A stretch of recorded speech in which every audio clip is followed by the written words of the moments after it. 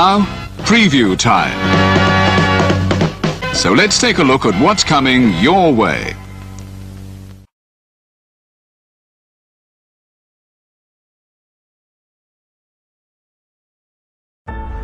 Three simple circles, a quarter and 2 dimes, probably the most universal symbol ever created by man or mouse.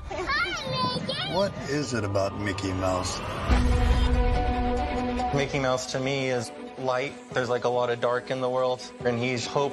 It's magical to be able to channel all of our hopes and dreams, the innocence that we eventually lose and would like back. Never lose sight of one thing, that it was all started by a mouse. The story of Walt and Mickey wasn't just one continual success after success. It was stumble after stumble.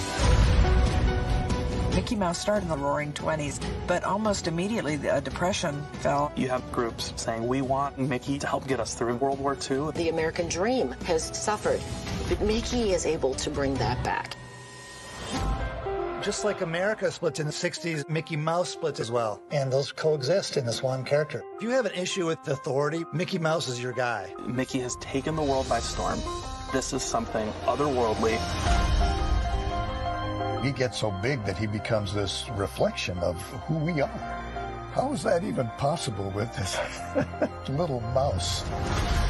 What would a culture from another planet think of seeing Mickey on everything? They might say, take me to your leader, and it would be Mickey.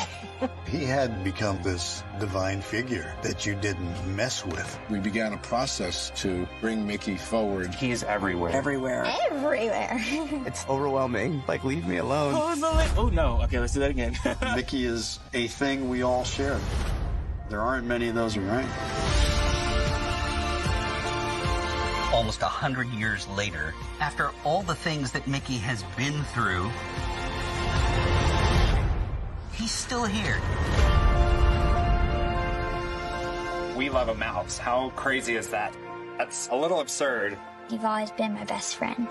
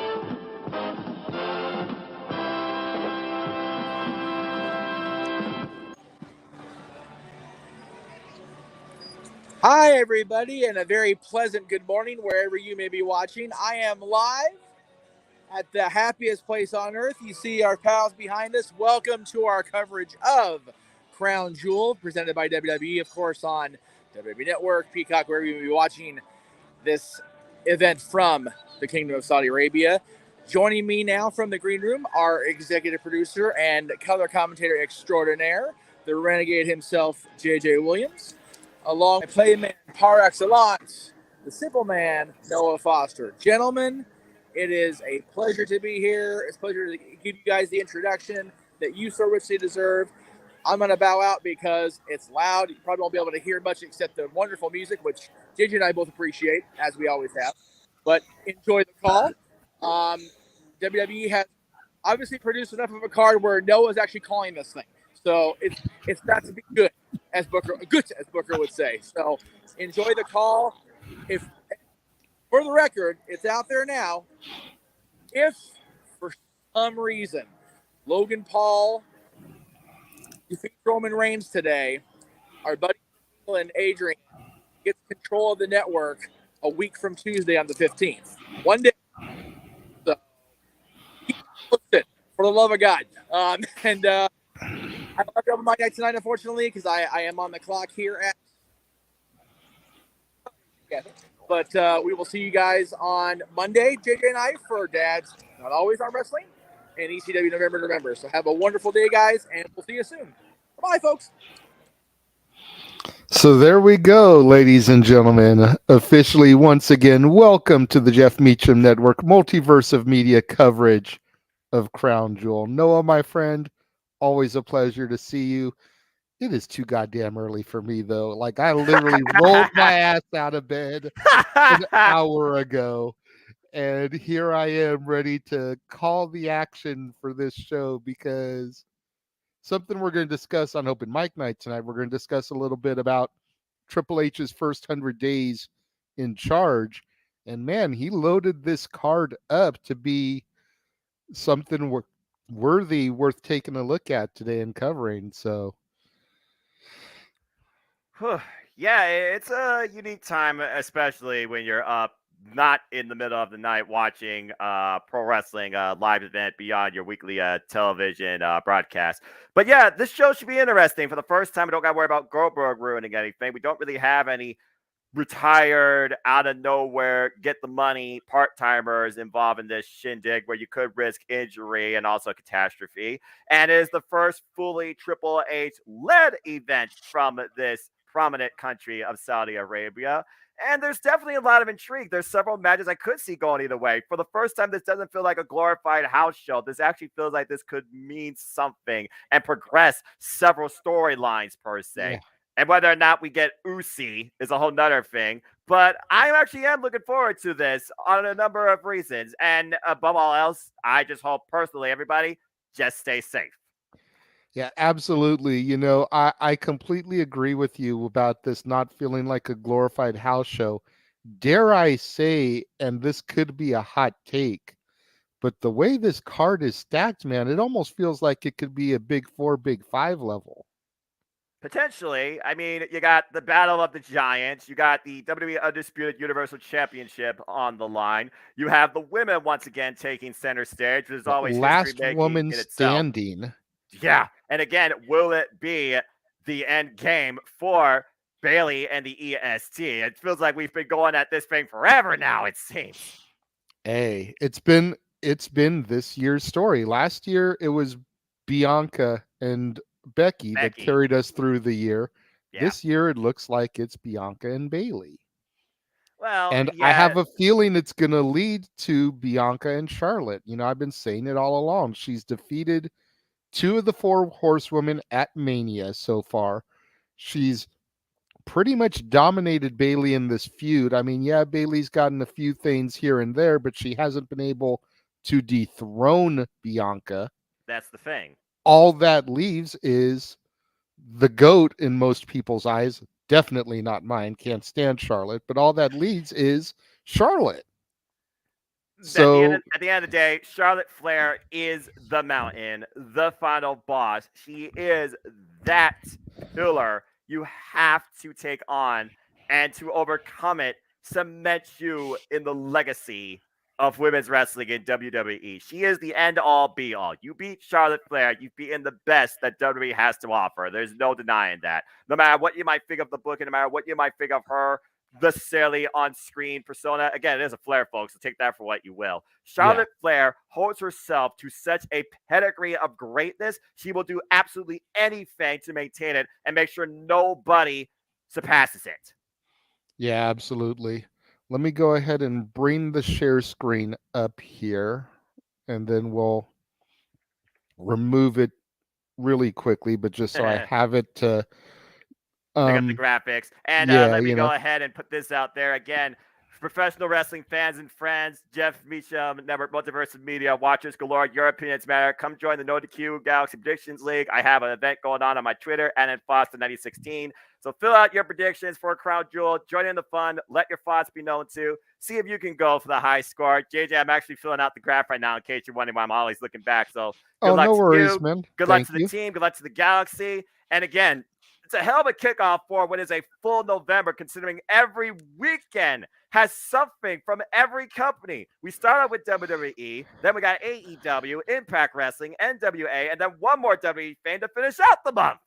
Yeah, it's going to be a crazy month. It's unbelievable.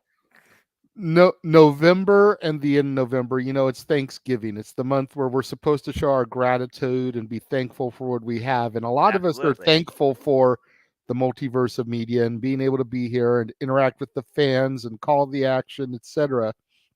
This is what we are thankful for, is all of this content that we can then take and utilize to provide content to you, our fans across the board, whether you're on the Simple Man Studios, Casa D18, or the Jeff Meacham Network watching us right now. And so much more. Yeah, it's No DQ, Greg Cherry, Jay Hebert Studios, all of it. It's just such a blessing to have all of this fully loaded, pun intended, month here that we can just draw content of to give back to you guys. At the end of the day, we just do this because, again, we're just all fans of this. We love doing this. The content is just an extra step to showcase our passion for this. It's a willing choice that we choose to do because that's how engaged we are in this business at the end of the day. Perception is key, and what you do with that perception is entirely up to you. But, again, we really love doing this, and we thank all of you for constantly supporting it. Yeah, absolutely. Really quickly, let's address the people in the chat room. Raymond, CJ, welcome. Good to see Cape y'all. Rayer, who says that he's watching from Newfoundland. Ooh. We've got Mr. Yuck in the room. Welcome, everybody. CJ had pointed out that Bayley better win the championship, and we'll get to her match in just a second, but seeing that pop up, I wanted to give a quick shout out because the background that you see behind us, I actually jacked from her Instagram. She was out around the town, looking around Saudi Arabia the other day prior to the show, and she posted this picture on her Instagram, and I was like, this is freaking gorgeous. And I'm always looking for like a good shot for the predictions and everything, kind of the before going inside the venue. Right. And I saw this and I was like, this is too beautiful to not share and not have behind us. Like, it is gorgeous. For all the marketing propaganda you could put WWE for when it comes to talking about a city, particularly this one, when Michael Cole one time found like he was so annoyed, just couldn't come up with anything new, he repeated the same thing. There is a lot of beauty in this world, and based on this picture, I definitely agree. It's one of those things when you look at the good and the light that comes out of an environment versus the dark and the demeaning and the so-called threatening that really, puts an upside to things. And that's another reason why we're here to call this show again, despite what we've recently heard. And that does look like a lovely picture. So good choice. Thank you. Yeah, Cape Rayer agrees. It kind of has that Disneyland feel, which, of course, Jeff was inside the parks to welcome us today. Appreciate that always. Maybe that is part of what attracted me to it, because it does kind of have that Disney at night feel. But let's since we're talking about her, let's just jump right into the last women standing, Bianca and Bailey. Like this has to be the end of the feud at this point, right? I mean, aside from Hell in a Cell, is there really anywhere else that these two women can go in this feud? I would say no at this point when you consider that Bailey already has had a chance for the Raw Women's Championship in a ladder match, and that is extreme in itself, and she fell short in that, even with the help of Damage Control. What this really comes down to, though, is Damage Control as a whole. How do they move forward? They've lost the WWE Women's Tag Team Championship, so I know we'll talk about soon, but Bailey being the leader, she has to lead by example. So right here, this match, is it a setup for what could be the events to come tonight? Is Damage Control maybe run their course? In my opinion, though, Bianca Belair, she has been an incredibly phenomenal champion. She is the EST in everything she proves to be. Tonight, we look to see her to be the finest in Last Woman Standing. But for me, I gotta say for Bailey, it's a must-win situation. For Bianca, she might feel like it's more of the same, but I don't think she's necessarily taking Bailey any less for granted. And we gotta consider the wild factors now, too. Since Nikki Cross has basically not picked a side, she's basically gone after everybody that seems to have a head.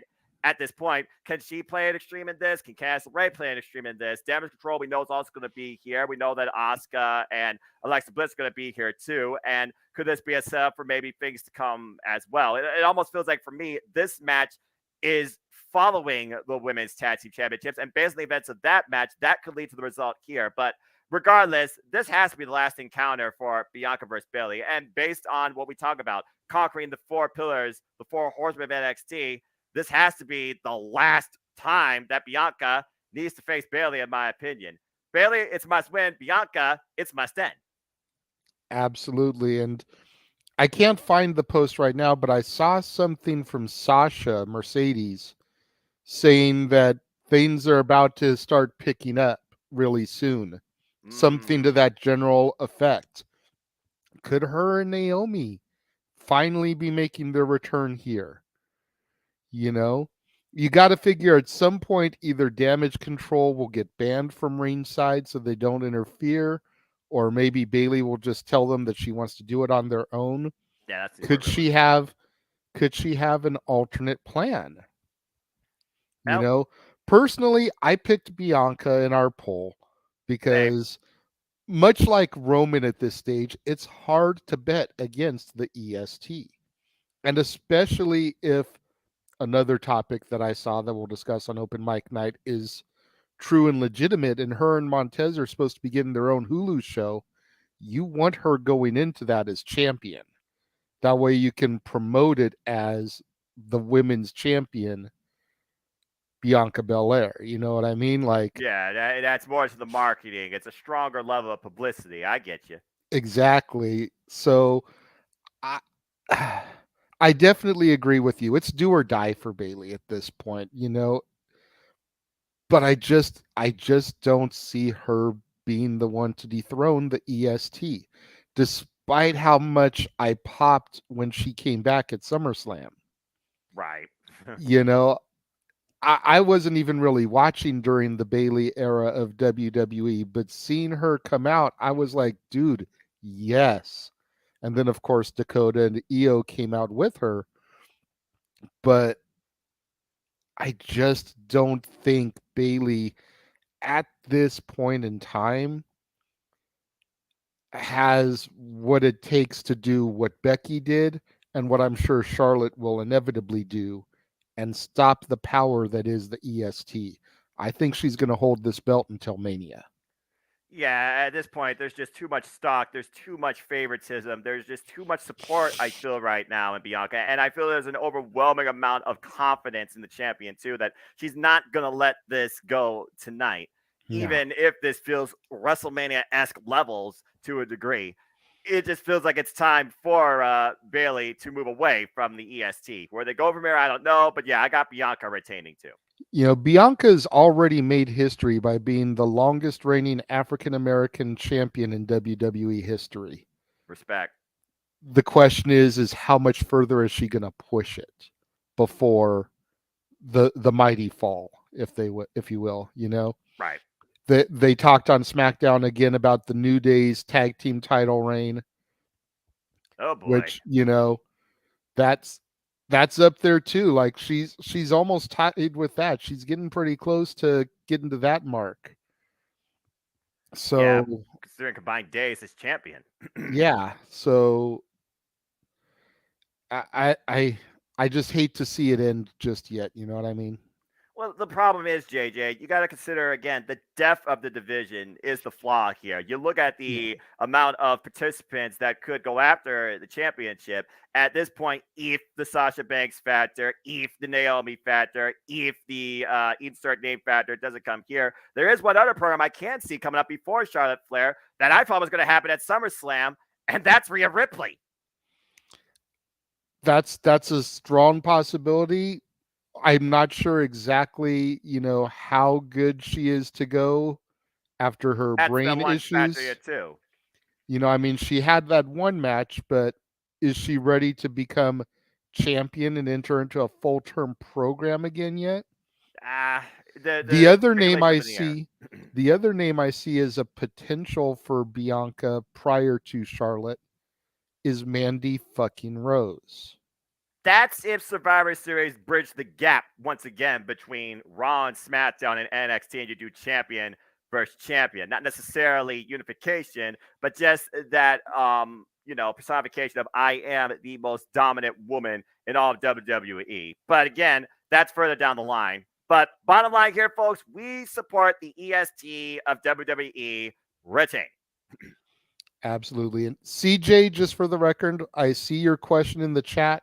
I'm starring it so we can come back to it if there's time, but we want to try and get through some of these match predictions here real quick. Right. So from last woman standing, we're going to go to the Battle of the Giants. Okay. I mean, initially I was going to lead with this, but we were on the topic of Bayley because of CJ's comment of her winning the title and the background graphics. So I figured it was just a perfect segue. And you're brilliant. But let's just call this what it is. This is, I don't want to shortchange Braun or even Omos because Omos has grown since I've started watching. But this is a carnival sideshow matchup. It is the Battle of the Behemoths. It's the irresistible force and the immovable object.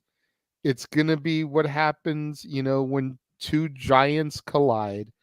Yeah. It's going to be sloppy because Omos does not have the experience yet. No, he does not have the in-ring proficiency. Let's just put it out there. It's going to be a squash. Braun is going to take this. No ifs, ands, or buts, in my opinion, because even with MVP at ringside, he tries to get involved with Braun Strowman. MVP is going to die. Yeah, this isn't Bobby Lashley, where MVP knows Bobby Lashley like the back of his hand. This is Braun Strowman versus Omos, and Braun Strowman has shown us what he can do in the ring, and he also can be very agile. We've seen this man do a freaking drop kick, for Pete's sake. Omos is lucky to be able to get back up on his feet if he's laying on his back. This right here is not the irresistible force meets the immovable object. This is just two big men butting. So yeah, Braun Strowman wins. Moving on. I'm sorry. The Omos experiment, let's just call it what it is. The Omos experiment, it had potential, but honestly, without MVP, Omos is just another big figure in the WWE machine. There you go. But this, on the other hand, JJ, I've been waiting for this rematch since the Royal Rumble. Talk about it, dude. Like, we were really sitting there wondering what was going to come of Brock Lesnar after Vince McMahon's exit, because Brock had come on record as saying that if Vince isn't there, he's not going to perform. He refused to work for anyone in WWE beyond Vince McMahon. Exactly. And I don't know if it was Paul Levesque. I don't know if it was Stephanie. I don't know if it was Paul Heyman. But somebody was able to convince Brock to come back and do business. And a lot of people still have issues with Brock ever since his return and his on-again, off-again, part-time status. But I am beyond ecstatic that Brock is back, that Brock was able to overcome his issues to return to the company, and it's led us to this. The thing It has about this led that's us to also this match that, like you said, we've been waiting for since the Rumble, and exactly should be just as good, if not better, than their initial outing. Because you've got two NCAA champions, former two MMA mixed fighters. martial artists. Yep. Yep. The only thing that Bobby has over Brock is the TNA Impact Wrestling champion, and during the era that Brock or that Bobby was champion, is that really something to brag about? That's debatable. But Yeah. this should be everything that Omos and Strowman is not going to be. Exactly. It's an opposite contrast. Thank you. And I agree. A slobber knocker ahead. Good God Almighty, these two are going to go at it. This is going to pick up. Yeah, when you think about this, Brock Lesnar and his character, the fact he's not involved in the championship picture, it works even better for me because I do respect Brock Lesnar when it comes to what he delivers in the ring. He is that dominant force. So what do you try and do? You find something to oppose that. And due to Royal Rumble being more so conveyed on storytelling, this right here is just going to be about two men out for vengeance and coming out with a victory. Now, whether or not what it leads after that for either, who's to say? But this right here is the type of showcase I don't mind seeing Brock Lesnar in. And Bobby Lashley, he's out for vengeance, which just adds more to this. Ever since Brock Lesnar cost Bobby Lashley, inadvertently, the WWE United States Championship, it's one of those things when you look at Brock Lesnar, he always gets his win back. He's one guy that if you beat him, and that's a big if, he's going to come back for revenge. You just don't know when. And we finally saw it back at the Barclays Center. For me, I look at this match being Bobby Lashley has been great as a face. He also talked about how this has been his dream match to reason he came back to WWE. Now they're going round two, and there's no storyline plot tied to it. It's just about who is the most dominant force in the WWE. For me, though, this comes down to two things. Can Bobby be more violent, be more vicious, be more savage, and be smarter than Brock Lesnar? We saw the agility and the awareness on him with Brock Lesnar back at the Royal Rumble. In Brock Lesnar's case, though, he knows that Bobby Lashley can spear him in the next week. And why he has recovered from diverticulitis, that midsection is always going to be compromised, thus the spear. It seems like the spear is the Achilles heel to Brock Lesnar. When it comes to Bobby Lashley, I feel the biggest thing for him is the suplexes. Almost knocked him out, literally. This is going to be a hell of a fight, to say the least. But right now, again, when you put Brock Lesnar versus blank, 98% of the time, you don't bet against the Beast Incarnate. I picked Brock Lesnar. I picked him as well. You know, I feel like he's going to get that return. He's going to get his receipt, you know. And could you imagine here, just looking at this image, could you imagine if these two became a tag team? Oh, God. Like, I know that Brock hasn't really had anything except for world championships in WWE. Exactly. At least since leaving OVW, because I'm pretty sure him and Shelton had the OVW tag straps there. They did, and that's why it was a national unit Royal Rumble. But could you imagine if these two formed a tag team? Well, like, considering holy crap. Considering I still think tag team wrestling is the weakest aspect in WWE because of the depth of the division, yeah, definitely. And they could use it. But again, Brock Lesnar, it's like a Kazuchika Okada. He will never settle for anything less than the world championship, whether he likes it or not.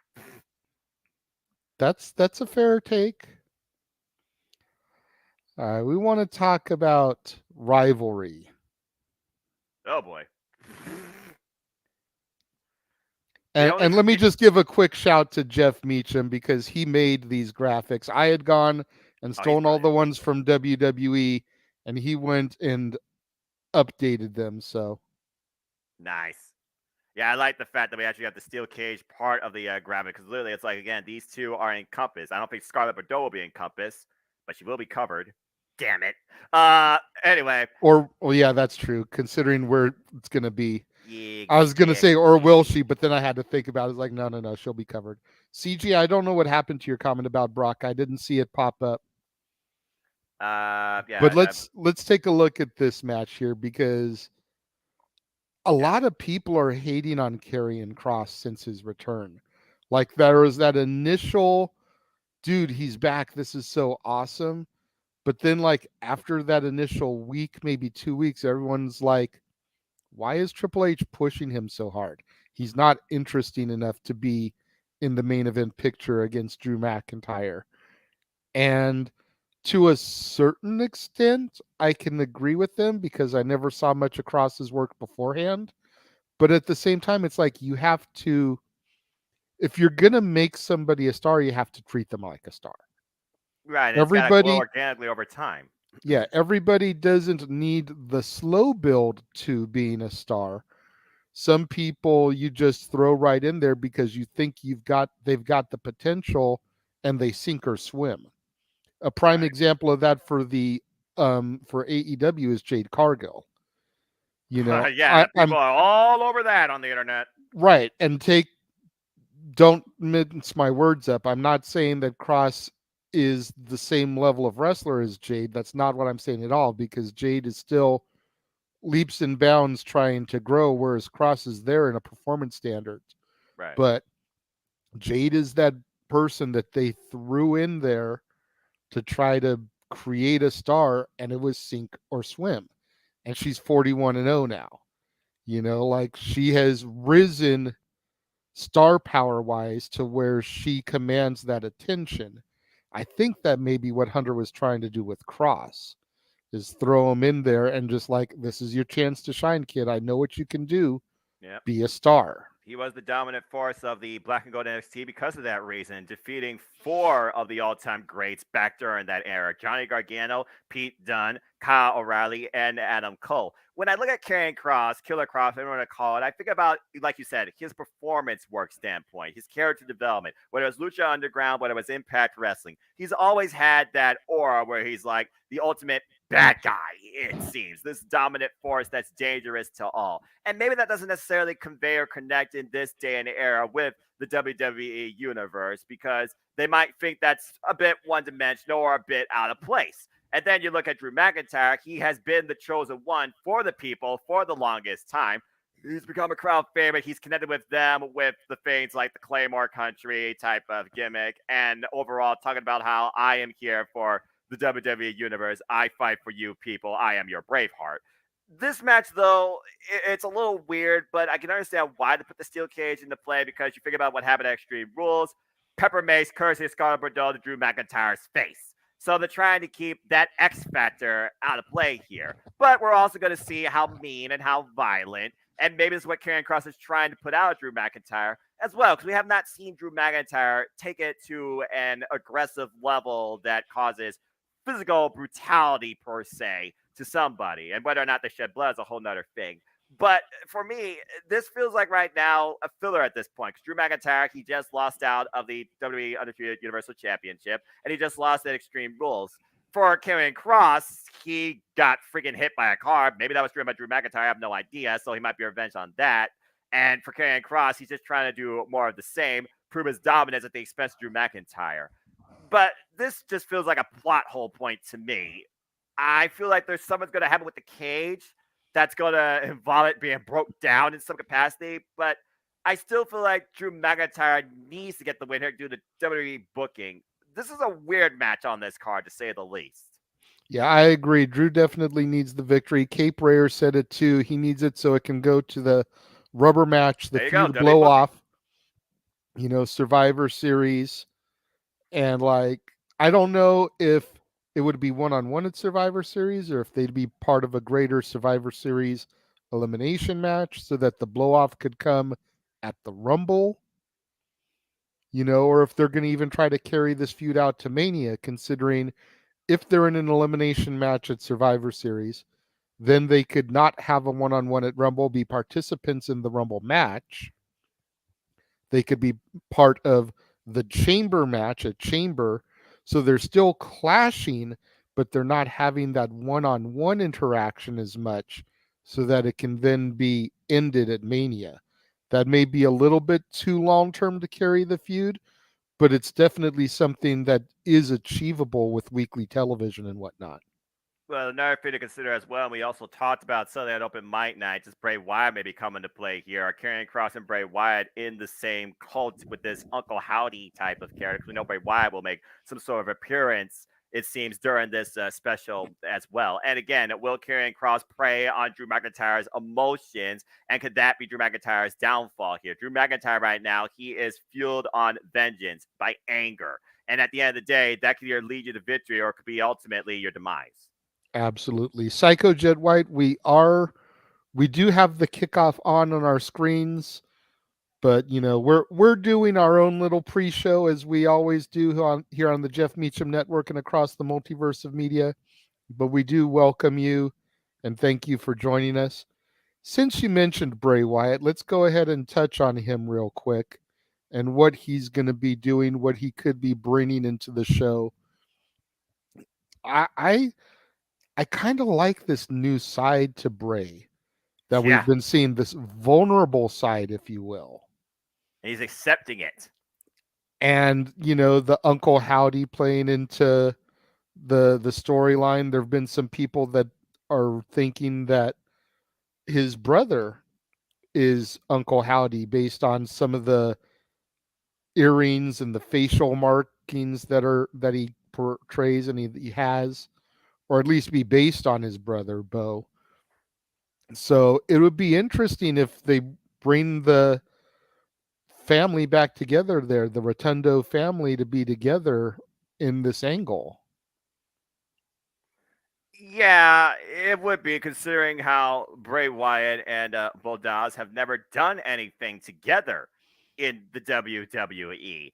And again, there's no stronger blood than brother and brother. But the way I see it right now is this. All we've been introduced is this aspect of a character. He has yet to manifest and show himself. Uncle Howdy. Is Uncle Howdy actually real, or is this something internally inside Bray Wyatt that rules his psyche and guides his consciousness? We saw on SmackDown, because again, I don't have files, I look at the highlights, how Bray Wyatt snaps against somebody backstage. We've seen Liv Morgan literally coming apart at the seams. And now we're looking at Karrion Kross preying on Drew McIntyre, and Karrion Kross having his own psychological warfare, it seems, talking about doomsday, Armageddon, destruction, violence, instability. All this feels like it's got to come together, I feel like, eventually. You can't have these crazy, just things going in and out all over at WWE without some sort of common, rationality. It feels like maybe we'll get more of that come here tonight. But also, again, it's just going to be a backstage thing. Or are we actually going to see something where he does show up in the ring, maybe during a match? Never know. I would hope it's not a backstage thing. I mean, if it's a backstage thing, but they've been lately. then they could have just been reserved for SmackDown, for all I'm caring. Why would you make a big announcement about Bray and Crown Jewel if it's just going to be a backstage thing, And Psycho Jed White brings up a good point. Has anybody remotely thought that Uncle Howdy is actually Barry Windham, his real life uncle? No. Look at the images of Uncle Howdy and Barry Windham, especially when he was the Widowmaker in the mid 90s in WWE. They look eerily similar. So okay, that might be a little bit going in too far deep, but I kind of can understand what he's saying. It's always possible that maybe that's who the character is being based off of, and Bo is portraying him. That way, it's a little bit younger body in case Uncle Howdy needs to get in action. Not saying that Barry couldn't still go, but you want somebody that's going to be able to get in there and do modern level WWE bumps. Right. So it's always the possibility that at the very least it's who Uncle Howdy is based off of. Only time will tell. Let him in. Right? Bray has the mind of Foley and the presence of Undertaker. Abso-fucking-lutely. And that's why he's so brilliant, and it works, and it's one of the most compelling things in the entire WWE ecosystem. Bray is one of the best things to come through WWE in a long time from a character standpoint. And honestly, I'm sad that I missed some of the Wyatt run, because when I was watching, it was just the Wyatt family. I didn't see a whole lot of the Fiend transition or the Firefly Funhouse or any of that stuff. So, gotcha. Well, talking about family, look at this battle of families, if you want to call it that. 6-man tag, the OC California versus the Judgment Day. For those that understand that reference, you're welcome. This is odd for me. I understand how far AJ Styles and Prince Devitt, Finn Balor, go back. But that being said here, Carl Anderson, of course, still has the NJPW Never Openweight Championship. Was supposed to defend against Hikuleo. And Hikuleo's like, okay, he's not here. I'm still going to beat him. Don't strip him. In my opinion, he should have been stripped, but that's just my opinion on a whole different front. But I look at it like this. Finn Balor has been trying to recruit AJ Styles into this fold, the Judgment Day. And while Rhea Ripley has been playing impromptu puppet master for a certain member, it does seem like Finn Balor is the leader at the forefront of this faction. And the funny thing about this group when it comes to trios action, I don't think they've won a match as a trios yet. As far as I can remember, yes, they got what they wanted out of a match afterwards. Hello, Dominic. But have they actually won in tag team or trios action? I don't think they have. And after what happened at Extreme Rules, will there be an X factor that comes to play based on revenge or based on one-upsmanship? Because at the end of the day, Rhea Ripley right now is the most dangerous force in this entire match. She slammed Luke Gallows. My God! Seriously, folks, that's not that big of a deal. Okay, she's strong. Get ahead of yourself. Now, according to what I've heard, I have heard on house shows with Rey Mysterio, but again, that's SmackDown, that Raquel Rodriguez has come into play on his behalf to counterpoint this. There is no correlation, though, I can connect with AJ Styles and Luke Gallows and Carl Anderson to have Raquel Rodriguez come in on their behalf. But it does seem like the most obvious factor considering the history with Rhea and Raquel back in my NXT. It was last woman standing the last time they faced each other. But right now, I feel like the Judgment Day, they have all the momentum. And the OC just came back into the WWE picture. I don't think this is a one-up. They need something. And I feel it's going to come down to how you eliminate the Rhea Ripley factor. That's the biggest danger in this match. I think the OC are going to take it. And AJ Styles is going to send a message to Finn Balor. That could devolve into AJ versus Finn later. I definitely agree that the Rhea Ripley situation is one that needs to be examined and taken into consideration. And how do you combat it? You know, you mentioned Raquel Rodriguez. That's an interesting take on it because that was not my NXT, to steal your phrase. Damn it. So I didn't know about that history. You've also always got Beth Phoenix, right, who got involved most recently, you know, on her husband's behalf. You know, would they save her for a surprise pop here at Crown Jewel? Or is that something that they would advertise to try to get the buys for? You know, is Beth Phoenix the type of name that would add ticket sales? Or is it better to just have the word of mouth saved at this point in her career? Not taking anything away from Beth, love her to death, but, you know, got to weigh that. Liv Morgan, we mentioned, could always be a possibility considering her and AJ and Finn had fought the original Judgment Day. Right, and Liv and Rhea used to be tag partners, and they had a fallout. But again, Liv right now, I don't think she even knows what she's doing. Yeah, I don't either. And then as much of a long shot as this is to say, I think if this is going to get even more personal on the Mysterio front, what about Aaliyah? Mysterio, Ray's daughter. It's a stretch, but I have no idea if she even is training to be a WWE superstar.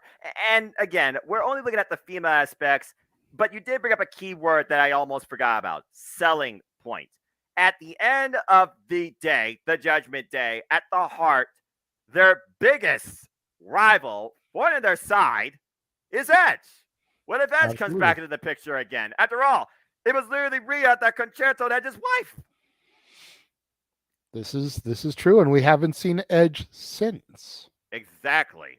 I don't know if he's going to rise out of hell even in a darker tone or what. CJ. But either way, I feel like the OC kind of needs this win. Yeah, absolutely. Judgment Day has been way too dominant CJ asks, when did Gallows and Anderson come back to WWE? It was a few weeks ago. I think it was the season premiere in the Yeah. Barclays Center. Yeah, sounds right. That still shocked me. But then again, them dropping the Impact World Tag Team Championships to Heath and Rhino. Yeah. Oh no, they didn't drop them to them. They dropped it to the OGK, who then dropped it to Heath and Rhino. But yeah. Dominic Dijakovic replaced Dominic, and Dom could be the extra in the group. Yeah, there's no doubt in my mind that Dominic is still very green when it comes to being in the ring. And he's trying to do what he can with this character, with Rhea Ripley being the strongest support, it seems. But Dominic Dijakovic right now, yeah, he's lost in the shuffle. I really wish that I could feast my eyes on him again. But who knows? Okay, that brings us to... We're going to go... 3 matches left. Yeah, we're going to go to the women's tag. That should be kickoff. Are you kidding me?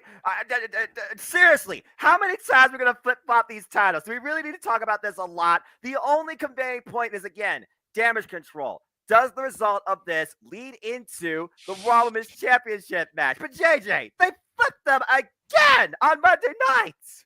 They did. They took the power away from damage control, and it shocked the hell out of me.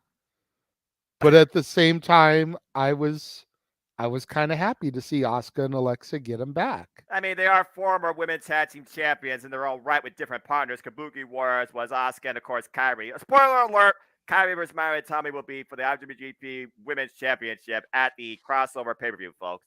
And Alexa Bliss, of course, was a women's tag team champion with Nikki Cross. And again, Nikki Cross, where is she? Who is she with? What is she doing? Nobody knows. Will she show up today on either of these teams' behalf?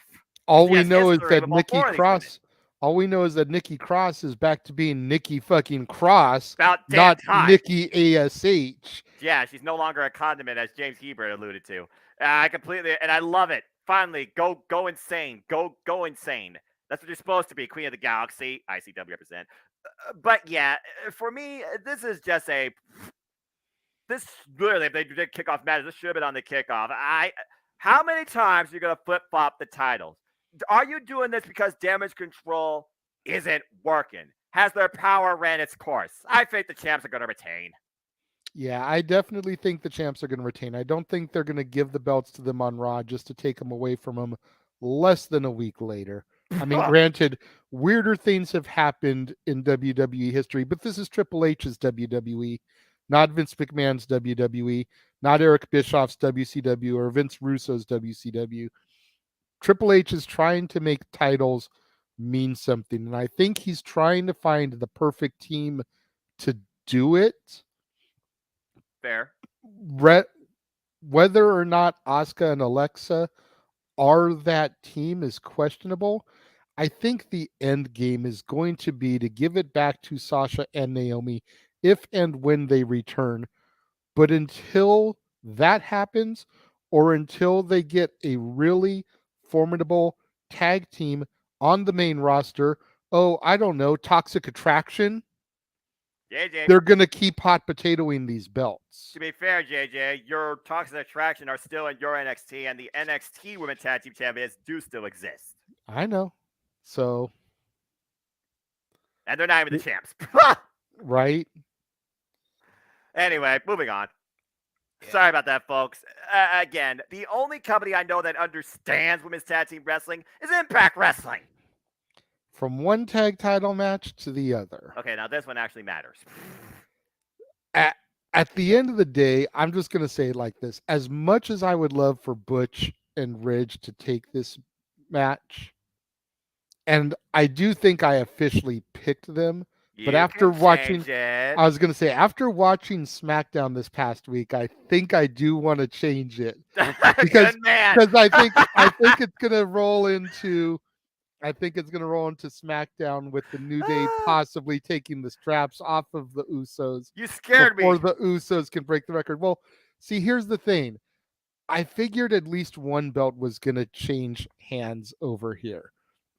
And with the dissension in the ranks of the bloodline, with Jay not entirely being focused, with the Sammy Uso situation probably weighing in his mind, right? I thought Jay would get too distracted and they'd lose the belts.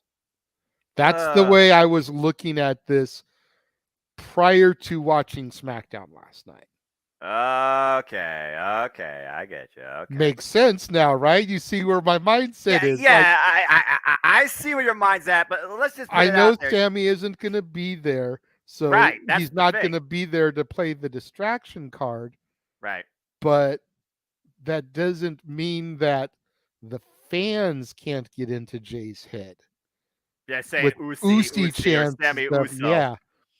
Which, Jeff, if you go back and rewatch this, I still want you to make it happen. The Jeff Meacham Network Multiverse of Media, the back, we keep it Usi. Just saying, gotta get in on that before it gets made by WWE. I'm surprised that this week there wasn't some kind of Usi merchandise for sale. That shit was amazing. That's one of the best WWE break character segments I've ever seen, and that says a lot considering how rare that is. But considering how rare it is for the Usos to lose a WWE Tag Team Championship match, they aren't losing here. The only reason this is happening is, again, the Solo Sikoa and Sami Zayn angle with Jey Uso that fell out on SmackDown. And that's why they got this opportunity. They pinned, a member of the family. Not much more to say. The Usos retained. But this right here is going to be interesting because with Roman Reigns matches, and I learned that the hard way, I will never regret it again. With Roman Reigns, you don't look at the result, you look at the story. Logan Paul, 2 matches, undefeated in the WWE, now goes after the richest prize in this company, the undisputed WWE Universal Championship, against the Tribal Chief, who has been the dominant force in WWE history nearly 3 years and counting, Roman Reigns. At this point, he's no longer being humble. He's not going to endorse his opponent. He's not even going to give them the time of day to even make you think that they have a chance against me. Everybody is below the level of Roman Reigns. He is going to retain. But here's the thing.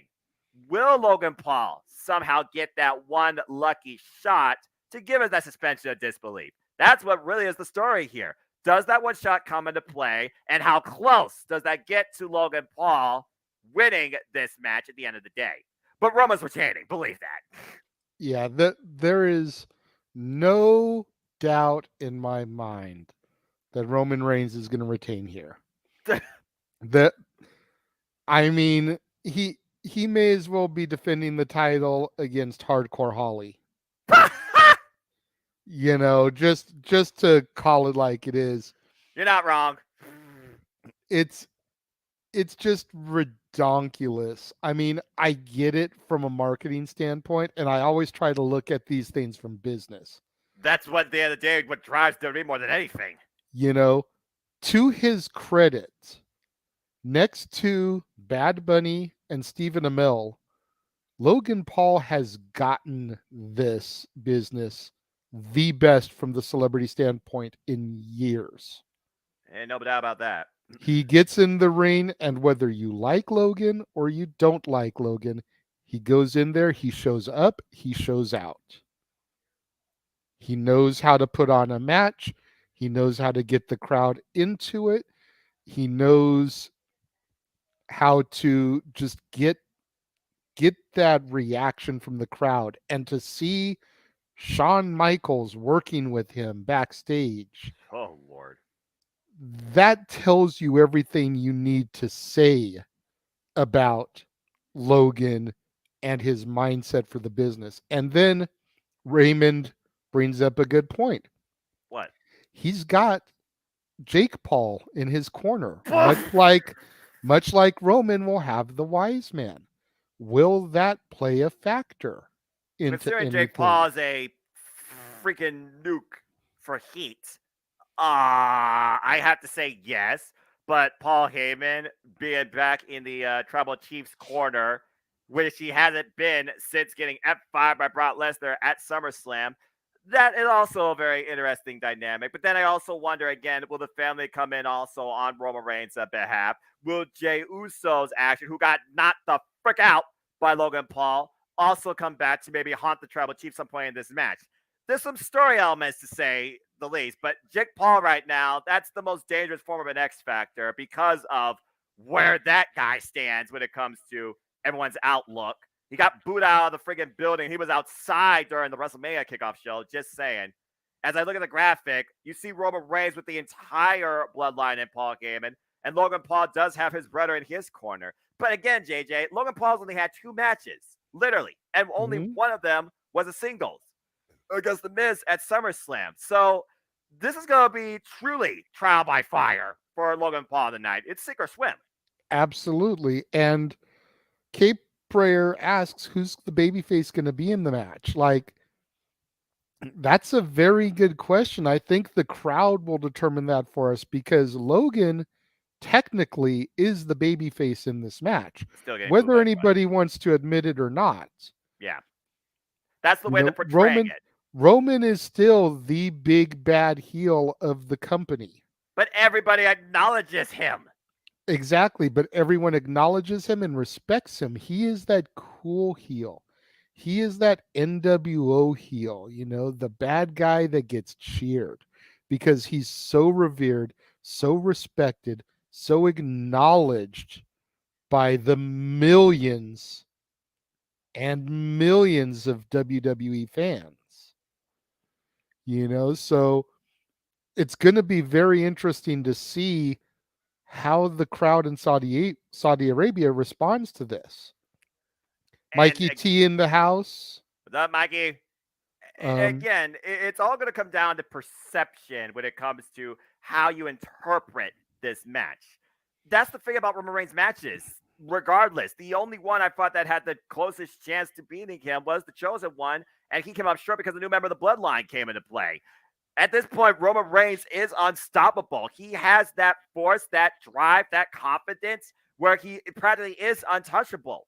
And also, this has to be said as a statement. You say about celebrity appearances, remember, celebrity. Rumor has it, the end game for the Tribal Chief to truly acknowledge him as the Tribal Chief of the Onai family bloodline for life is Dwayne The Rock Johnson. Yeah. So there's going to be some subtle messages sent out here, I feel, for Roman Reigns to send to Dwayne. I wouldn't be surprised to see him try and do a rock bottom or his own elbow. That's really what this match comes down to for me. Sending a message to what's going to be ultimately his next opponent. It's got to be The Rock. You would think. And Mikey says the thing is Roman is going to get the knockout that Floyd Mayweather couldn't. That's possible. It's always possible. Superman punch versus the friggin' right hand.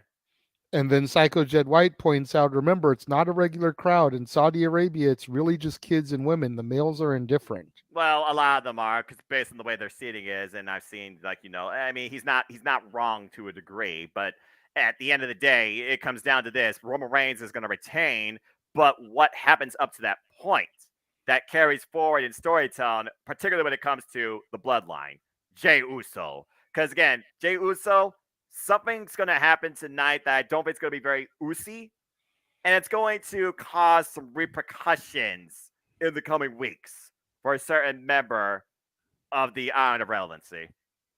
There we go. All right, we've got about 3 minutes before the pay-per-view actually starts, so I want to go through some of these starred comments real quick. All right. Who do we think Bray's first rivalry will be once he's in ring action again? I think it's got to be Roman. You go big or you go home. You got to go for the champ.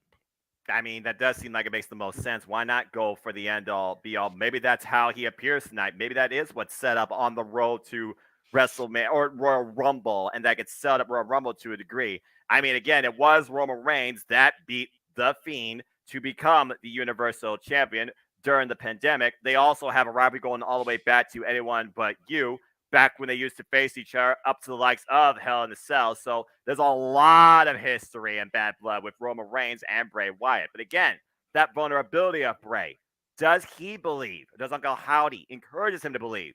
Can he overcome the Tribal Chief? There we go. CJ has 2 questions that I starred. One, a lot of times on TV for WCW, they muted the ring announcer. Eric Bischoff said at the time he thought most people didn't care about the ring announcer. What is your opinion on this? You know, I think it depends who the ring announcer is. It's one of those things where the ring announcer sets up the presentation of who Absolutely. you are seeing. When you add personality, when you add emotion to who comes out on the screen, gives you an idea of, okay, how important is this guy? How should I interpret him? Yeah, that's when it matters to listen to the ring announcer. That's why I hear the guys from New Japan. That's why I hear Justin Roberts. With Mike Rome, who constantly gets interrupted more so than by Paul Heyman and Brock Lesnar, for example, he couldn't even announce those two. Mike Rome basically is the one-dimensional ring announcer. He doesn't really put anything into conveying, okay, this is who you're seeing. So I think it depends on the voice that carries out the person coming out the entrance way. Absolutely. Like, I would never mute Howard Finkel. No, Loved you don't Fink mute to the Fink. death. Whereas on the other hand, Tony Chimmel, I always could like take or leave Tony Chimmel. Well, the biggest thing for Tony Chimmel was edges. Besides that, everything else felt pretty much the same. And you never muted Lillian Garcia. Absolutely not. And then Justin Roberts, I like Justin also. He's hilarious. He is the dapper yapper. And truly so. And then the other one from CJ's question for me, it's been a while now since I really enjoyed any wrestling. I'm finding it hard to get the joy of wrestling back. Any advice? Honestly, all I'm going to say is do what I did and take a little bit of a break. Set yourself a time limit, 3 months, 6 months, a year even. You know, ride it out till WrestleMania. Fix my camera. You know, ride your wave right now until WrestleMania, and then the Raw after Mania, maybe stop watching. And then come back just in time for the Rumble and the road for Mania again the following year. And if in that time span, coming back and watching, you know, the build up, the Rumble, the Chamber, and Mania the following year, if you can't get sucked back into it the way I was able to, then maybe you need to take longer off or just figure it's time to bid professional wrestling farewell and go to whatever, you know? At the end of the day, CJ, you have to determine how much of a fan you are and how you want to stay as a fan. At the end of the day, again, the internet could be your own worst enemy. So don't let that convey your judgment. Find something, some element of why you love this business, and then try and find it in a company that brings that back. Again, for me, I think about strong style, I think of storytelling, I think about athleticism, the level of competition, and I look at all things wrestling, create a family from it. Shout out to my ATW family on Twitter.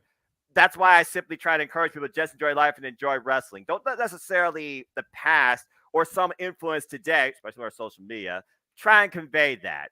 You have to find your own approach. There is no right or wrong answer. It's truly is the way that you determine it. That's the challenge you have to decide and achieve. And he says, if Roman's going to retain, I will continue not to watch. My question to you, CJ, is why? Why do you not want Roman to continue being the champion? Is it just a matter of you feel like he's getting stale as champion for you? Because to a certain extent, I will agree with you. He's defeated everybody. It's really come down to the matter of who is going to be the one to knock him out and dethrone him. But it's been years since we have had that dominant of a champion. I think it comes down to the interpretation of a champion. What is the interpretation of the champion you want to see? Do you want to see somebody that shows up on a monthly basis, or more often than that, presenting but also defending the title? Do you want to see more variety in the competition? Do you go above and beyond the what you might think is linear storytelling or limited storytelling? Again, at this point, Roman Reigns is the dominant champion, but more so, he is the predominant character in the WWE. So I think it comes down to, do you want to see more in-ring or do you want to see more storytelling? I feel that's probably his conveying judgment. That's fair. That's fair. Mikey T missed it. He said, who did we pick for the female in the OC match? I don't know about on the actual predictions league. I put no one. I think I can use the graphic. I think I put down Raquel Rodriguez just because of the history of Rhea Ripley, but the safe bet is definitely Beth Phoenix because of what happened. So I think at the end of it, I put down Beth Phoenix. But when we were discussing the match, we discussed the possibilities of Raquel Rodriguez, Beth Phoenix, and even Liv Morgan. And as much of a crapshoot and a dark horse as it would be, I mean, we're talking 1,000-to-1 odds. We did discuss Aaliyah Mysterio as a possibility to make this thing with Ray and Dominic even more family oriented and personal level. Now Aaliyah's got to get involved to try to smack some sense into Dominic. And Titus welcomes us in to WWE Crown Jewel, WWE's global ambassador. Such a good heart individual. Oh, you're way ahead of me then. I'm still doing the video package. The video package just went black. Yeah, I just went black too. And Okay. now, from the kingdom of Riyadh in Saudi Arabia, WWE proudly presents Crown Jewel. See, you've been a wrestling fan about as long as Meacham then, Cape Rayer, because I didn't start watching until the summer of '98. So I missed all of that. Well, JJ, it is a beautifully progressive, predominant, explosive, to say the least, country. It is once again time for that international special, that one-of-a-kind spectacle. Welcome, everybody, to WWE Crown Jewel. I am the Samantha Foster with color commentator, the Renegade, JJ Williams, and we have a stacked night of action ahead for us.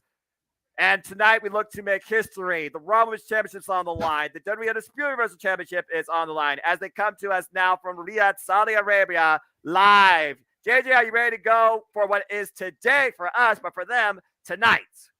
Absolutely, Noah. I've been looking forward to this for a minute.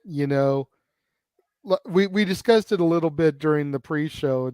The fact that Triple H booked a show that doesn't have a glorified house show feel and actually feels like it could be a contender alongside the Big Four, Big Five, really says a lot.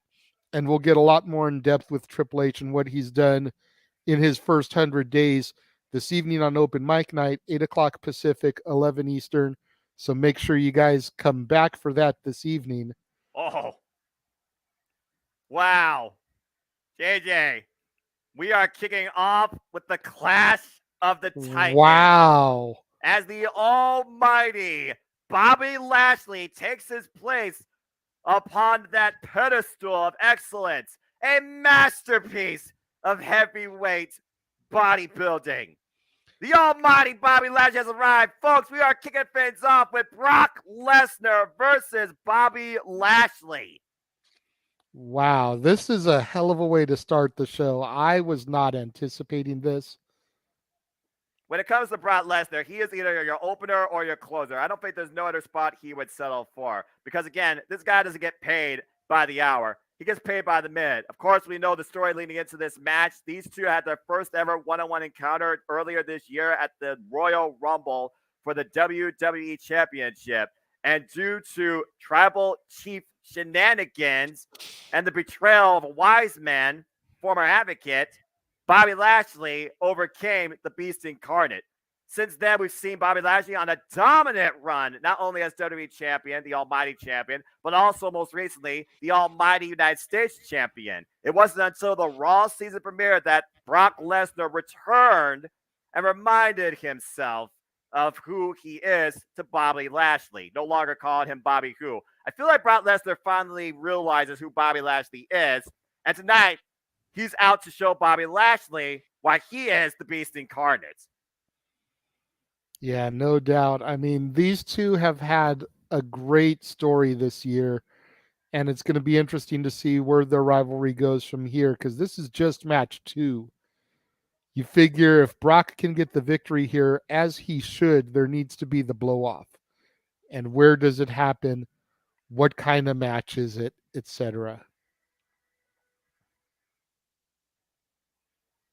As right now they go to the video package here. And in response to what I asked, CJ says, I think there are many people way better than Roman in every way, and he is hogging the championship more than Cena ever did.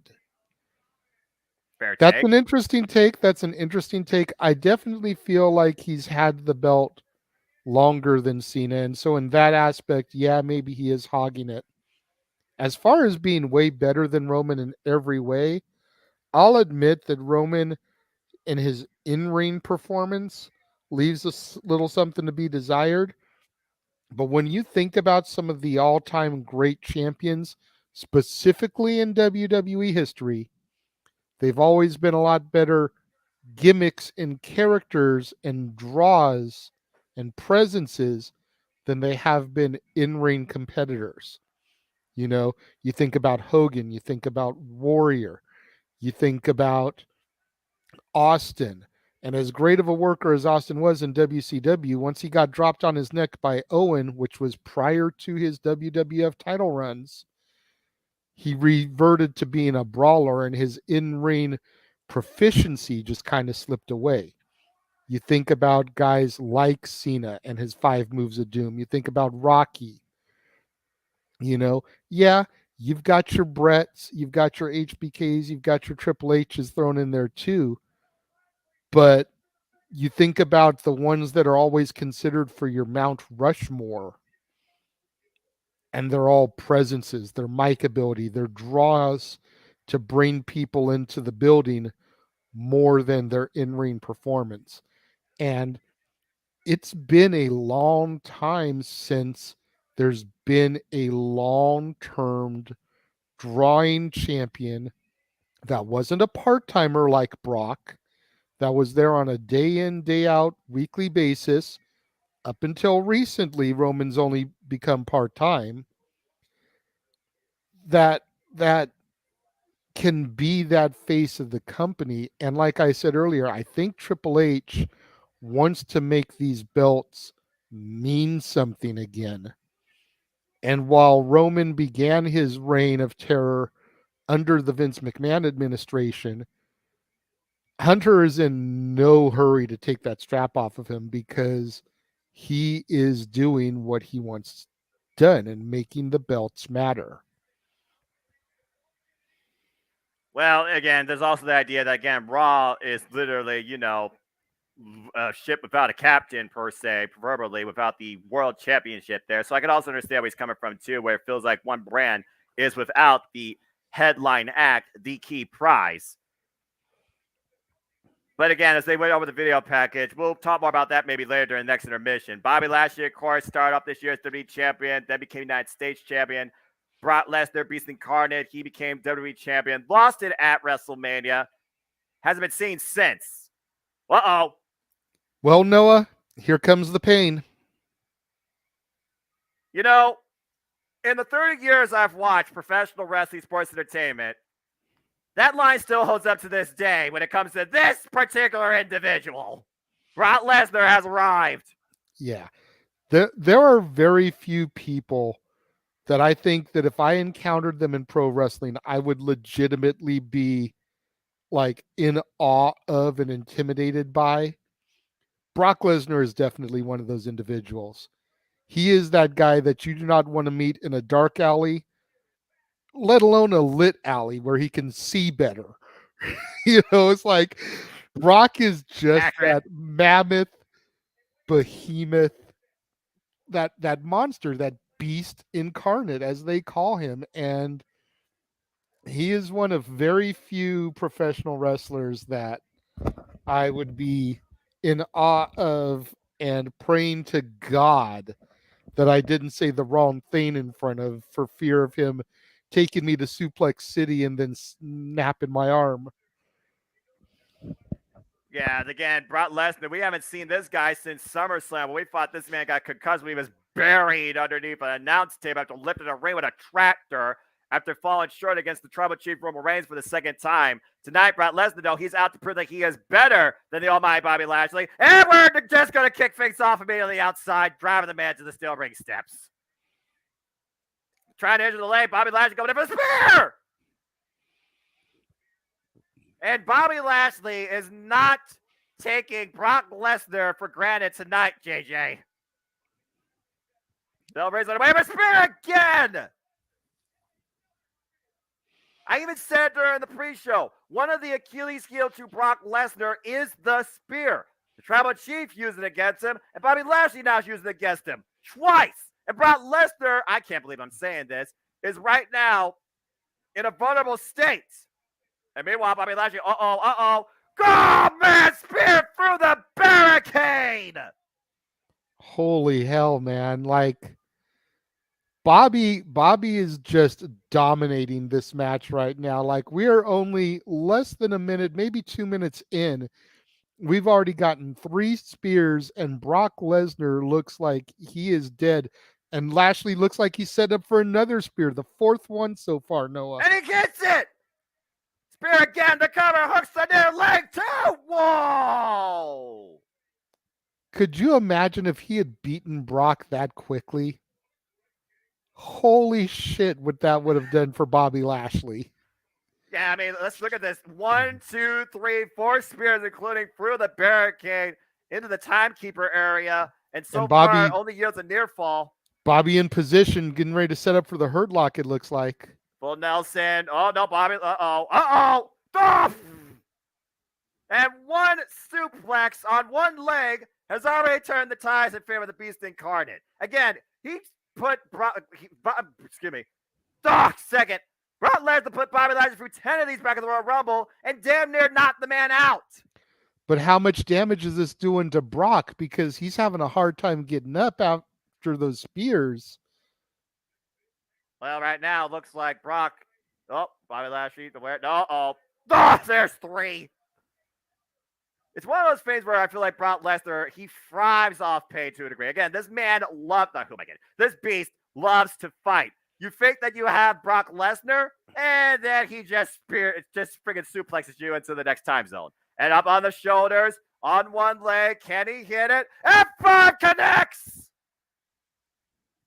Covered by Brock, 1, 2, no! Wow. And both men so far with their killing blow, each yielding a near fall. This match continues. Emphatic F5, JJ, on the Almighty by the Beast Incarnate. What a way to kick off the crown jewel, Noah. Like, this is intense, insane. Everything we anticipated from these two mammoth men, and we're barely 5 minutes into the match. I don't think we're even 5 minutes since the bell rang. Again, Brock Lesnar, though, he doesn't get paid by the hour. And looks to go for it again. Up. Bobby Lashley out of the back. Pushes Brock to the ropes. Oh, man. Clubbing blow sends Brock over the top to the floor. And right on those knees. Again, Brock has been favoring those legs ever since taking the 4 spears earlier. Well, Brock Lesnar doesn't wear any protective gear when it comes to elbow pads or knee pads. Everything of him is bone and bone. He usually wears those gloves. Oh! And that's about it because, again, those hands are registered lethal weapons. And right now, the crowd's not liking what Bobby Lashley's doing to Brock Lesnar. Interesting. After driving Brock Lesnar into the steel ring post. And again, sends him back into the ring, breaking the count. Bobby Lashley might be looking for another spear in position. Brock Lesnar, is he aware of it, though? Again, if almost stayed. Oh, no, for the shoulders again. He got caught. Oh, and again, Bobby out the back door. Lifts him up. Go! Spine Buster Planche, the Beast Incarnate. This is really surprising how much Bobby Lashley's been dominating, pun intended, this match, JJ. It's also surprising how much Bobby Lashley is getting booed from this crowd. Like, I was not prepared for that whatsoever. And right now, Brock Lesnar might not be prepared for the Hurt Lock this time. Bobby Lashley, can he get his hands cinched in? I think he's got it in full. We saw how close this led to Bobby Lashley beating Brock back at the Royal Rumble until Brock found a way to break the hold at the expense of the official. Official right now in good position. Brock Lesnar, though, still affirming his base. If Brock Lesnar goes down, this thing's over. Nobody has broken the Hurt Lock. Brock Lesnar, you see his face turning color. Is Brock Lesnar fading here? Can the Almighty submit and humble the Beast Incarnate? Center of the ring, JJ, nowhere to go in this hold. And again, Bobby Lashley trying to readjust. Yeah, Bobby's got the finger cinched, but it looks like they're not fully locked in there because of just the sheer mass of Brock Lesnar. You hear Brock saying, shut up to the official, asking him, do you quit? Do you submit? Do you give up? Brock down to a knee. Brock may not have no choice here. If he goes out, the official might call it. That's one. That's two. If it goes out again, Bobby Lashley wins it. Nope. Brock refusing to relent. And Lesnar right now back up to his feet. Bobby Lashley still with a firm hold on the hurt lock. And Brock Lesnar right now makes his way to the ropes, out of the corner. Oh! Nice counter by Brock. Shoulders down! Lashley's been pinned! Lashley's been pinned! Brock Lesnar wins! Holy shit. It was resourcefulness. It was awareness by the Beast Incarnate tonight, not absolute dominance, that took advantage of Bobby Lashley, who still had the hurt lock firmly in place and planted his shoulders on the mat for 3. In a way, Brock Lesnar survived this match here tonight in victory. Holy crap. Like, we both called it. We both knew that Brock was going to get the victory in this, but did we ever in a million years, number one, think that the finish was going to be that short? And number two, did we think it was going to be that improvised? Because that's just out of nowhere. No F5 for the victory. Didn't submit to the hurt lock. Bobby didn't even go old school, try to break out the Dominator to get the pin. It was just a counter push off the top rope that flipped him over to a 3 count. And because Brock is as massive as he is, he was able to keep Lashley's shoulders down for 3. Wow. Yeah, and the shoulders were down, official in the perfect spot. And because of the weight, like you said, he couldn't break the hold. Bobby Lashley, his own hubris, gets the best of him now. Oh, wait a minute. I don't think Bobby Lashley's done, though. Nah, he's going to what the crowd's been giving him. They're treating him like he's a bad guy, so he's going heel here.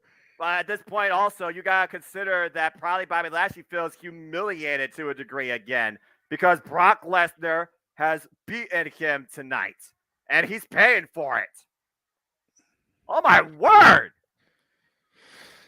Seriously, someone get officials down there. Bobby Lashley might legitimately try to hurt Brock Lesnar. I've never seen Brock Lesnar in this state. I can understand the reasoning and the anger, the frustration behind the Almighty, but might be a little too much there, JJ.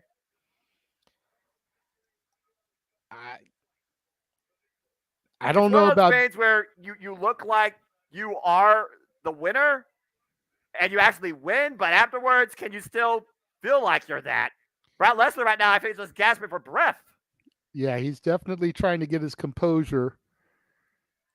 We will definitely see where this goes in the coming weeks on WWE programming.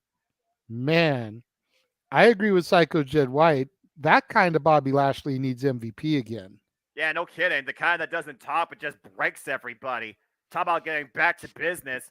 Bobby Lashley carries out his plan tonight, but still fails to make a profit. Good grief. That was a bit of an unexpected opener, and I have not seen Bobby Lashley this aggressive in a long time. This newfound anger might be what Bobby Lashley needs to once again become an almighty champion in WWE. And meanwhile, folks, again, the next time you see us for our WWE Premium Live event, it will be Survivor Series War Games. Saturday, November 26th, available on Peacock. So stay tuned for more on that. Well, that certainly was a unique opener. Good grief. That is another one I'm seriously looking forward to because I've seen War Games matches, but I have never seen one live on screen in real time. So to be able to not only watch a War Games match, but to be here alongside you calling it, that's going to be huge for me.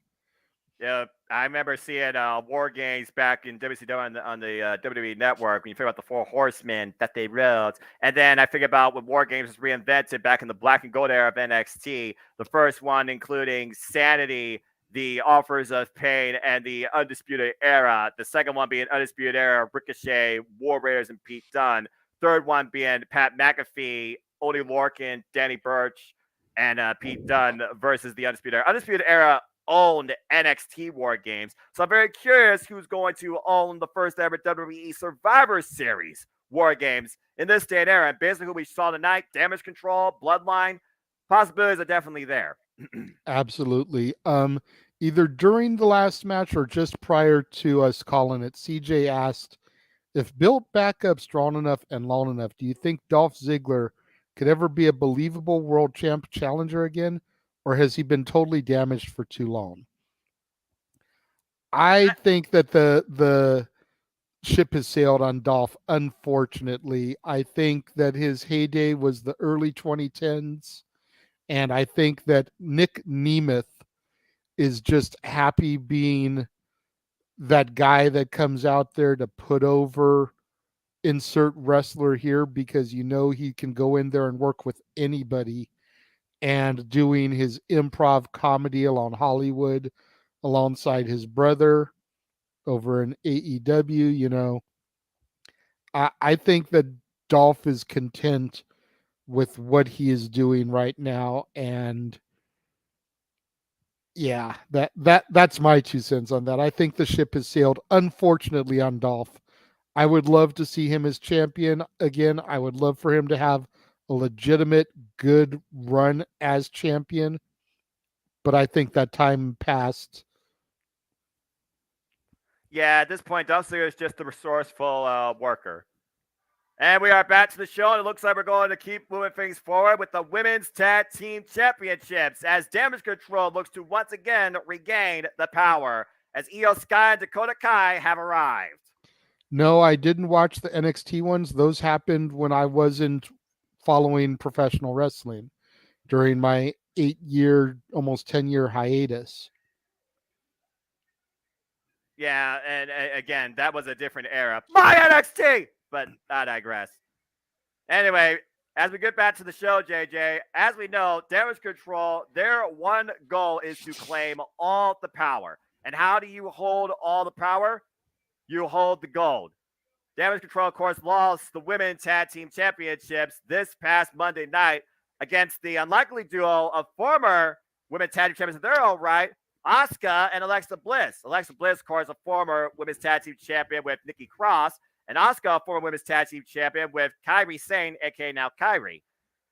So once again, now we'll see if Io Sky and Dakota Kai can bring it all together to regain some power. And will we, by the end of the night, see Damage Control have full control of the Monday Night Raw Women's Division? It's a good question here. I'm looking at the outfits that these ladies are wearing. I know why they're covered, you know, the country they're in, everything, but is it just me or do their outfits look like skydiving outfits? They literally look like skydiving outfits. I completely agree. Like, I'm not going to argue couldn't have that. come up with something a little bit better there, WWE. Just saying. Again, I feel there's a certain level of contentment in creative. But again, if you make so much money, why would you try harder? Yeah. And there's the champions with Byron Saxton. It is a crime how they screwed Dolph up. He can talk and wrestle. He is the modern day Shawn Michaels. When you really get down to it, he is that damn good. Unfortunately, he was wrestling at the time when Shawn Michaels What? Oh, interesting. We're seeing some of the glitches for Bray Wyatt, the Fiend, Uncle Howdy, as Alexa is talking. Well, Alexa does have past history with the Fiend and Bray Wyatt, and there was a Firefly fun. Just saying. Or because Alexa turned on Bray, could it be something with Asuka instead? Asuka once was holding Tilly, so again, you might have something there. We're going to have to see if that comes into play during this match. We're going to have to really watch Alexa and Asuka here. But again, Asuka says no one's ready for her. Will Damage Control be ready here at Crown Jewel? The Empress of Tomorrow, the champion of today. I do love her song. It's taken me some time for Asuka to grow on me as a performer, but her theme song is so catchy. It's one of the only themes I actually can understand, too, that actually has personality and doesn't feel like a bunch of random guitar riffs. Right. CJ, the easiest one to give you right now before we get into this women's tag team match is my Twitter. It is at ROWJJ Williams. Ugh, that CGI graphic. Ugh. I know. I miss the Titantron videos. I wish they'd get rid of the CGI LED stuff and go back to legitimate Titantron videos. Thank you, I felt New Japan that Pro those Wrestling. I think those had so much more personality for the performers. Yeah, but again, time and time again, you had a bunch of lights and new toys and feel like you're conveying stuff. Blah, blah, blah. Thank you, New Japan Pro Wrestling, for staying mostly traditional, but I digress. Anyway, again, like I said, this is just one of those matches that just feels, again, out of nowhere. Then again, I thought the win was out of nowhere on Monday night. We will see if Asuka and Alexa Bliss truly are prepared enough for Damage Control. Again, Damage Control have been more of a united front as a tag team since returning back at SummerSlam in the WWE. But we've seen how Asuka and Alexa, when it comes to just the two of them, have some pretty good chemistry. I just wonder what the strategies are going to be here. And again, will Nikki Cross maybe come into play? CJ, one more time, it's at ROWJJ Williams. We have a referee here of some name holding up the WWE Women's Tag Team Championships. Seriously, it's like you're just there. Okay. And we'll see what this leads to going forward for the Women's Tag Team division thereof. I mean, we've seen Shotzi Blackheart and Raquel Rodriguez fall short against Damage Control. I saw that live, actually, on Friday Night SmackDown. So regardless who wins here, I'm very curious who might challenge for these next. Bell reigns were underway. Alexa Bliss, former SmackDown, former Raw Women's Champion as well, former Money in the Bank winner. Dakota Kai, the only other accolade she has under her belt is an NXT Women's Tag Team Championship. And right now we have Alexa and Dakota Kai squaring up. Nice arm wringer there, trying to control the arm from the land down under.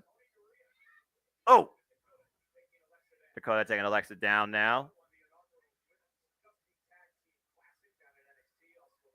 Meanwhile, whoa!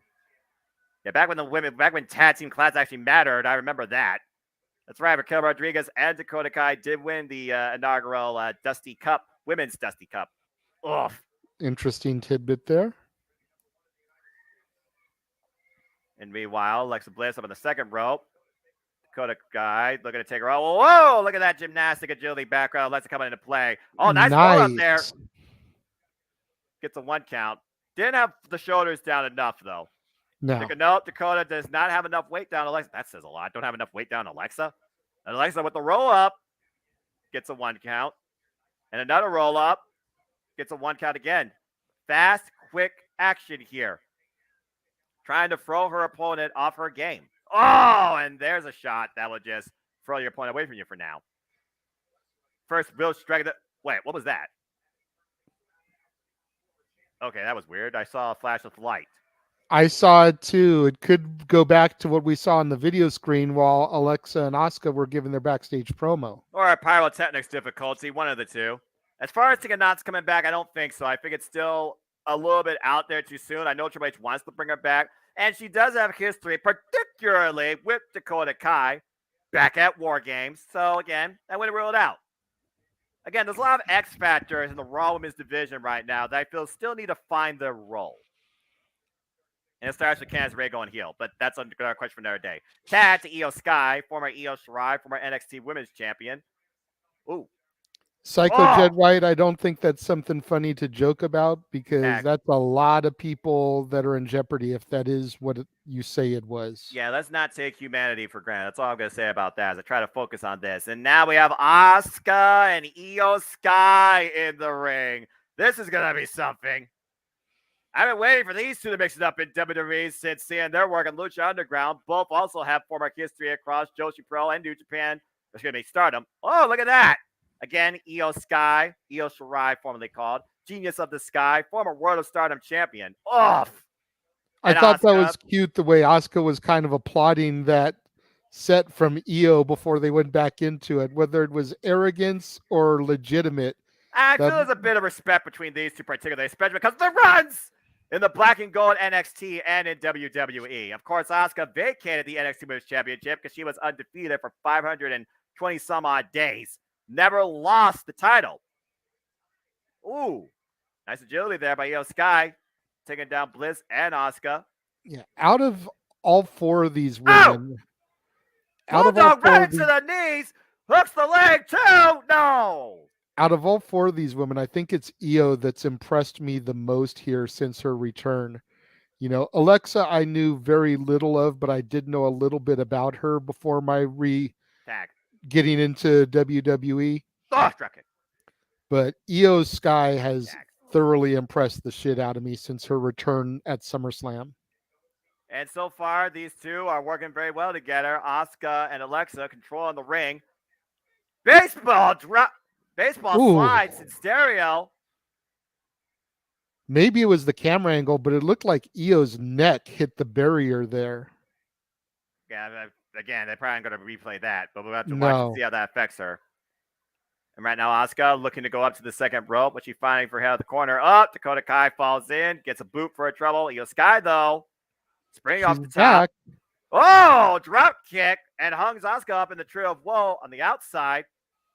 And Dakota Kai falls up, bringing the hold. But again, that had to hyperextend the muscles in Asuka's legs.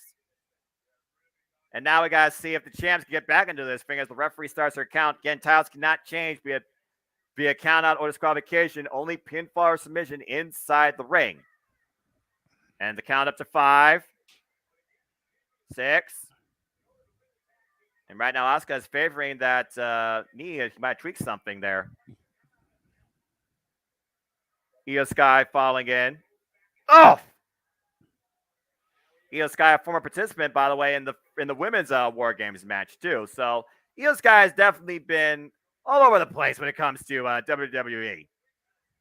And there's a tag to Dakota Kai, captain of Team Kick. She has to calls herself King Coda. And right now, locking Asuka in a submission on the injured leg, JJ. And keeping her body in between the ropes, but also right there by her partner.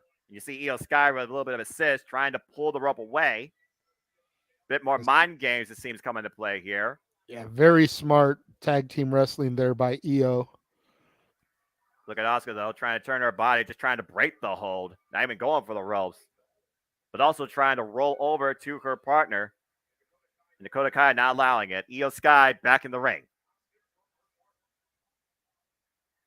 See of Io Sky. So right now we see that the challengers have found a body part to exploit, and they're trying to stay on it. But Asuka, to her credit, still fighting back.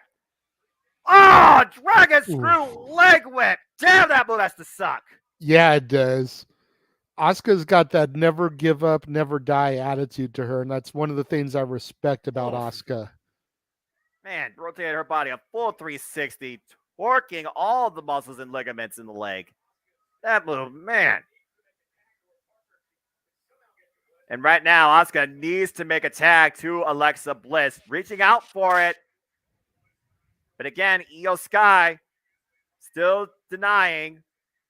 Oh, and back to the injured knee again. Io Sky. Oh! Face first goes Asuka. Flapjack. There's the tag to Dakota Kai.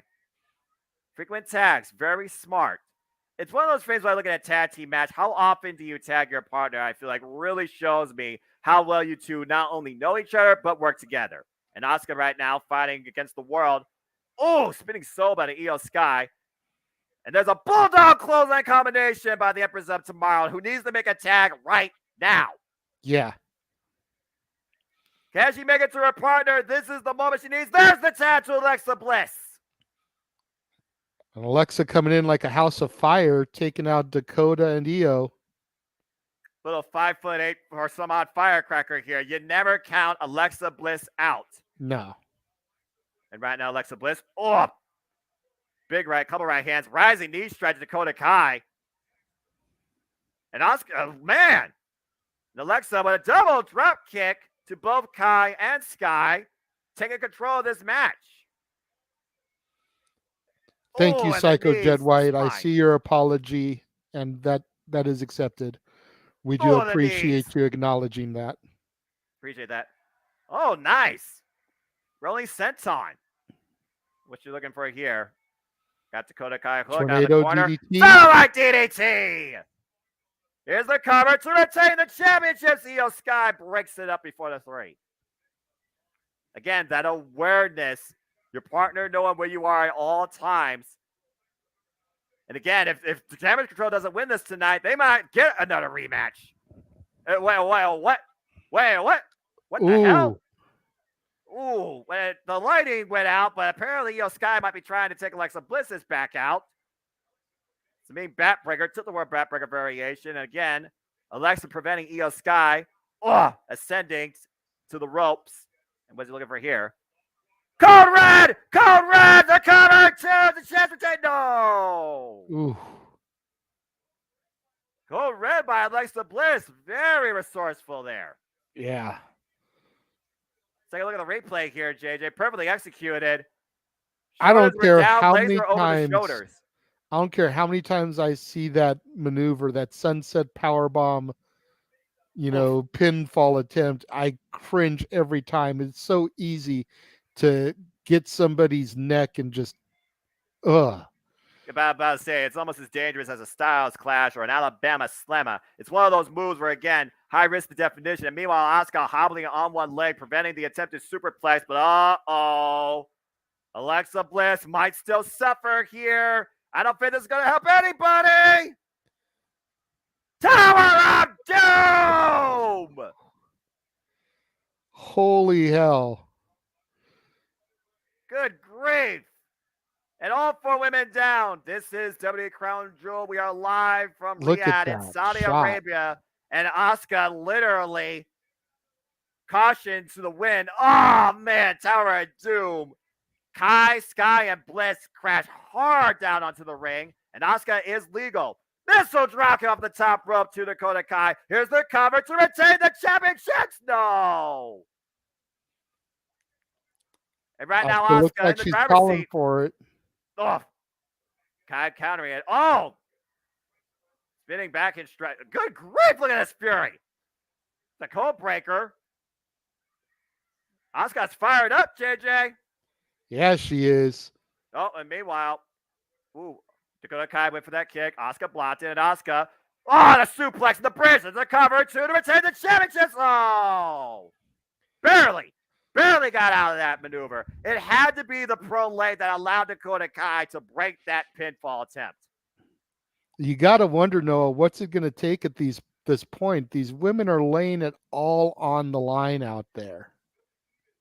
Yeah, it's been a very even match here. And Dakota Kai looking for that kick in the corner and gets it. That might be what it takes to create new champions. Oh!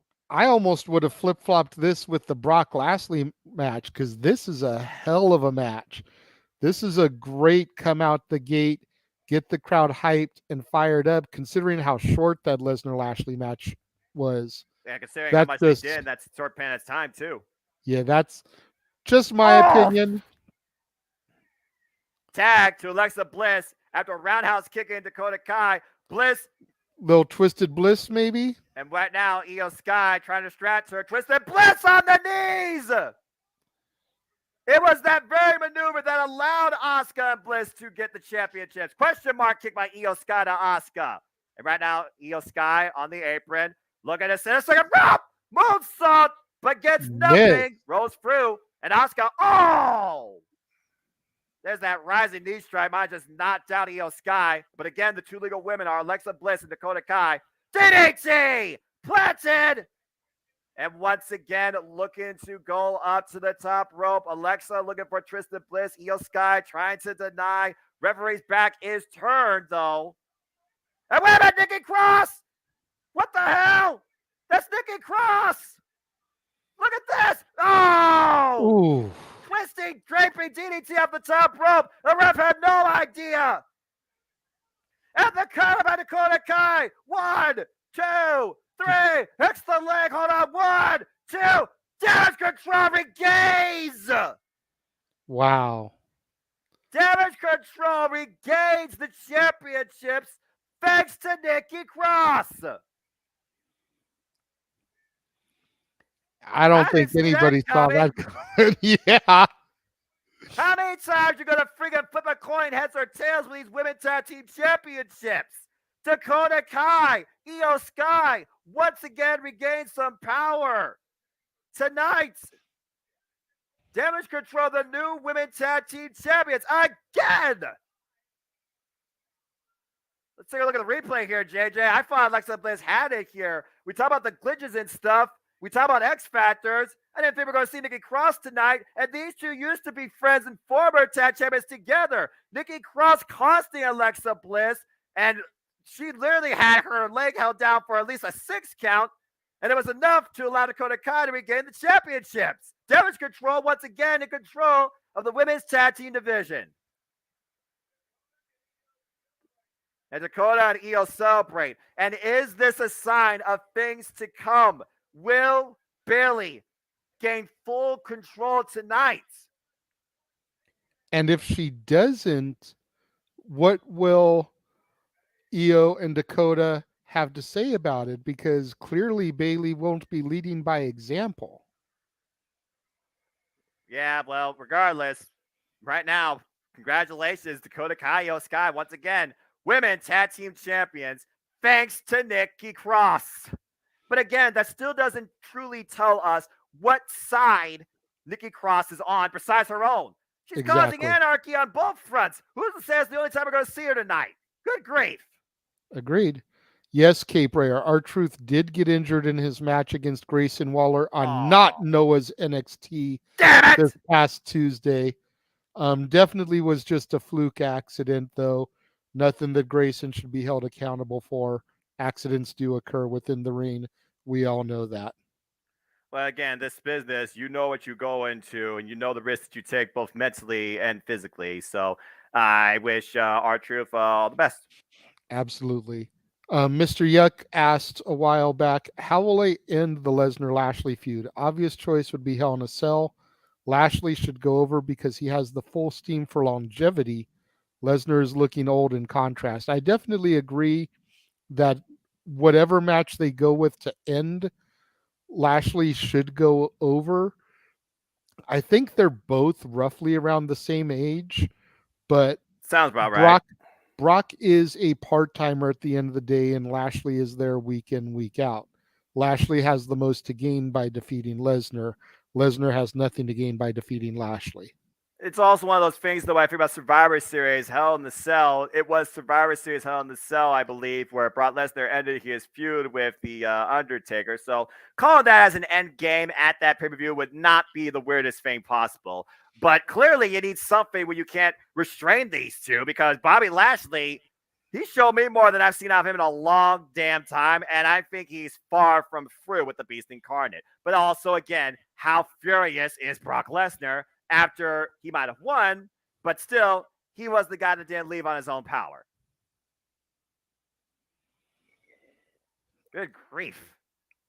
As they show us this video package on Becky Lynch here right now. Big time Bex, who once again returned to being the man. And all I have to say about that is Becky Lynch, get well soon. We'll definitely be discussing Becky on Open Mic Night tonight, as well as some news broke about her the other day. Definitely looks like she could be ready to come back sooner rather than later. And Psycho Jed White, I did see the comments on the Halloween Ends review. Thank you very much. You know, off the wrestling topic, let me just say that I thank every single one of the viewers here that tuned into my reviews over October. My videos in October for Halloween month were some of the most viewed videos I have ever had. Good on you, Without man. without Who's arriving? Hold on. Oh no. Logan and Jake are in the house.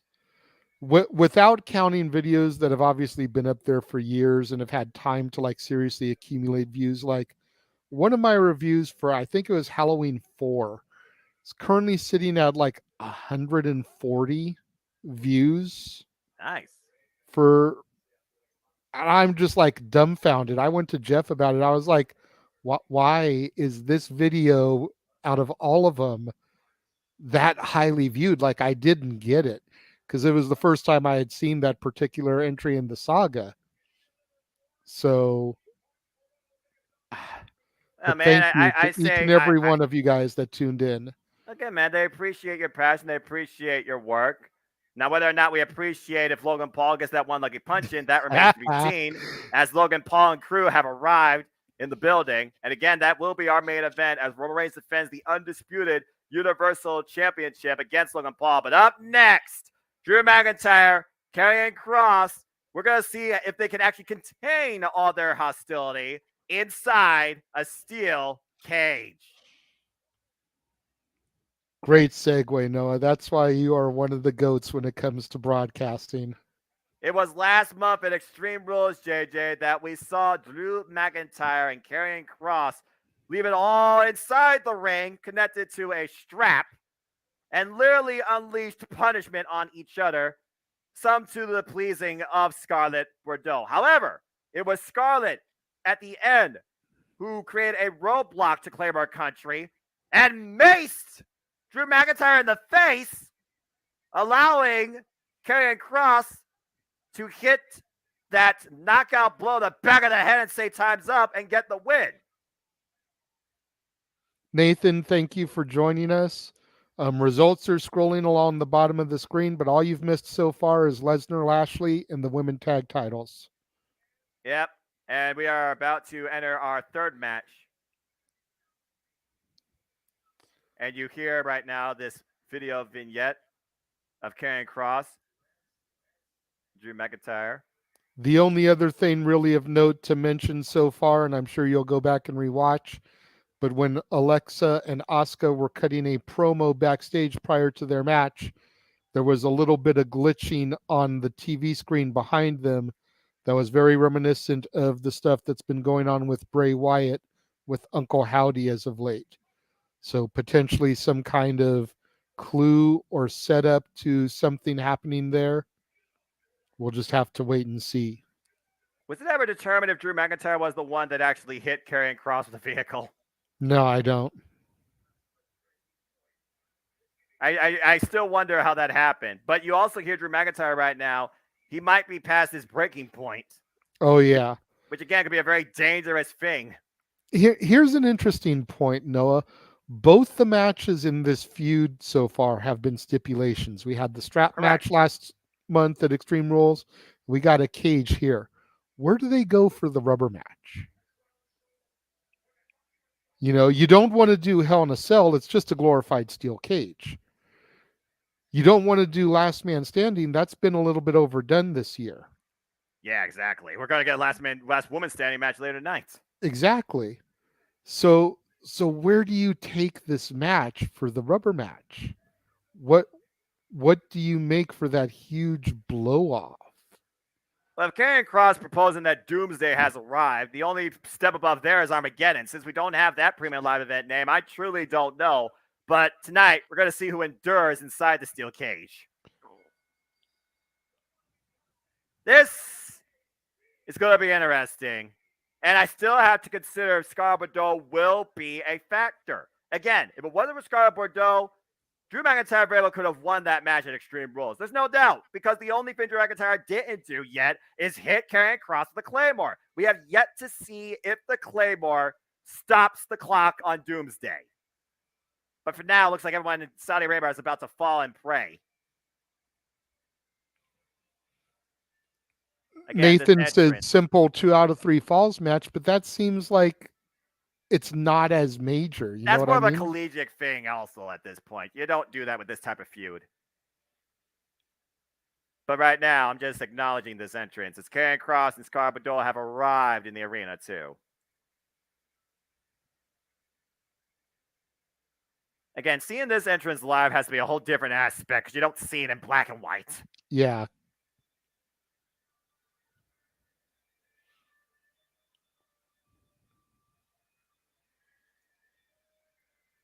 You can do what you want with Scarlett Bordeaux's attire. Either way, she's still going to make it work.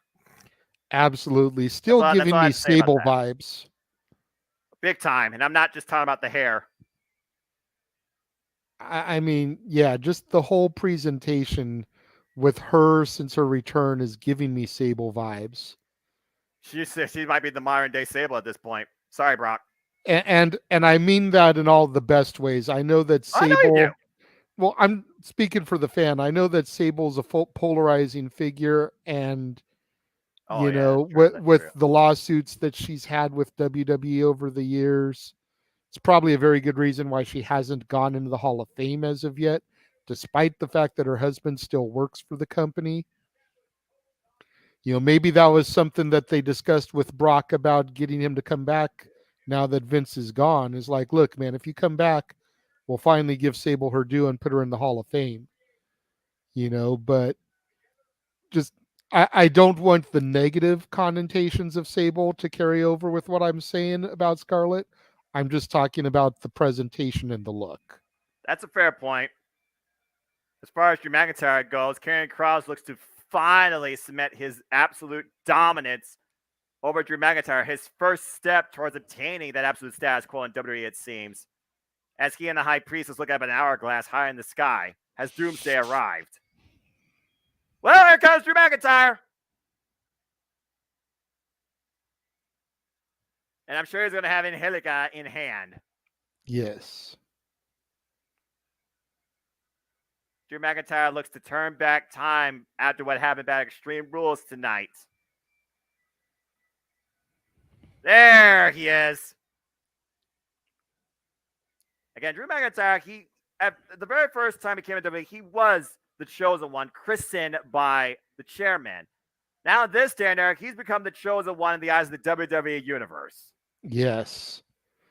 And I have always been a fan of McIntyre from his initial debut and being dubbed that by Vince all the way to his return and his title run. I've been so sold on Drew. It's so good to finally see him getting his credit that he deserves. And fresh back from going to Sheamus's wedding, plenty of pictures posted on social media over the last couple weeks of Sheamus. Congrats to the Drew. Cesaro, Claudio Castagnoli was there. There was a couple pictures of a bar reunion. Miro was there. So cool to see all that. There's a picture of the four of them lifting up their kilts, kind of showing off their legs. Just a bunch of goofs. But it's cool to see them as friends outside of the ring. You know what I mean? It's like the internet wrestling community has made such the rivalry between companies that it's so cool when you can see the wall come down like that sometimes. And just remember that they're men and women like us, human beings, they're friends. Doesn't matter what happens between companies, doesn't matter what happens in the ring. Once you get behind that curtain, they're just regular people with regular lives. And to see them do stuff like that as a unit as friends is always kind of cool. At the end of the day, again, this industry, you're out there to not only enjoy what you love, but you also hope your friends succeed as well. Exactly. And as the steel you become family descends. doing this. Yeah. You know, it's a fraternity, it's a brotherhood and a sisterhood. You become family because you see them more than you do your legitimate family a lot of times. Well, JJ, as the steel cage descends, again, the rules of this match, the only way to win is pinfall or submission. This structure, of course, is to keep out all possible outside interferences, including Scarlett Bordeaux, and referee Jessica Carr will be the deciding factor. The fourth element involved in this, standing in the middle of the ring. At least we recognize Jessica Carr for what she is, dadgummit. So they don't do escaping the cage anymore? When did that stop? I'm not sure exactly if they talked about escape, but I feel like escape has to be another factor too, as you see a referee on the outside of the ring. Because as far as I'm concerned, steel cage involves escape through the door or over the top as well. Yeah. It's funny they don't mention it though, but you also gotta wonder, is that a game plan for either of these two men here tonight? Don't know. I mean, that's the way it's always been for me watching is you had the referee on the outside to open the door if called for. You could go over the top or pinfall submission. Well, you saw Drew McIntyre personally close the door himself. Bell rings were underway. And the look of determination on Karrion Kross's face there. But again, Karrion Kross, he chose Drew McIntyre first in order to prove that he is the most dominant force in WWE, using Drew McIntyre as that first stepping stone. And this is their second singles encounter off. Oh, and Drew McIntyre just takes Karrion down with a clubbing blow. It's one of those things right now where you also have to try and use this to your advantage. Yes, you're contained in there by yourself, so it seems. But also, can you use the steel cage to inflict enough pain and wear down on your opponent? Drew McIntyre literally like a cage animal, it seems, rattling the cage. Oh! There's a press by Kross to the throat. Doing well, Matt. Thank you. And I hope everybody's also enjoying themselves. Like, subscribe, comment, tell a friend. We are currently underway, Crown Jewel. This is our, believe it or not, third match of this crazy spectacle. And right now we have both men scaling the cage, at least on the top rope, and punching each other in the side of the head. Someone's about to have a bad fall. Oh! I don't think even if he was wearing a kilt, that would soften that impact, JJ. No, that never feels good.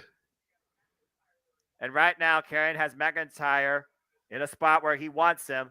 Follow-up clothesline in the corner. Back elbow strikes. Short-range offense. And a sense of euphoria by Scarlett on the outside. Oh! Big overhead suplex. Dangerous, clever, sneaky, cynical. So many adjectives you could use for Karrion Kross and Scarlett Bordeaux. Yeah, without doubt. They are definitely the modern day power couple as far as on screen right now. I mean, they definitely could be usurped by Montez and Bianca if they officially become like an on-screen duo. But I haven't seen this kind of dominance since the McMahon-Helmsley era from a man-woman. Maybe Booker and Queen Sharmell. But that was so goofy in its presentation most of the time that you could never truly take it serious. Hence the Boogeyman basically ruined all that for Queen Sharmell particularly. And right now, Karrion Kross just absolutely enjoying the pain he is inducing on Drew McIntyre. Catapulting him throat first into the bottom rope. You see that sick smile on Karrion Kross's face as Drew McIntyre right now gasping for air.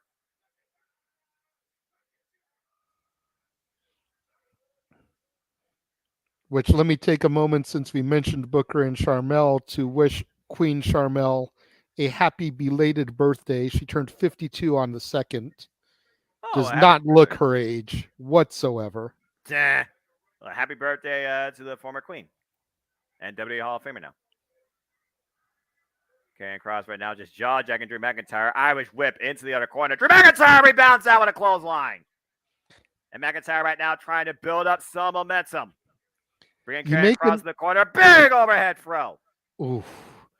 Cape Rare, you make a good argument for Edge and Beth, but they were never really presented on screen as a power duo couple. About to say, if you're going to be a power duo couple, you both sought out championships. You both make sure each other have championships. And you both make sure you are the must-see talk about focal point consistently on a WWE basis. Edge and Beth didn't do that together. They did that in their own way separately. As right now, the High Priestess looks to summon Karrion Kross back up to his feet. Both men are down in the middle of the ring. We have not had a pinfall, submission, or escape attempt yet.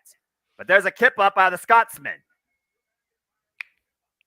And a face of determination Might be looking for that future shot DDT. Karrion Kross drives Drew McIntyre in the corner. Great awareness. And honestly, I don't think Edge and Beth were even acknowledged as a couple on WWE programming until Edge's Hall of Fame induction. I believe you're correct. And meanwhile, whoa!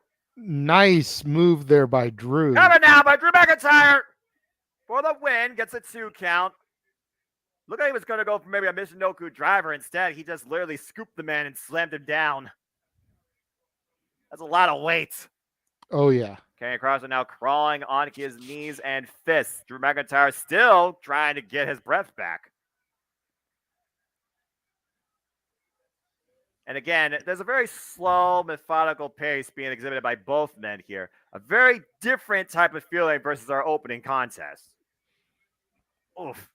Yeah, the opening contest, as brutal of a feud as it's become, it was all about smash mouth, balls to the wall, who can get their opponent knocked down and weak the quickest.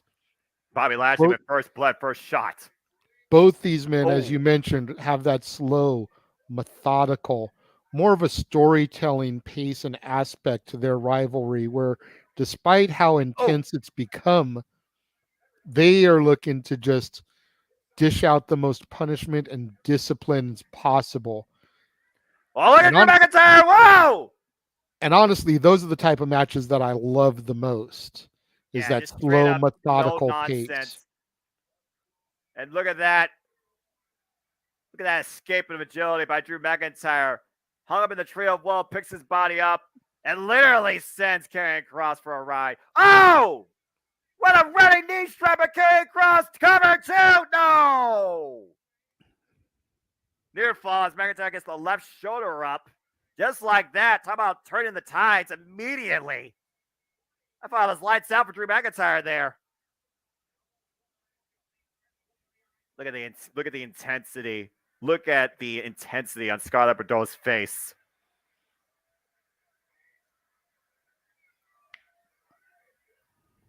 Karrion Kross, you hear what he's saying? He says, I'm going to end you. And once again, Drew McIntyre countering, sending Karrion Kross face first to the steel cage, picks him up. Spinebuster! Planted! Jackknife, cover, 2! No. Oh, wait a minute, straight dragon choke! Oh, no, he's going for a sleeper, it looks like. Maybe Renegade. Doesn't have him grapevine.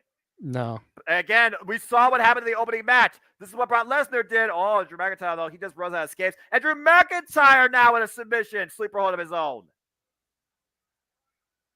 When was the last time you saw Drew McIntyre use a chokehold like this? And it's been a minute.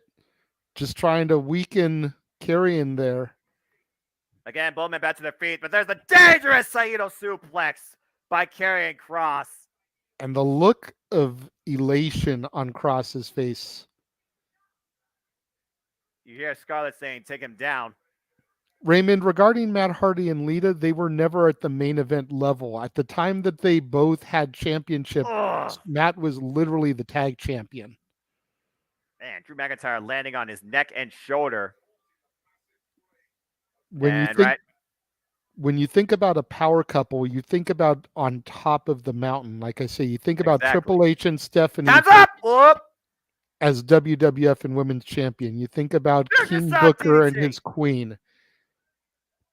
Yeah, again, you can talk about power couples, talk about power moves right now because it looks like Drew McIntyre is finally going to try and send Setting Karrion up Kross the Claymore. to Claymore country. But look at Scarlett, even on the outside, distracting Drew McIntyre. I'm not sure how wise this is. And once again, looking for the choke. Scarlett, if he actually gets inside this cage, I'll be shocked. But right now, will McIntyre fade? Will McIntyre submit? Trying to break the hold and does so. Oh, big back elbow strike. Oh! Crosshammer! Crosshammer! Good night! Is that going to be it?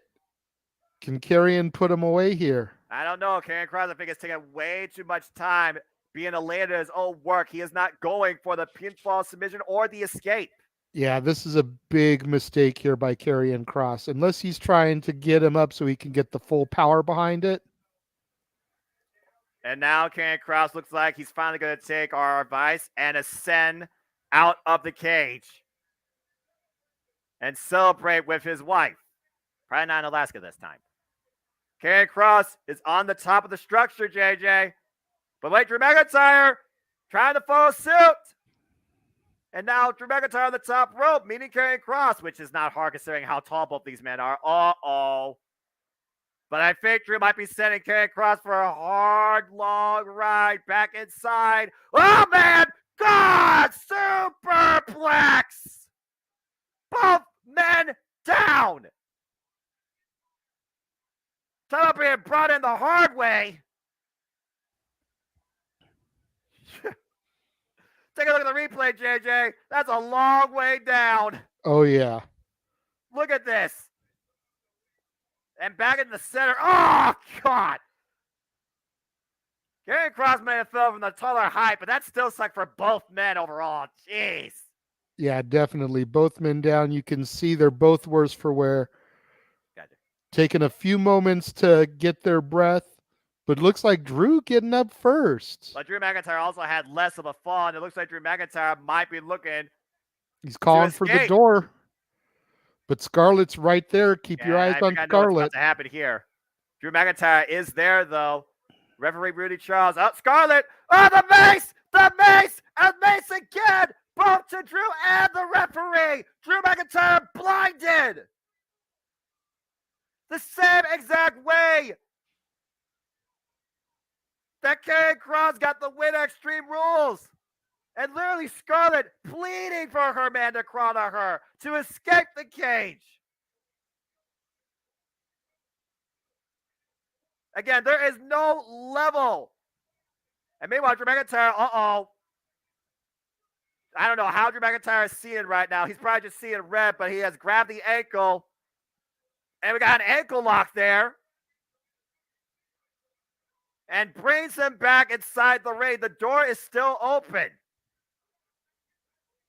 I don't know how Drew McIntyre can even see right now. And Karrion Kross, oh, nice escape. With an up kick there. Both men slugging it out. That door's open. Oh, Glasgow kiss. Drew opens, so the door's open so either man can get out, but it also means Scarlett can get in if she desires. Explosive Claymore out of nowhere. Short range. Take a look at this, JJ. He finally hit it. Bam! Oof. That looked even more vicious the second time around. And right now, Drew McIntyre, what is he going to do? Scarlett's still there by the door, so escape's not an option. But like I said, her getting involved and coming in still very much is a possibility. As Scarlett locks the door once again. And there went that. And now has the key. Drew McIntyre, there is no escape now from that door, it seems. What is Drew going to do? Karrion Kross, I think, is still down from that Claymore. And meanwhile, oh, wait a minute. Well, there is no roof. If you can't go through the door, you can go over the top, right? McIntyre's got to pull himself over and just both feet up to hit the floor, and Drew McIntyre wins this match. Scarlett right now panicking, trying to unlock the padlock, opening the door. Karrion Kross is there. He is crawling. Drew McIntyre wins! Drew McIntyre's feet hit the floor first. Drew McIntyre prevents Doomsday. At least for now. The clock will keep on ticking. The sands of time have not run out on this feud yet, and the dominance remains out of reach for Karrion Kross. Drew McIntyre survives the steel cage onslaught. And even blinded, he will see that he is the man in victory. That was quite a match. Let's take a look at the replay here. Again, turning point. Mace to the face and to the ref as well. Scarlett Bordeaux making sure there's no escape for Drew McIntyre, at least for the door. Sense of urgency. Drew McIntyre using the top of the cage. And the feet fall first for the Scotsman. Drew McIntyre wins. And that was a much, much needed win for Drew McIntyre with what he's been through the last couple months. Whew.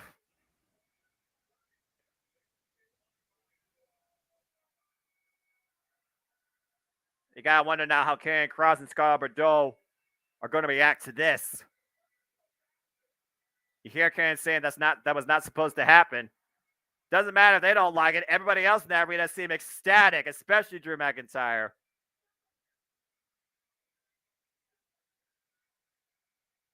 Whew. Well, congratulations, Drew McIntyre. You're a winner tonight in Saudi Arabia. It was a good match. It was a very good match. For those that are wondering, JJ just went to go relieve himself for a moment. He'll be back shortly. Might be an odd question, but my favorite ref is Charles Robinson. Do you two have a favorite referee? Yes. Reshu Umino, New Japan Pro Wrestling, and Aubrey Edwards in AEW. But Charles Robinson, I'll give the man credit. He's got cardio for days under that WrestleMania 24 ramp sprint. And I agree, CJ. Nice win for Drew. And this has been a pretty good night so far. That was a good match as far as the three that's been going on to a degree. Yeah, that Superplex spot was ridiculous. I think I still like Brock and Bobby more because, again, there was no rest with those two, it seemed. And right now we are on a commercial break. But I will say this show so far has been quite awesome. Again, we saw Damage Control regain some of the power. Will they take full control tonight? Will Bayley overcome and stand above the EST? Will Nikki Cross be the deciding factor? Anything can happen, it seems. Again, thank you all for tuning in. We hope you are enjoying this live watch-along reactions. Please like, subscribe, comment, and tell a friend as we talk about Crown Jewel. And another couple of vehicles are arriving into the arena. I wonder who this could be. It's got to be the Bloodline, right? I see Solo Sikoa in the front seat of the second vehicle. I think you're right, JJ. There he is! Roman Reigns. Paul Heyman and the Usos.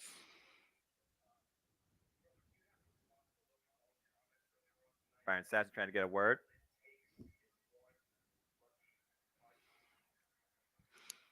CJ, acknowledge him. Solo Sikoa staring down Byron. Hear the Usi chants. Again, Solo Sikoa is not going to say a word. Well, let's see if Paul Heyman does. What's Heyman thinking? If anybody in that crew likes to talk, it's Paulie. One lucky punch. One lucky punch.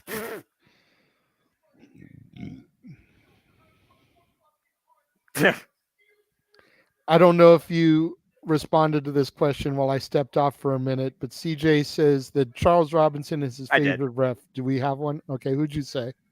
Reshu Umino and Aubrey Edwards. But Charles Robinson's got cardio for days. Respect. Honestly, I've been a fan of Mike Chioda my whole life, personally. Chioda's a good one. Aubrey, I do enjoy Aubrey. I know a lot of people hate on Aubrey, but I like her personally. First off, I'm a hater. Haters are going to hate. Hashtag Jimmy Hater. And as far as, people's perception, it is what it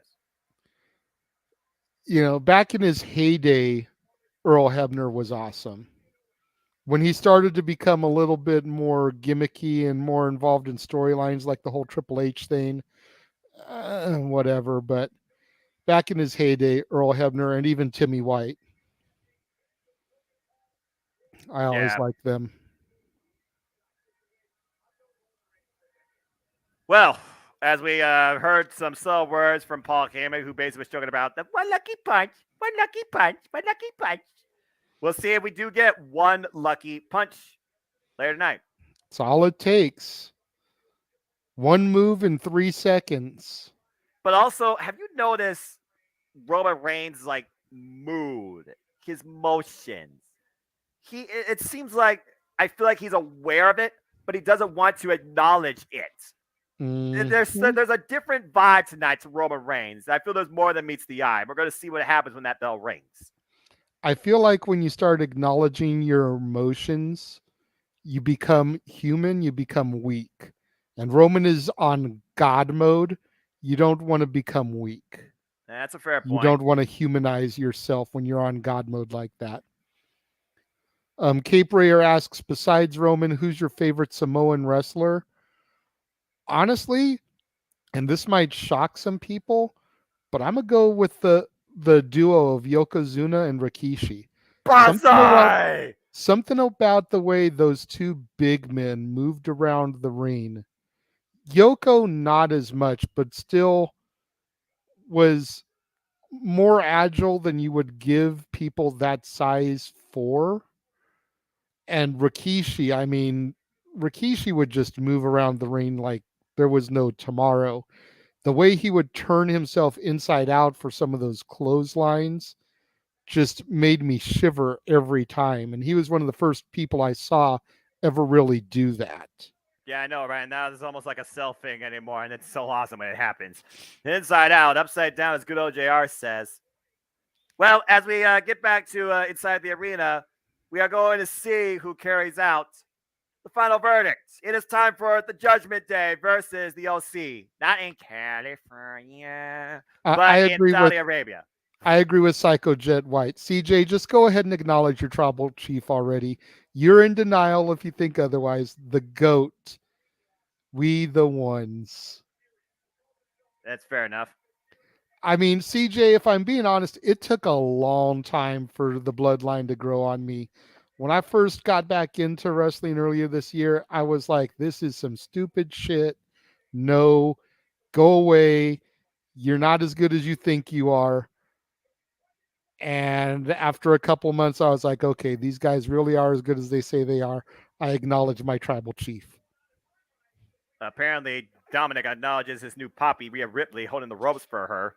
Talk about Dominic Mysterio and how he's turned his back on his father, calling himself the greatest Mysterio ever. This generation's Eddie Guerrero. This kid's ego is through the freaking roof right now, and hopefully AJ Styles and the OC will humble him. As Michael Cole talks about how much of a disrespectful brat that he is. And Wade Barrett's talking about he's just carving his own path. Of course Wade would say that. Considering how many paths you carved, the Nexus, the Core, just saying. Well, the OC has arrived. Carl Anderson, Luke Gallows, and AJ Styles. Whether or not this match is too sweet, that remains to be seen. Ooh, here's a hot take. I think you can wax on Noah. Roman and MJF are two of the most overrated wrestlers ever. It depends on your interpretation of wrestler.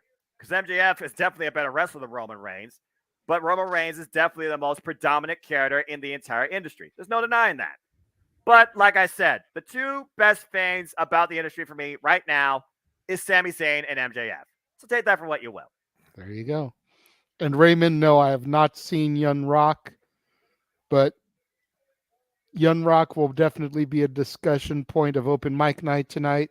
Once again, all you guys, make sure you tune in. 8 o'clock p.m. Pacific, 11 o'clock Eastern. Just one of a few things we'll be discussing this evening. Well, as we've seen, AJ Styles has been so far a guy on his own, but he decided to bring some friends into play. Didn't want to join Finn Balor. Finn Balor had been trying to recruit the Phenomenal One into the Judgment Day. And again, Finn Balor and AJ Styles, they have roots going all the way back to New Japan Pro Wrestling. Prince Devitt, different eras of Bullet Club, both men, former champions in their own way, all over the world. And right now, we see AJ Styles back with running mates, the OC, former Raw Tag Team Champions, Luke Gallows and Carl Anderson. But most recently, we've seen Rhea Ripley able to power slam both of these men, and the numbers could definitely come into play. We got to wonder if AJ Styles has another friend in mind tonight to even the odds against Rhea Ripley. We'll see which two men start this off. And currently, by the way, Carl Anderson is still your NJPW Never Openweight Champion for New Japan Pro Wrestling. Bell Reigns, we are underway. If you didn't check out Battle Autumn from this morning, go check it out on NJPWWorld.com. That's all I got to say. Finally got another match set up for Wrestle Kingdom 17. And meanwhile, standing switches, Finn Balor with the back elbow strike and a kick to midsection. Again, Finn Balor, basically self-proposed leader of Judgment Day, taking it out from underneath Edge, and then Rhea Ripley executing her own judgment at the expense of the Mysterios and Edge and Beth Phoenix, most recently. There's a drop down by Carl Anderson, Finn Balor. Oh! Took out the knee. And there's the tag to Damian Priest. Damian Priest, the first member brought into the Judgment Day manifested by Edge. And now tagged a big LG, Luke Gallows. All right, well, now we're going to see the two biggest men in the ring.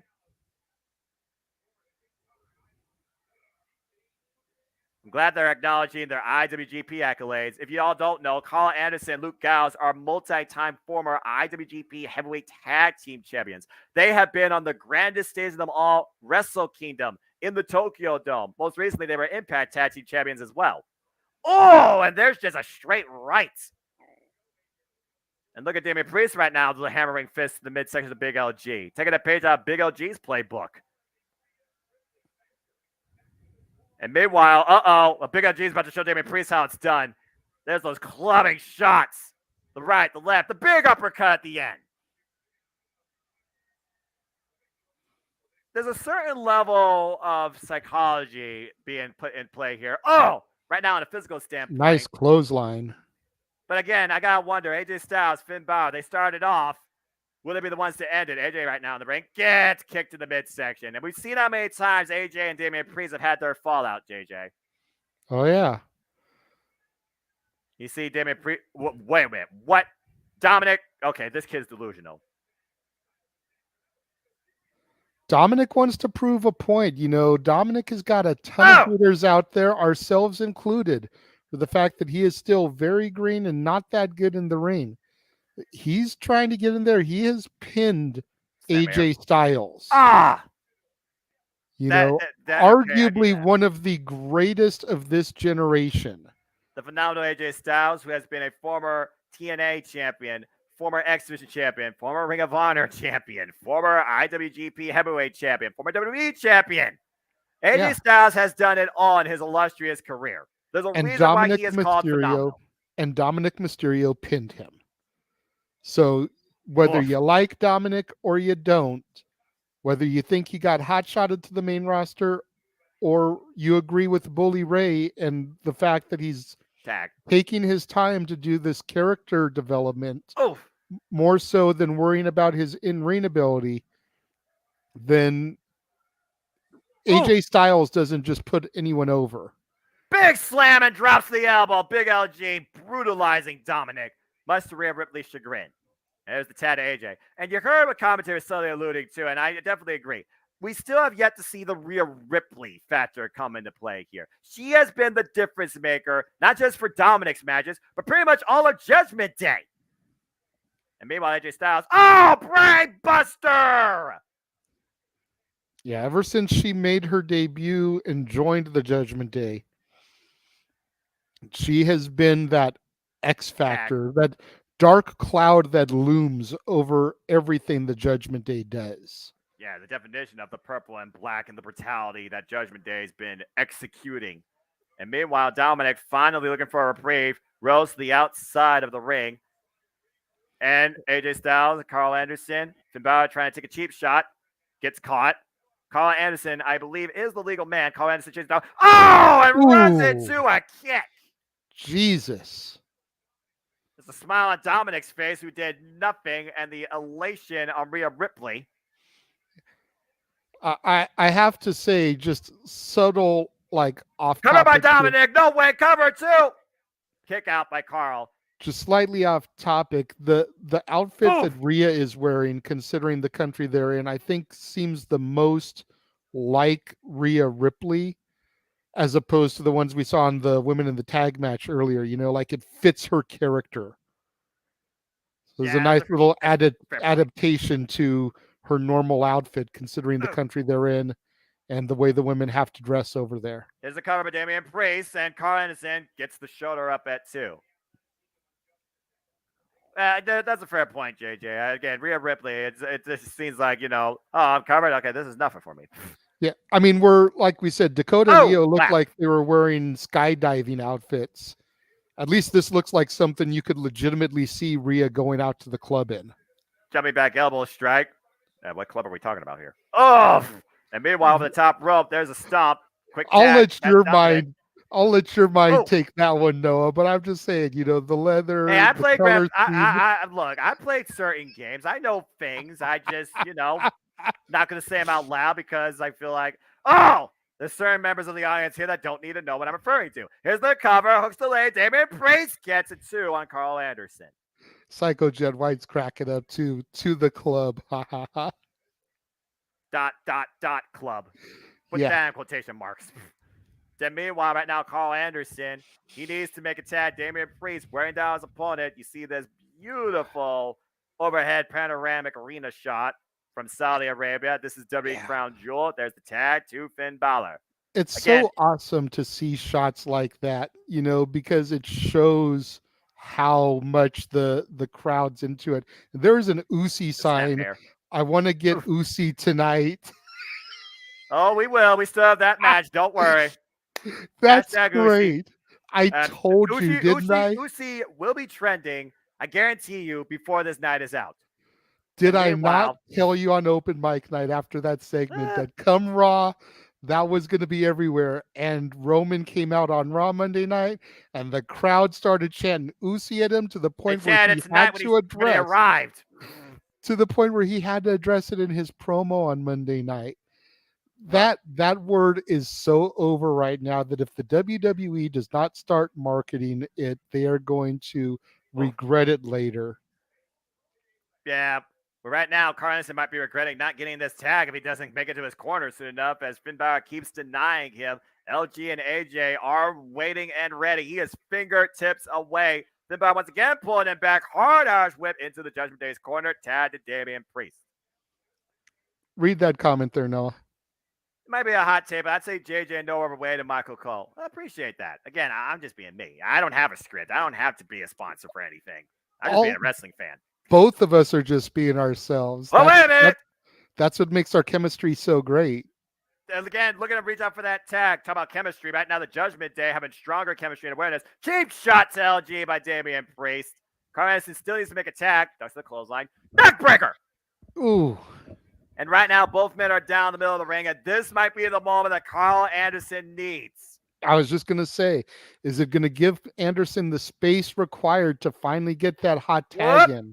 But Finn Balor was trying to deny it, looking for a cheap shot. Meanwhile, Finn Balor drags AJ Styles off the apron, preventing the tag. Sends him into the barricade. Would it have even been legal? I noticed AJ wasn't holding one of the tag ropes.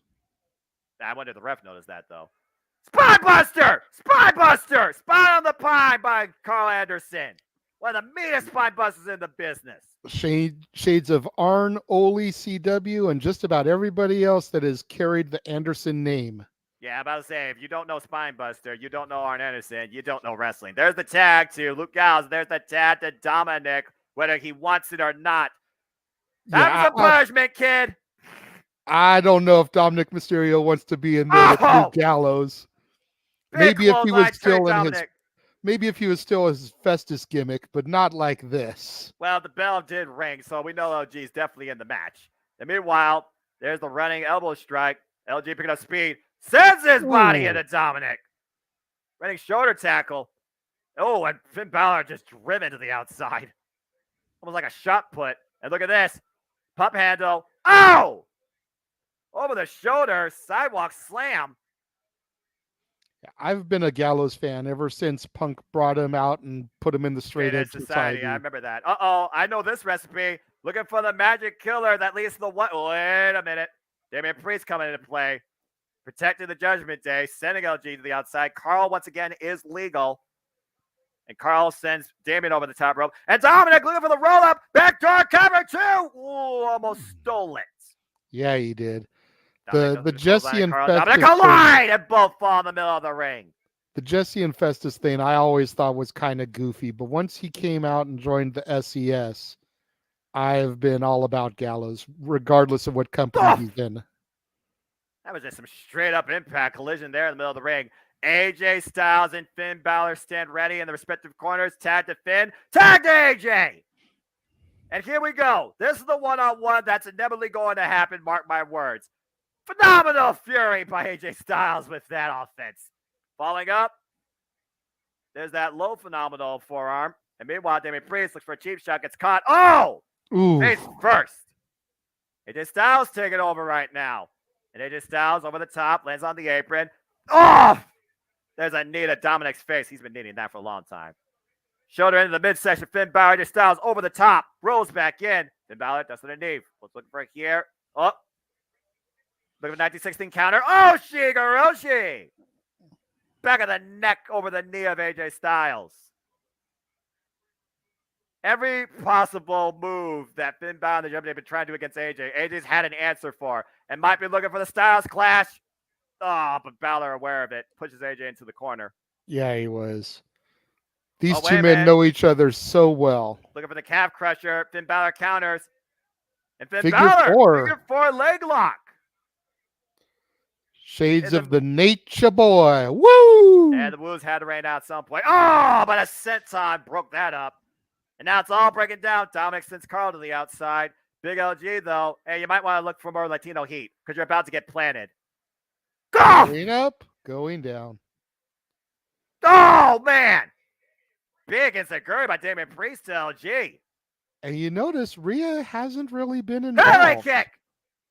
Yeah, Rhea has not gotten involved yet at all, and it's all breaking down. But we got the two legal men still in the ring. Planning AJ Styles. Finn Balor for the cover. Gets the 3. Not quite yet. AJ kicks out. Finn can't believe it. Finn Balor should know AJ Styles by now what it takes to beat Getting him. It was going to take more than just planning him side reverse DDT variation in the ring. And Finn meanwhile, looking for the coup de grace. Oh, AJ denies it. Again, AJ Styles, Finn Balor, both have roots going all the way back to the Bullet Club. Different eras of Bullet Club, actually. Prince Devitt being one of the founding members, AJ Styles being a leader of the next generation. And that says a lot considering how many leaders have been involved in Bullet Club. And meanwhile, Carl Anderson, Dominic, LG, Damian Priest, all 6 men involved in the ring. Electric chair position right now for Carl and Dominic on the respective shoulders of opposite opponents. And meanwhile, Finn Balor, good Lord! Stereo Holy synergy! shit. Trio suplexes! All 6 men down! Even Rhea looks like she's in shock. Holy tea! And only the 2 legal men remain in the ring. Take a look at the replay here. Golly! I think Finn Balor got the worst of all of that because he got superplexed by AJ Styles, while the other 2 were just suplexed from electric chair position. And Rhea Ripley right now reaching out to his leader for some advice. Finn Balor might have a plan. Tell Rhea to get something. Well, AJ fall in the corner. Finn Balor. Oh, and there's the forearm. And we know what this sets up for. Oh, wait a minute. Distracting the ref. There's Rhea up. Oh! There we go. Rhea playing her role. First on the apron. Come on, seriously. The X Factor. Rhea Ripley, once again, allowing Judgment Day to take advantage. There's the shotgun drop kick in the corner by Finn Balor. Has going AJ back set up top. In the drop zone. The coup de grace! And he got all of it. The cover. 1, 2, and Judgment Day wins.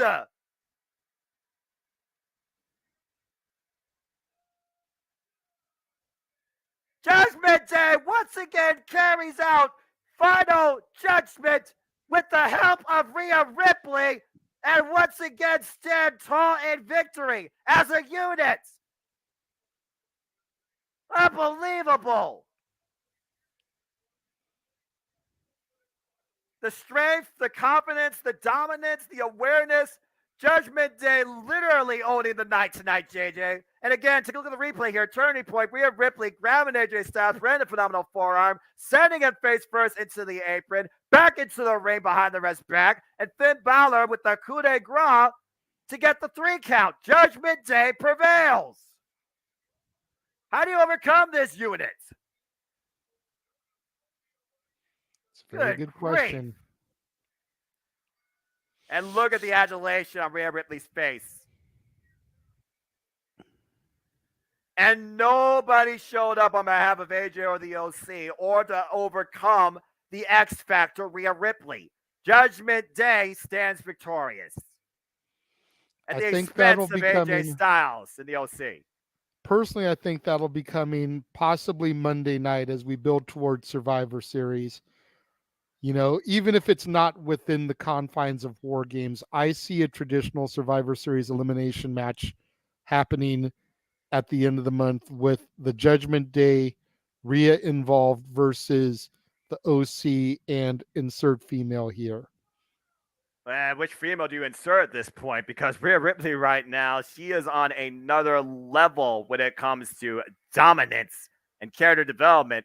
Finn Balor might be the leader, but without Rhea Ripley, Judgment Day, I feel, falls apart at the seams. Absolutely. Whew. Well, that was CJ, actually a darn good match, though. Yeah, agree. CJ asked us during the match, do we think Triple H will separate the world championships again?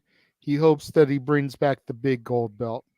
You know, Mike T is not here for a rant, but I will say this: as a respectful owner of a big gold belt replica, I don't see them ever bringing it back because there's too much of a legacy that was with that championship when they retired it and merged it. There you go. As much as I'd like to see the big gold come back personally, I agree. I don't think it's going to happen. Triple H is a man about legacy, though.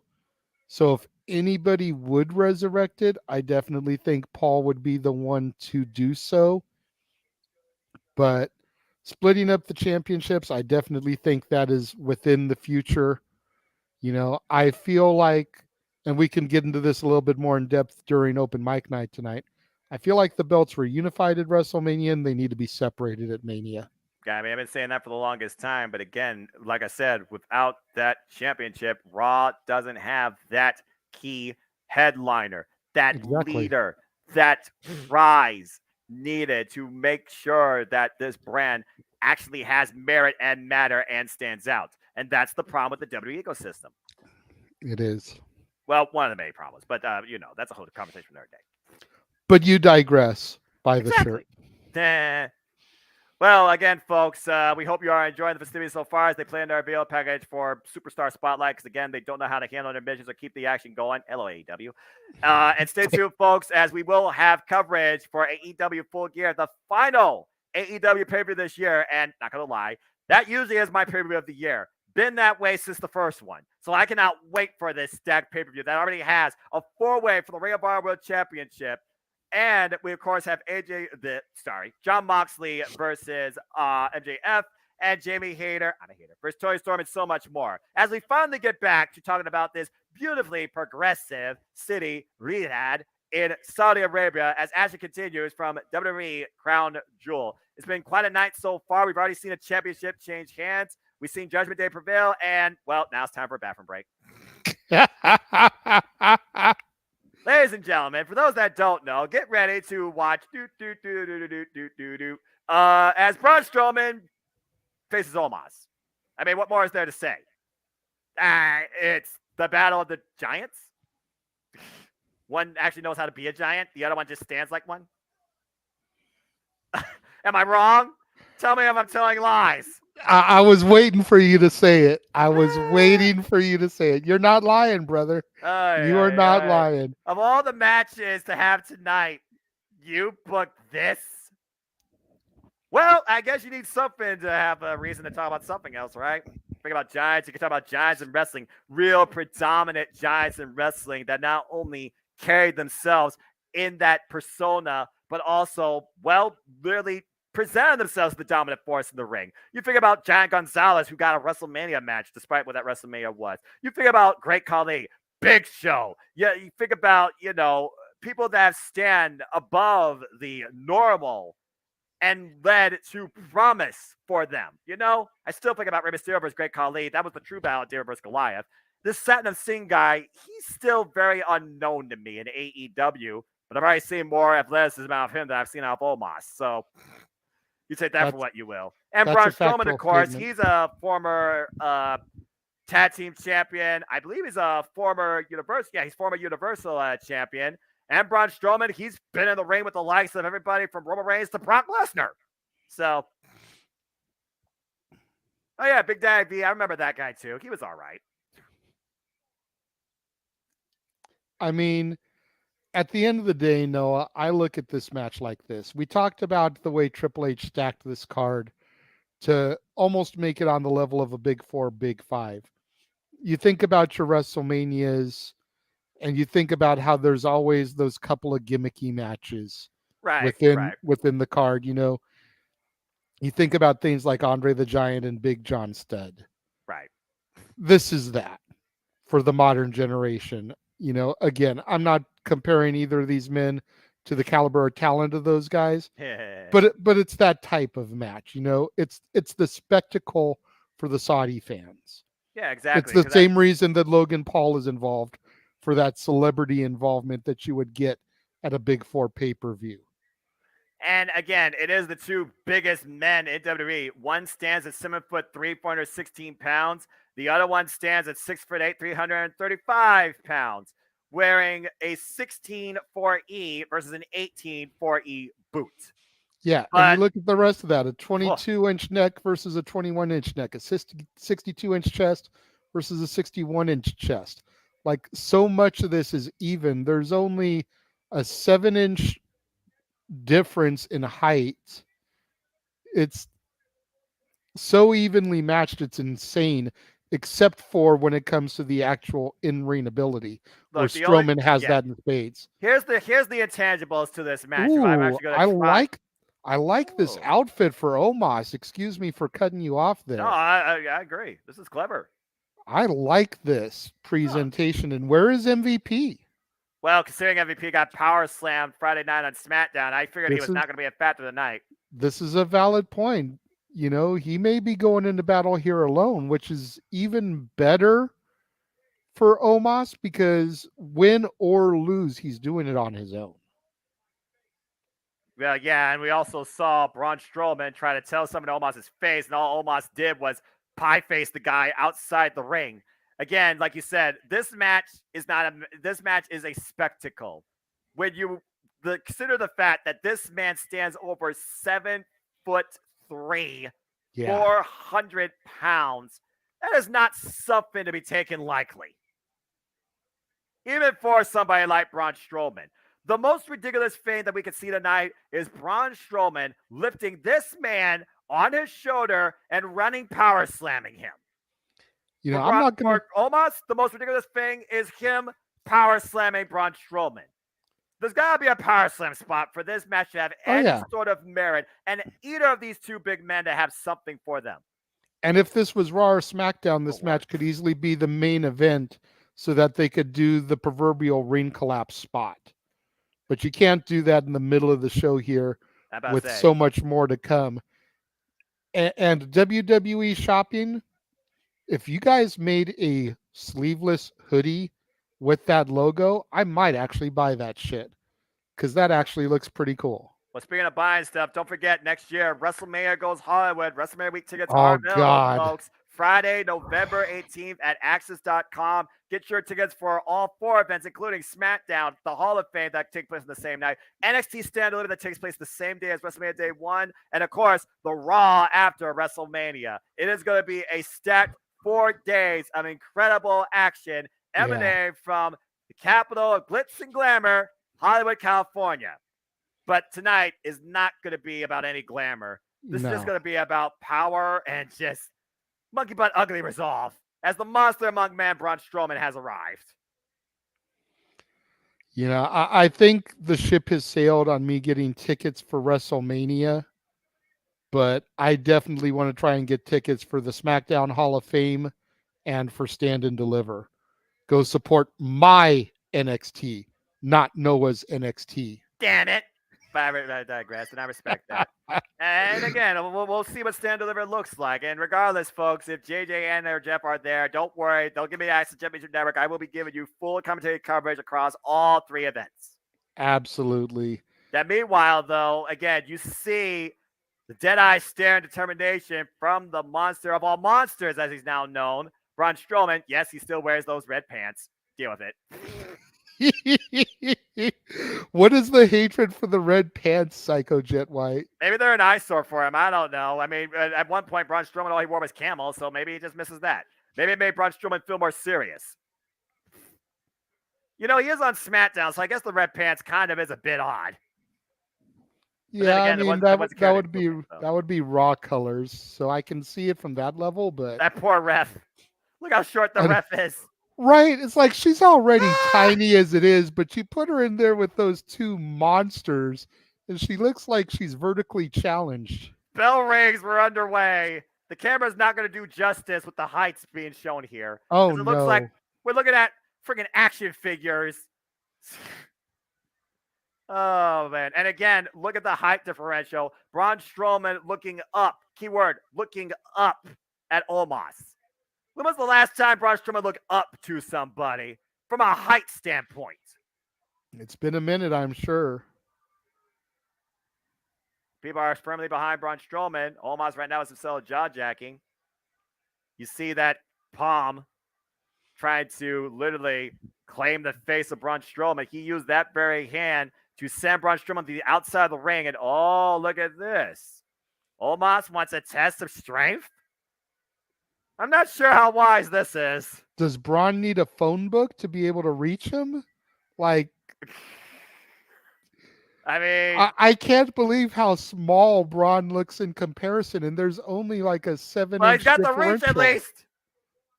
And here we go, JJ. We're starting off with literally a test of strength. Braun Strowman Ranger down to one knee immediately. Oh, and there's a knee in the midsection. I'll bring somebody down to your height. This is just weird to look at. I'm not going to lie. This is just weird. Oh, yeah. I mean, but it's a spectacle. Like you said, it's a spectacle. Yeah.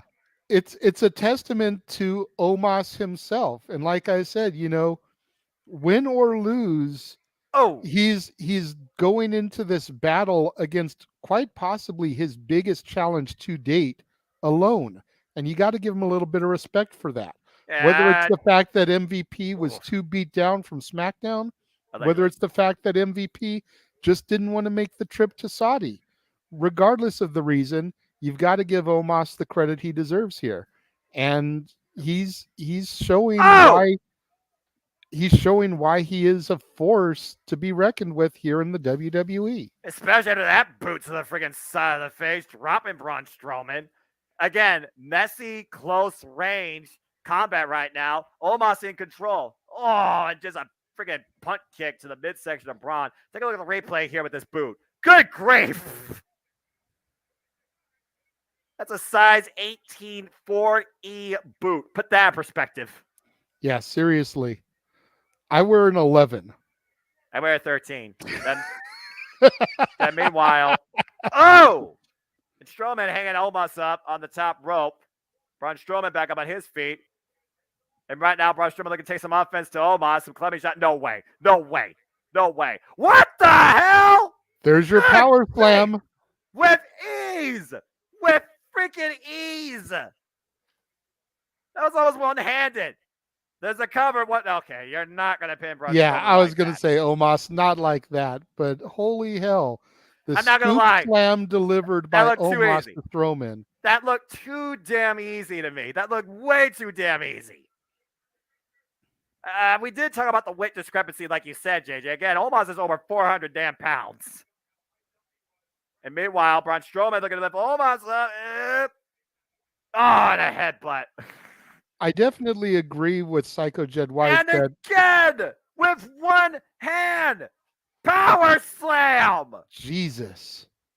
I definitely the agree hell? with Psycho Jed White that Braun doesn't look as menacing as he did with the hair and a little bit more weight on his body. But you've got to figure he may have cut weight because of health. He may have cut weight because of health issues. He may have just decided that, you know, he didn't want to be that size anymore.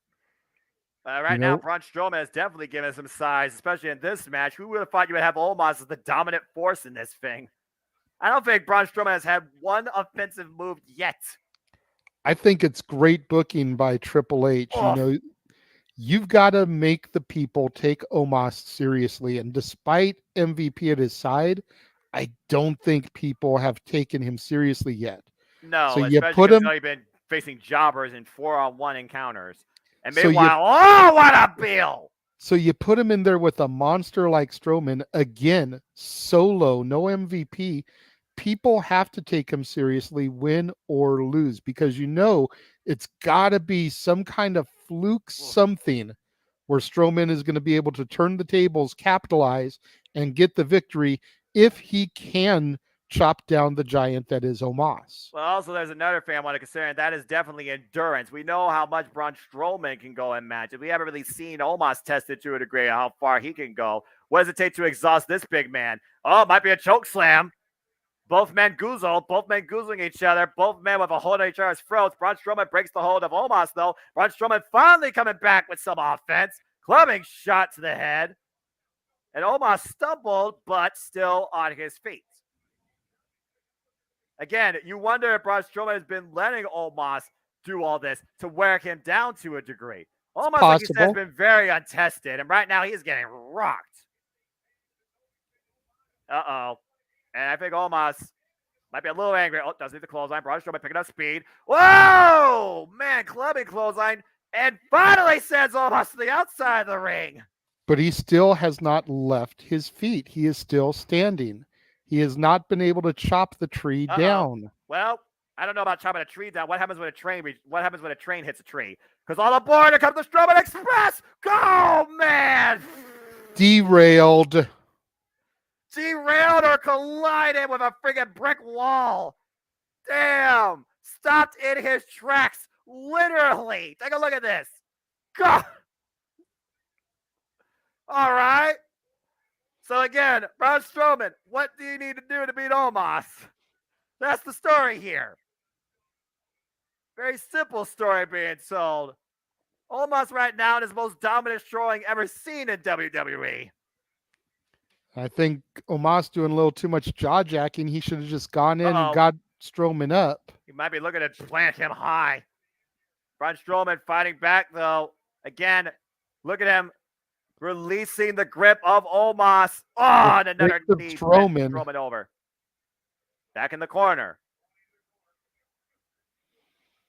Jaw jacking here by Omos. You can definitely tell how confident he feels tonight. Looking to follow up. Oh, and Braun Strowman gets out of the corner. And finally got Braun Strowman! Omos up on the shoulder. Running power slam. The cover. 1, 2, and Strowman wins. All it took was that one move. I don't know what resolve it took, but all it took was that one move. Braun Strowman slams Omos and gets the victory. I'm not going to lie, Noah. I'm a little bit disappointed in that finish. Yeah, right? I think it should have taken a little bit more than that to put Omos away with everything that he did in that match. Again, you figure about everything. This match was 90% Omos, and off just momentum, Braun Strowman was able to put Omos up on his shoulder and power slam him to the mat, hook the near leg for the 3. Yeah, I mean, that's insane. That one miscalculation there was all it took to put him away. And we say it all the time, you know, all it takes is that one lucky move and 3 seconds. But that I disagree about it being a weak finish for Omos. I actually think that made Strowman look weaker. Yeah, because again, Strowman had to use momentum. Think about this, JJ. He tried to do that himself with his own power at least twice. He used the running rebound momentum of Omos to finally lift him up on his shoulder and then plant him for the power slam. In a way, it made Omos look pretty strong. I gotta say, that was probably one of Omos, if not Omos' strongest showing to date on his own. Like I said, it was going to take that to make people take him seriously. And I think people are going to look at Omos a little bit differently now going forward. 34 brand new events on sale November 18th, WWE Live. Well, that was definitely for what it was lumbering, but Omos was protected as lumbering because, again, he was basically with a giant in his own right. And all the giant did was one move to get the 3 count on Omos. There was nothing else done. So, not bad. But again, as far as tonight, was it necessary? The jury's still out there. Well, it's been a hell of a show so far, Noah. Yeah, no kidding. And we still have 3 matches left, and they're all championship matches. Yeah. I have a feeling. And we're just going right into it. I was going to say, I have a feeling we're going to do the tag team match, then we're going to go to the women, then we're going to go to the main event. Time to get Uzi. The Usos Noah, defend the undisputed WWE Tag Team Championships. Have you been down since day one-ish? Oh, I've been down since day one-ish and before. Back when these two used to be rainbow-tied and doing the haku on the freaking stage. The Usos, the most dominant tag team in WWE recent memory. The undisputed WWE Tag Team Champions coming off recent successful defenses against the Street Profits, looking to continue their ongoing legacy in tag team wrestling in WWE tonight against the Brawling Brutes, Ridge Holland and Butch. After what the Bloodline did, sending a statement at the expense of Sheamus and his arm, we're going to see if the Brawling Brutes can bring enough of a fight tonight to dethrone the Usos. Will it be one and done? Raymond, John Cena already came back. You just can't see him. Ha! 483 days these two have had these blue and red straps. Seriously, get rid of them. And again, they have been unstoppable as a unit. But of course, as we saw a couple weeks ago, and I saw live, we saw what happened after Solo Sikoa and Sheamus had a banger as the Usos destroyed Sheamus's arm. Relentless chair shots. That was just the setup for him to go get married. We all know that now. Yeah, I know. Come on now. You don't have to be, a rocket science to see what that was about. Now, whether or not Sheamus shows up tonight is a whole different story. Highly unlikely in all likelihood, especially because guy can stay his honeymoon. But we'll see who does show up either on either side's behalf. It's no Solo Sikoa. And of course, Sami Zayn's not there because reasons. But also, we got to consider this. After Sami Zayn saved, let's just put it out there. Sami Zayn saved Jey Uso from the Tribal Chiefs rap. There's no doubt about that. Jey Uso is out to prove a point tonight. And there will be no excuses. Yeah. At some point, Jey needs to wake up and realize that Sami has saved his ass way more than he's hurt the bloodline. And he needs to acknowledge the honorary Us for everything that he is. Might not be honorary for much longer considering Jey Uso's behavior patterns. I am feeling Usi tonight. That's what the sign says. Well, yeah, you ready? You're in the mood for a fight? Because here come the Brawling Brutes. Yeah, it looks like they do have their own theme. That's pretty cool. The Sheamus Titantron. Pete Dunne and Ridge Holland. Ridge Holland with that nightstick type thing in hand. Northern Grit and British Strong Style together. Brawling Brutes with their first chance for the WWE Undisputed Tag Team Championship since coming on the stage of the WWE. And you got to consider how much they are fueled with the fact that they're following, let's just call it what it is, leader, friend, brute, bar guy, Sheamus, not in their corner tonight, how much that motivates them.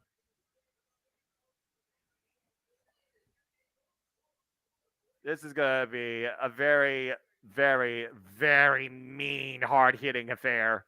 Of course, we recently saw the Brawling Brutes as a unit overcome Imperium in a good old-fashioned Donnybrook brawl back at Extreme Rules. Tonight, though, they're going to have to take things very seriously if they're going to beat the Usos. I'm digging those new Brawling Brutes shirts, too. I might have to figure out a way to get me one of those.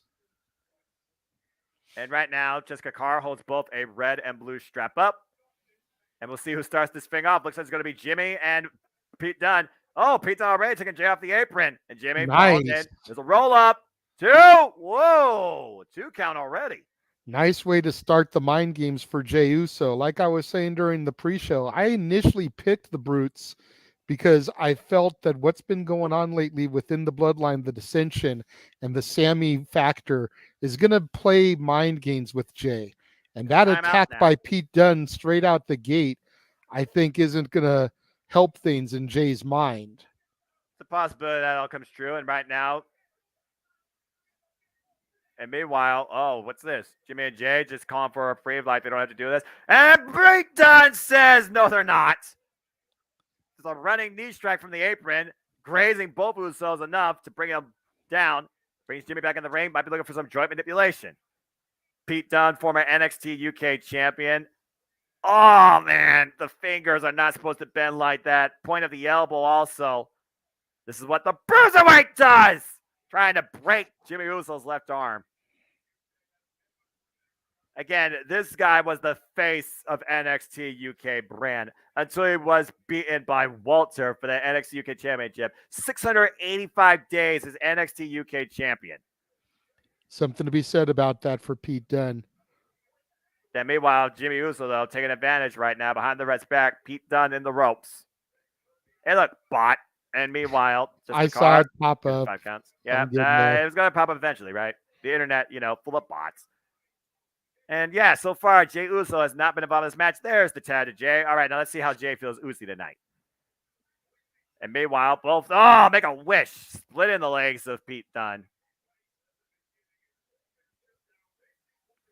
And right now, all that initial momentum by the challengers has been completely snuffed out For the by record, the Usos. For the record, no, it wasn't on my channel, so you may want to check your end of things and see if it was on your feed. But I've blocked them. Oh, interesting. I never check my feed because I'm always here. Because again, the multiverse. And right now, Jey Uso, he has been in a mood. Yeah, and he's too distracted. He's jaw-jacking the outside, the fans, and not paying attention to the ring. But they are still isolating Pete Dunne, though. So, I mean, there's that. Double team by the Usos right now. Jimmy, once again, legal. If you don't know which one's Jimmy, which one's Jey, Jimmy's the one with the red in the hair. There you go. There you go. And Jimmy's got a little bit longer hair. Jey's is shorter now. That's true. Again, you figure about the Usos, literally born in blood. They have been a tag team their whole life. Not just in family, but in the WWE. Multiple-time WWE tag team champions for both Raw and SmackDown. And right now looking for a bit of a nod to Rikishi Umaga. Oh, Pete Dunne, though, blocks it, though. Out of the second rope in the corner. Satellite DDT! And that might be the moment that Pete Dunne needs to make the tag to Ridge Holland, who is still heavily unproven in the WWE. Take a look at the replay here. Got all of it. Duff! Ridge Holland looks like he made his elbow pads out of MJF's scarf.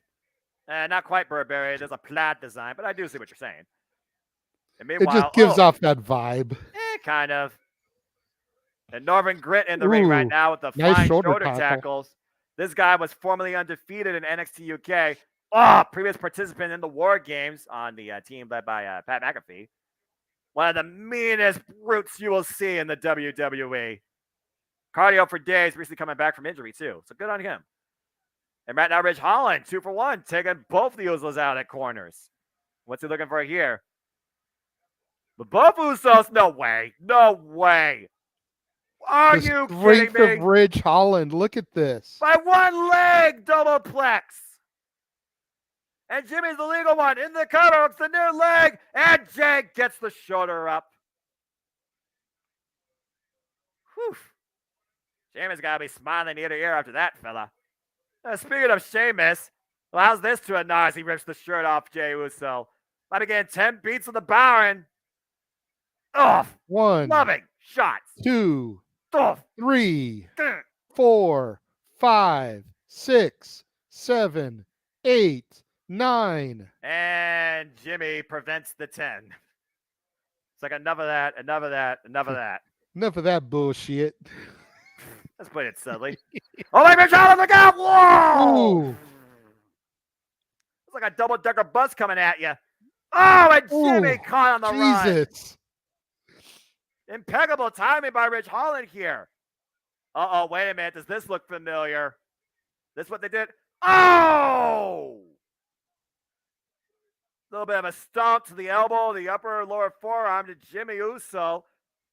A little bit of payback for what they did to Sheamus. Kick to the midsection, though. Pop-up uppercut, though, by Jey Uso. Jey Uso trying to take control of Ridge Holland, though. Uh-oh, got him up. What's he looking for here?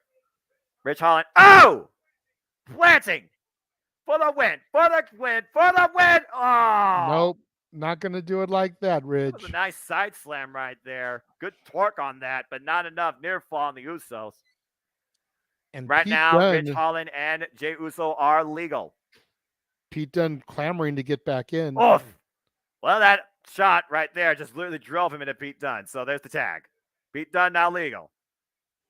Yeah, I don't know when they're going to change his name back. I saw that comment. Again, WWE, lazy creative. And dumb name conventions. And Pete Dunne out of the corner on the second rope. Ooh, good awareness. Knew that Jay was going to try and kick him. Beautiful moonsault. Coming for the win for the championships. Oh! I actually remember reading an interview probably about a month or so after Pete Dunne got moved up to the main roster and given the name Butch. And he actually said in the interview that he didn't mind the name change. So if he's cool with the name change, we need to kind of get over it too, I feel. Fair point. But then again, also being a company guy, maybe you just say stuff because, you just say stuff. Doubles super kick by the Usos. Oh, and there's a headbutt. There's a super kick to Ridge. Pete Dunne integrated to Jimmy. Jimmy with the super kick to Butch. It's a super kick party here in this tag team match, but you also got to think that if it mattered enough to him, considering all the names they've changed back, that they would have changed him back. True. And look at that. Butch caught Jimmy looking for a triangle. And he's bending the fingers back at the same time. That's double trouble there. Injury. Oh my gosh, make a wish. Jimmy trying to prevent the fingers from being broken. There's the tag to Jay. Butch still firm hold. And meanwhile, ooh, Jesus. Lifts it up into a super kick. That forced the break. Super kick power bomb there. Yeah, nice combination. Team. And it might be looking for the double splash. They put away many teams with this. Both Usos in their respective corners. Double splashes. Messy but effective. Covered by Jay. Ridge breaks it up with the save. Good timing by Ridge Holland, able to get in there and save his partner. Take a look at the replay here. Double splashes. Look at the knees of Jimmy hit first besides his body. Either way, Ridge Holland made sure that it was not a 3 count. This match continues. And Pete Dunne still laid out in the middle of the ring. Pete Dunne and Jey Uso, the 2 legal men. Jay back to his feet. And right now we have to wonder again, considering that Roman Reigns will be in the main event defending the Undisputed Universal Championship against Logan Paul. See how Jay right now, jaw-jacking Butch. Is Jay feeling oozy? I don't know, but he's about to feel some joint manipulation. The bad hand. Oh! Ooh. And broken fingers and digits tagged to Ridge Holland. Thanksgiving is in a couple of weeks, but Pete Dunne made a wish there this evening. Yeah, no kidding. At the expense of Jey Uso's fingers, Ridge Holland, though, got Jay up. White noise! White noise! The cover! 1, 2, whoa! That was so close. I thought they had it there. If they had gotten it, I would have been mad for changing my pick, Noah. I would have been. I'd be the sugar of the night, to say the least. And right now, the Brawling Brutes sending Jimmy out into the WWE Universe. Brawling Brutes firmly in control. Tag made to Butch. This is the best chance the Brawling Brutes have. There's the kick. There's the slam. There's the cover. Jessica position. 1, 2. Jimmy somehow saves it.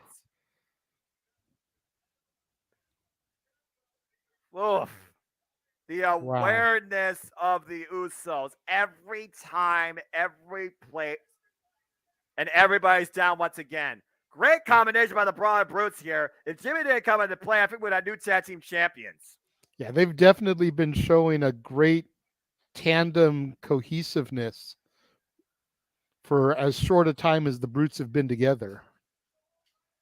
Crowd chants of "This is awesome," and I agree. This has been quite a show tonight. Again, Riyadh, Saudi Arabia. This is Crown Jewel. The WWE Undisputed Tag Team Championships are on the line, and all 4 men rising to their feet.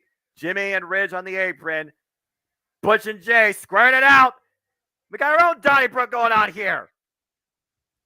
Oh, double super kick to Ridge. And Butch from behind, but there's a black tag to Jimmy. You crazy for that one, Psycho Jed White. Oh, super kick. And meanwhile, Jimmy is about to trip over his own shirt, almost looks like. And meanwhile, what the hell is this? Elevated Avalanche 1D! Cover 2! Usos retain! Jeez!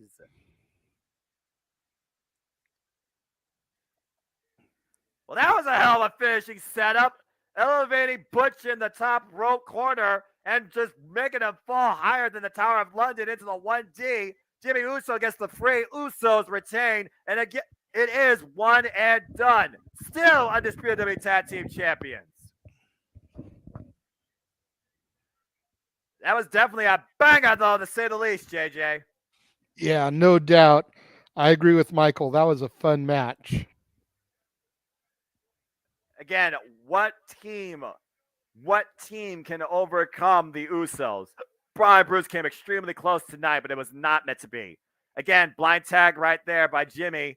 Jay knocked out on his feet. Butch ascends to the top rope, eats a super kick, jumping super kick, might I add. Then elevated, flat jab position, falling down into the 1D, and Jimmy Uso in the fall for the 3. And so their illustrious reign will continue. At least until SmackDown, when the New Day has the opportunity to stop the reign before they can eclipse them. If they eclipse the New Day, there is no stopping the Usos in the WWE because the New Day is the only team that comes close enough to family, brotherhood, and tag team chemistry. New Day, this might be your last chance. Usos, this might be the last obstacle. But we'll find out on Friday Night SmackDown. For tonight, the Usos retain. Acknowledge that. Whew.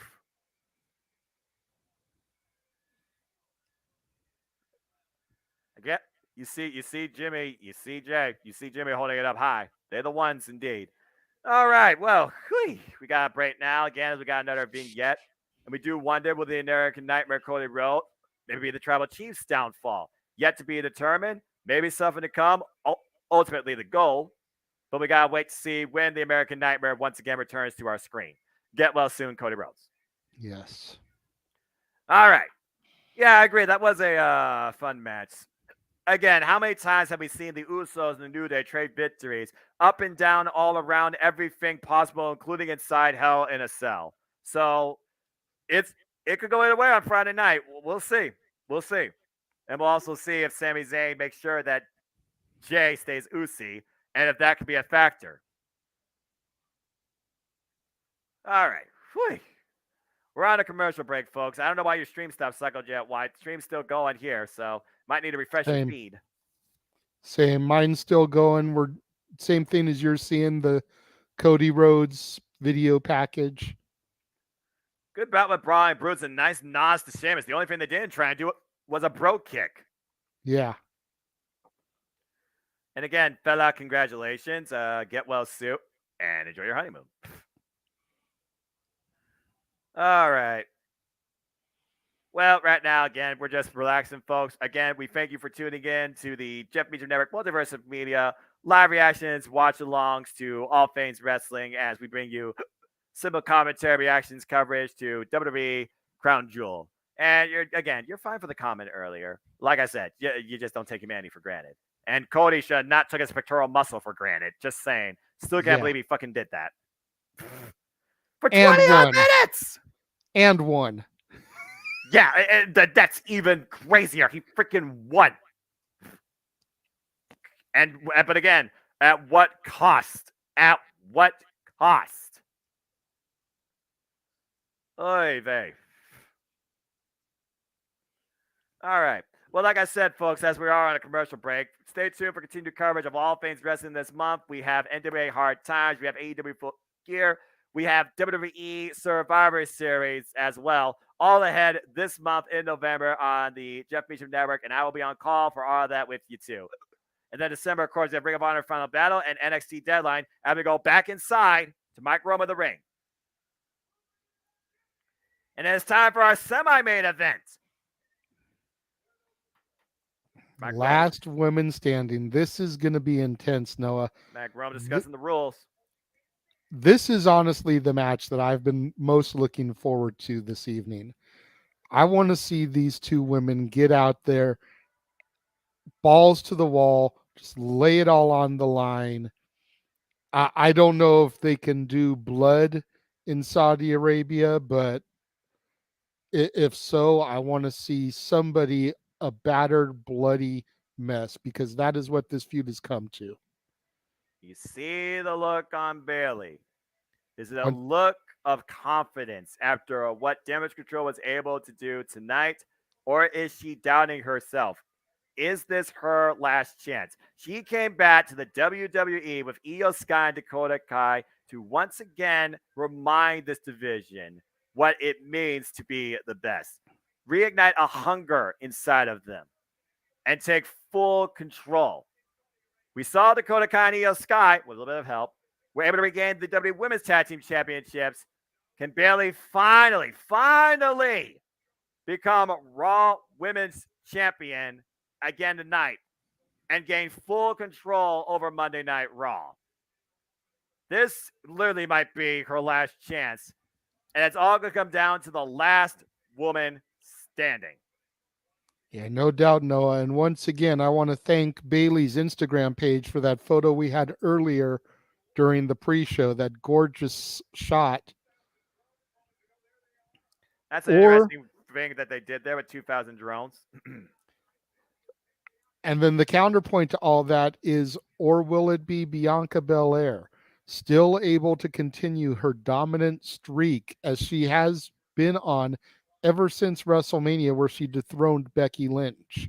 But to put that in perspective, JJ, Bailey already has 2 pinfall victories over the EST in non-title affairs. I was going to say, but she hasn't been able to beat her when it mattered. You figure where it matters the most. You figure ever since the Royal Rumble in 2021, Bianca Belair has been on this tear.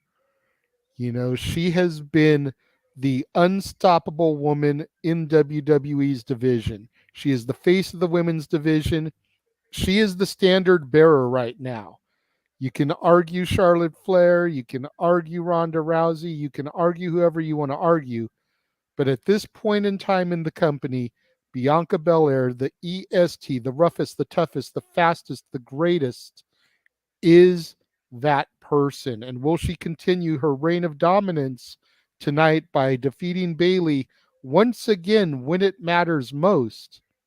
Or will Bailey finally be able to get that victory that she's been searching for ever since her return at SummerSlam? Well, either way, both of these women are definitely making history. First ever last women's standing match. Women's championship contest here in Saudi Arabia. We go down to the ring. Mike Rome with the introductions.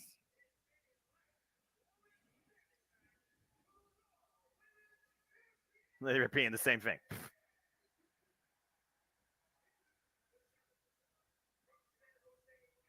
California. Once again, Bailey looks like she went to the same skydiving place that her teammates did. That just goes to show they're on a united front. And Bianca, much like Rhea, at least her outfit looks like it's fitting of her character, something she would legitimately wear. Red and purple. I like the little dangles there on the EST down the front of her outfit too. It's a nice little touch. Yep. And again, this is last woman standing, folks. There are no pinfalls. There are no submissions. There are no disqualifications. The only way to win is to make sure you literally weaken your opponent to the point they cannot answer at the count of 10. And the last woman standing leaves Raw Women's Champion. Again, Bailey has already owned 2 pinfall victories over Bianca Belair, but in non-title affairs. Bianca Belair has already beaten Bailey in a ladder match for the Raw Women's Championship back at Extreme Rules. And ever since SummerSlam, Bianca and Bailey have been going at each other's throats. This might be their final encounter. Bell rays were underway.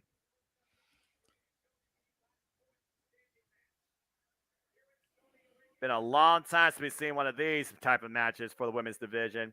First ever in Saudi Arabia. Both women realized the stakes tonight, realized the pressure.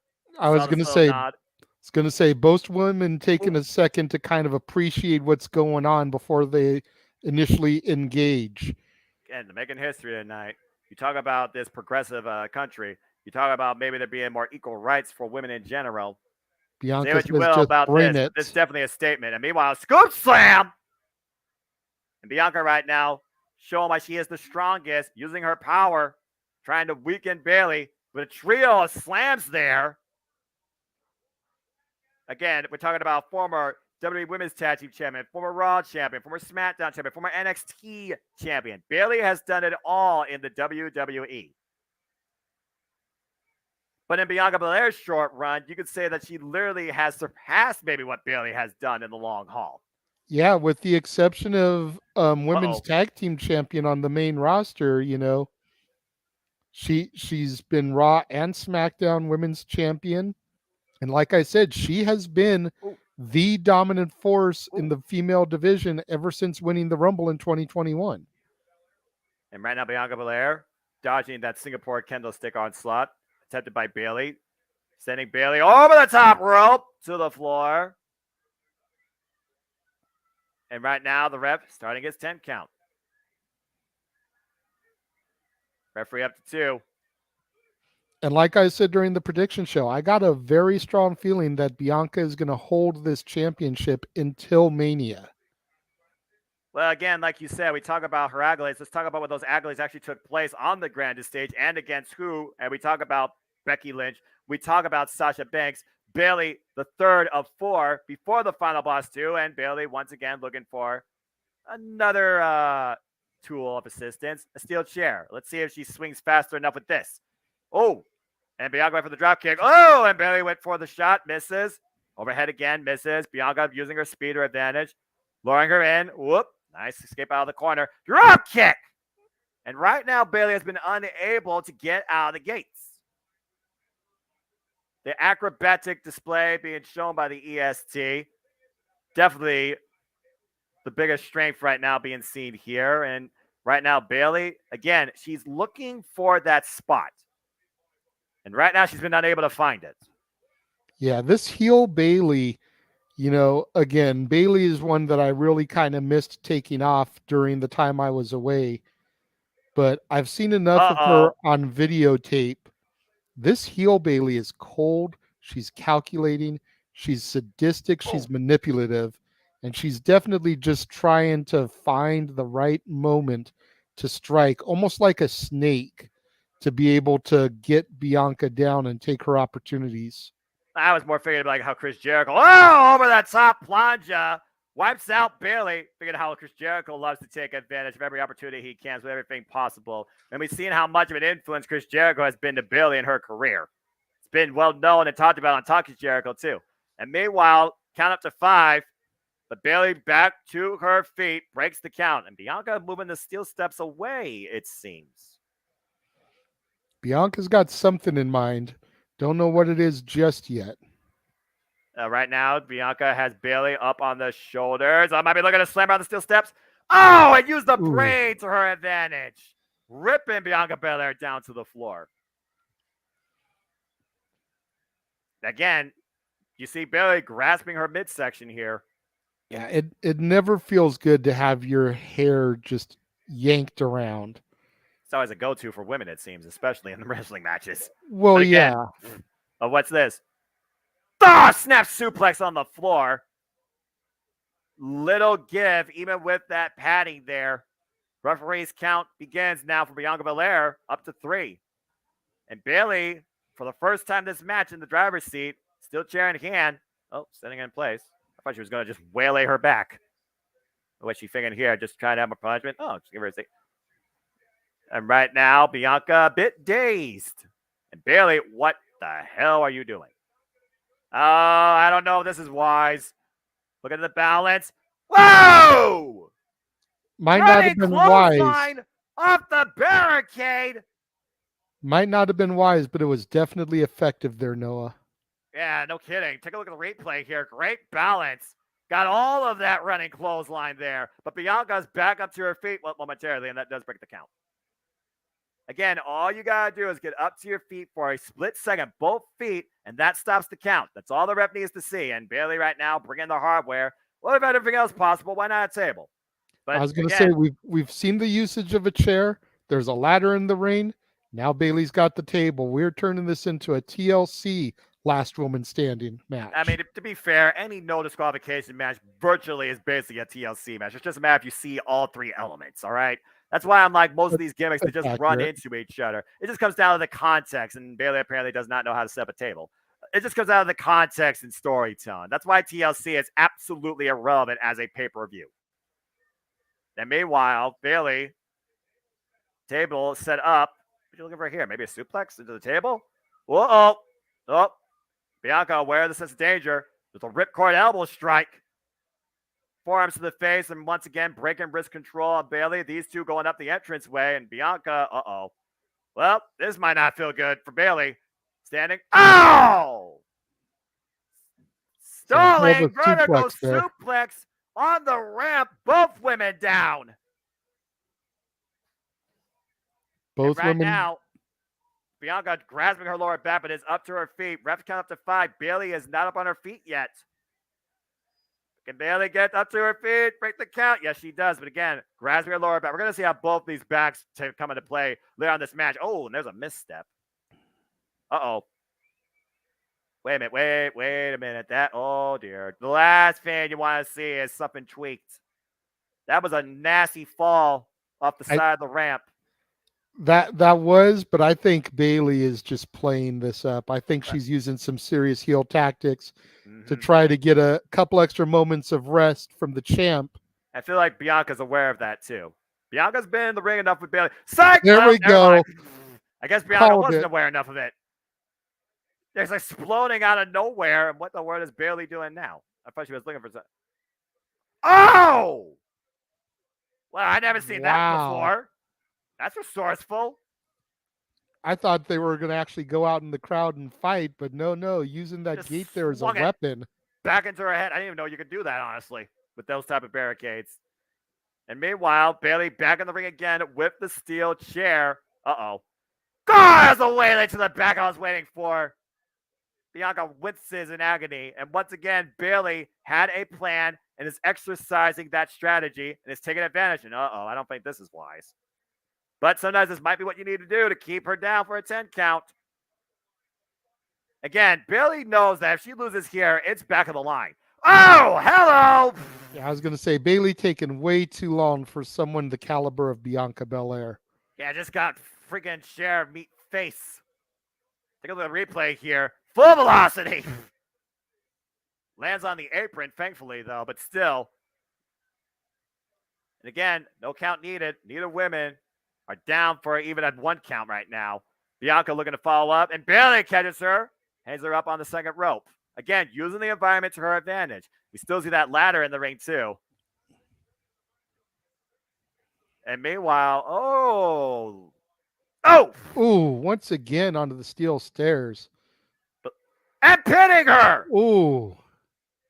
And Bianca just slumps down. And now Bayley using the ladder try to trap her. I mean, it's not touching the steps, but I guess, you have to lift. The ref can't see the feet, then that could count. Up to a 5 count. 6, 7. Pretty fast, actually, it looks like. Oh, and again. Kendo stick. Kendo stick melee. Wrapped, literally, Bianca's been caged. And Bayley's been unleashed. Again, Cole and Bayley are not on the best level of a relationship. I was going to say, Bayley getting in the face of Cole and Barrett now. Well, everyone hates Michael Cole, as the proverbial saying goes.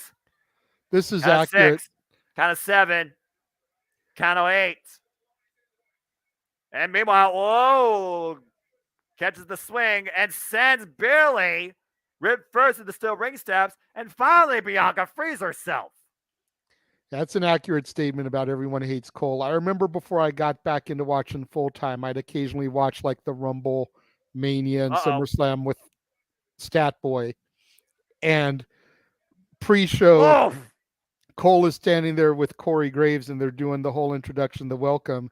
And I'm like, who is that jabroni just standing there? And Mikey, not knowing that I knew, was like, oh, that's Corey Graves. I was like, no, I know that. The one next to him, referring to Michael Cole. Well, I also know Bianca Belair just spine busted Bailey on the steel ring steps. Ref count up to 5. That was nasty. There's no give on those steps. Count up to 8.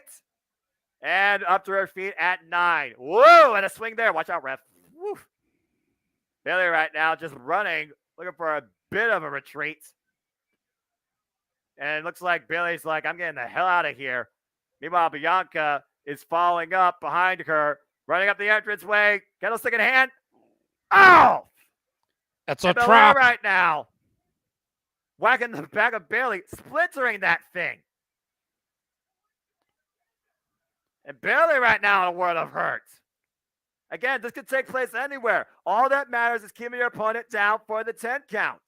But Bianca has to be aware that by going up the ramp, getting close to the backstage area, she leaves herself vulnerable for damage control involvement. Well, how about that Bailey to Bailey with no give on that friggin' entranceway? You heard the thud? Again, Bailey luring Bianca in, but both women are down. Count of 4. Bianca's barely moving, too. There was Bailey's no give on that Bailey starting to to get up. Jeez. 7, 8, 9, and Bianca makes it back up to her feet as well. This match continues. Look at the replay here. Listen to the fun. Boof! Oof. You heard it go. Doof. Devastating. Like the wind just literally was just taking out Bianca Belair. Her whole body just collapsing on her. But again, not enough to keep the EST down for the 10. Ah, gosh, that thud. That's going to be in my head for a while.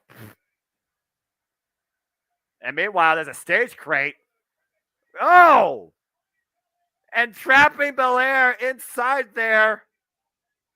If she can't make it out of the case, she can't stand up. Bailey might literally take it. It's We definitely might be closing smart. It on the champion. Count Smart to 5. strategy by the challenger. 6, 7, and Bianca launches herself out of there. I guess Bailey didn't lock it. Oh, but the braid. Ooh, was trapped inside there for a moment. That could have been devastating. Yeah, it could have. Well, right now, Bianca might be seeing red, and Bailey, Look out, look out, look out! Whoa! Ooh. Just sidestepping that freaking stage crate. And meanwhile, up on the shoulder. Got her up. Is it time, Noah? Nope, counter. And meanwhile, Bailey, a crossface. The crippler crossface by Bailey. On the stage, but again, doesn't matter if you tap out. There is no submission. But this is great resourceful strategy. Wearing down your opponent. Arm trapped in between the legs. Bianca can't breathe, can't reach ropes, can't break the hold. And literally, Bailey screaming for Bianca to give up. And Bailey might have just submitted herself to the next Raw Women's Champion. Bianca will not quit. Well, she may not quit, but her body might. Referees count up to 3. Once again, Bianca rolling, but not on her feet. There's a 5. I don't know if Bianca even knows where she's at right now. And back up to her feet. Barely. It's a 7 count. Well, where'd Bailey go, though? What the hell? The damn golf cart? What is this? Bianca! I give Bailey massive points for creativity here. Oh, I'm about to say freaking DUI in freaking Saudi Arabia, driving under the influence, become Raw Women's Champion, trying to run Bianca over with a golf cart. Did not expect to see that here tonight. You don't got to worry about DUI in Saudi Arabia. It's Bailey, not Jey Uso. That's a good point. And meanwhile, Bailey on the top of the golf cart. Bailey has lost her damn mind. That's all I gotta say about that. She's lost her damn mind. Or has she? And right now, Bianca off. Bianca cutting her off, and both women on top of the golf cart now. What in the hell? Ground and pound. Bianca just taking her frustrations out on the face of Bailey. This is not Happy Gilmore, clearly, but still. Then meanwhile, Bianca just literally slamming Bailey face first to the roof of that golf cart. And where the hell you go? Well, I guess I know where Bianca's going right now. She's going to take Bailey for a ride, whether she wants it or not. Oh, boy. Bailey, don't let go of that roof. Uh-oh. All right. Well, here we go. Full throttle into the ring. Nowhere to go. They see me rolling. They hate. Just stop in front of the table. Well, at least she was riding clean, not riding dirty. And Bailey once again grabs the braid. And right now, Bianca, look at her. Oh, man! The table didn't break, though, Noah. But Bailey might have her back freaking no give on that table. Oh, gosh. And the referee starts his 10 count again, up to 3. That was just mean to the spine. And Bianca giving Bailey a seat on the apron. And Bianca now has Bailey up. What in the world? Uh-oh. Well, it didn't break before. It's going to break now. Power bomb through the table! That's got to be it. That table split damn it half down the middle. And right now, let's count to 5. Bailey is not moving. We're at 7, 8, 9. Can she make it? As she does with the help of a broken piece of the table. What is it going to take for one of these two to stay down for a 10 count? Again, that table, if that table wasn't there, this would have been over. And I feel like Bianca right now is just trying to figure out something. Bringing some chairs into the ring. Oh, good grief. I know Liv Morgan likes to go crazy with chairs. Bianca, you're supposed to remain the cool list under pressure. This is not a good sign of that. Got 3 chairs, 4 chairs in a pile, not a very nice looking bed here. No. And meanwhile, Bianca got Bailey up again. Ah, plants her on the chairs. Little underwhelming, not what I expected, but effective nonetheless. And now she's got a chair up on her torso, and uh-oh. Well, sometimes you got to put your own body at risk to surpass the rest. Bianca up on the top rope. We've seen her do this before. And Bianca might break here. She's not careful. 450 splash. Bailey rode out of the way. And Bianca collides into the chairs. Oh, man. The last possible second there, JJ. Now, Bianca worse for wear as the ref stars count. 7, 8. Bailey may be the next world champion. 9. Oh, that was close. Too close for comfort, Noah. We still got the ladder. Bailey's going for something here. What is in that sadistic brain of hers? And again, the only thing that limits you here is your imagination, it seems. As we've seen everything from a golf cart to a stage crate. And I didn't think I was going to see those things here. And meanwhile, Bailey and Bianca both on their feet off. And Bailey makes Bianca eat a chair in the midsection. And again, unloading all that anger, all that animosity, all that bitterness to become Raw Women's Champion. Not to the same extent of Triple H and Undertaker back at WrestleMania 27, but still. And meanwhile, Bailey with the chair. What is she thinking here? Gonna get Bianca a seat again? Oh! That was on the top of the chair. That could have just friggin' clutched her throat. What the hell? Oh! Look for Rosebud. Then meanwhile, Bailey up on the shoulders of Bianca. Uh-oh. KOD on the top of the chair. But not enough for Bianca. No, no, no. And now she's trying to trap her, crush her underneath that ladder. And literally pushing her underneath the bottom rope. So there's no way to lift it. Bailey is trapped. This might be it. Count of 2. Again, there are no rules. There's resourcefulness here. 5, 7, 8, 9, 10. That's it. Bianca retains. That's what's Innovative, up. resourceful finish, pinning Bailey underneath the bottom rope inside a ladder. She was unable to get out in time to her feet to answer the rest 10 count. Bianca Belair still Raw Women's Champion. And still. That's what's up. The EST stands once again in victory and has once again outsmarted Bailey. Take a look at the replay here. Look at this messy landing on the KLD, though. Bailey tried to move the chair out of the way and ended up paying for it even worse. And that landing, that midsection just compromised too much for Bailey to make her way up to her feet. Bianca was ready too, but you see the adulation on the EST. Finally putting down Bailey for the 10. Congratulations, Bianca Belair. Still the Raw Women's Champion.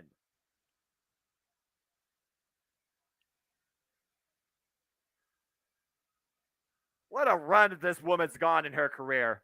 And what a tough break once again it is for Bailey. Damage Control remains without full power as the EST remains the champion of Monday Night Raw. Again, who can beat Bianca Belair? She proves that she can be the most resourceful now at this point. She is the smartest among being the strongest, the fastest, the quickest, the toughest. And still the EST of WWE as Raw Women's Champion. And without question, as of right now, she is the greatest in the women's division. Yeah. Well, right now we're on a commercial break as they talk about community-based activities here. WWE always gives back when they go to these different cities and countries. It's always nice to see them out there showing their support, engaging the community, as you said, the children. It's cool to see them still doing the Be a Star campaign. Taz O'Neill, the global ambassador. That's the proprietary leader in all of this.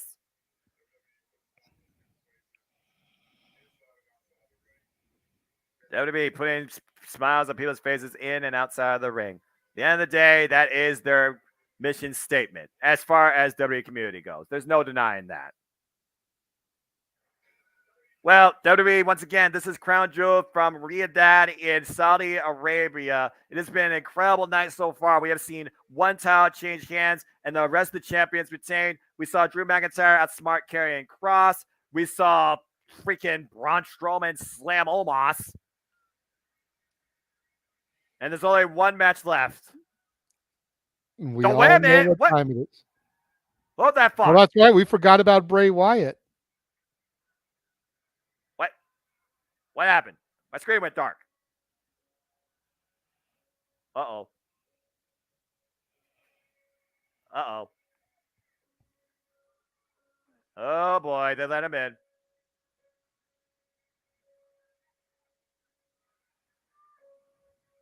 What are we about to see or hear out of Bray Wyatt?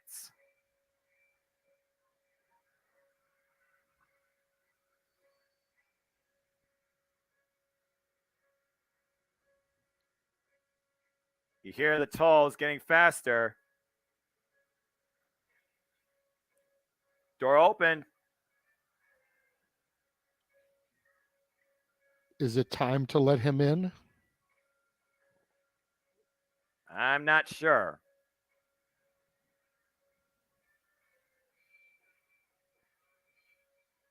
This is the longest intro I've seen. That didn't belong to The Undertaker. Yeah. Accurate. Accurate.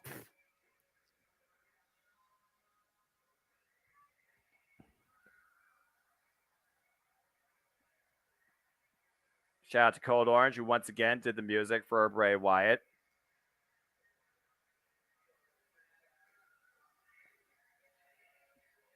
And there's that bizarre symbol. And there is Bray Wyatt. What are we about to hear from this guy?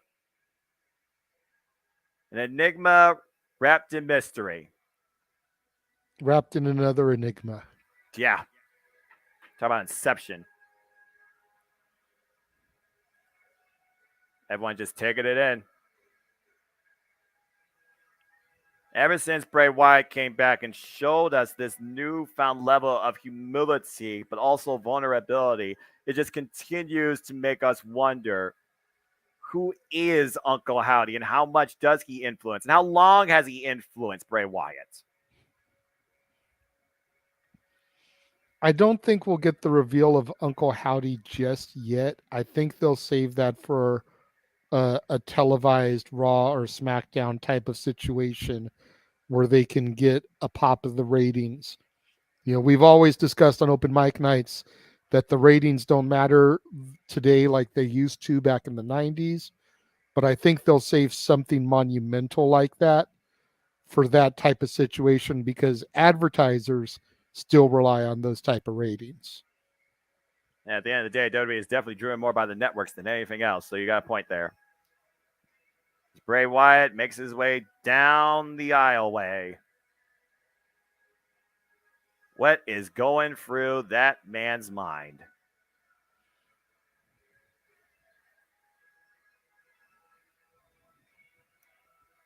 It's a nice extended version of the song we're listening to.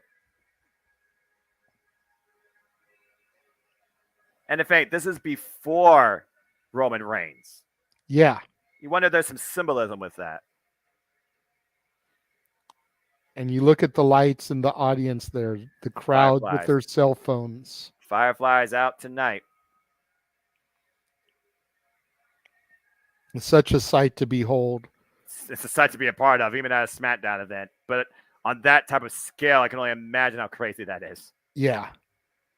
It's like, I've seen stuff like that at concerts. Back in the days, it used to be people in their lighters and everything. But in the modern days of technology, it's everyone's flashlight on their cell phones now. Yep. But man, it's still a breathtaking sight to see. Oh, no doubt.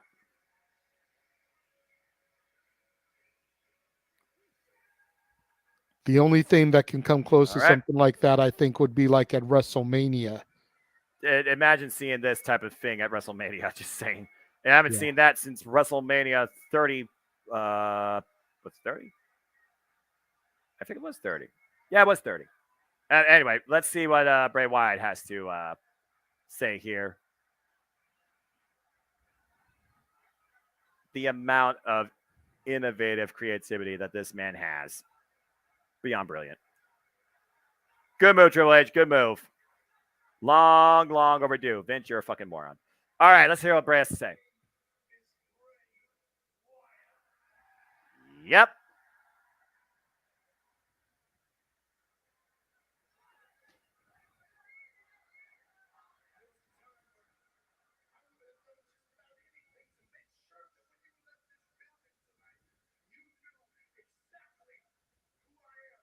Everyone knows exactly who you are without even doing anything.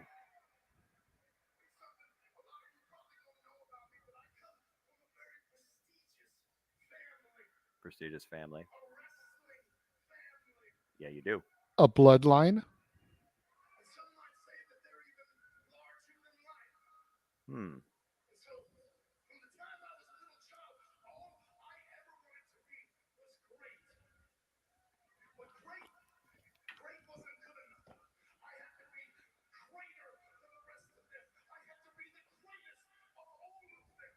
Better than all the rest. Simply the best.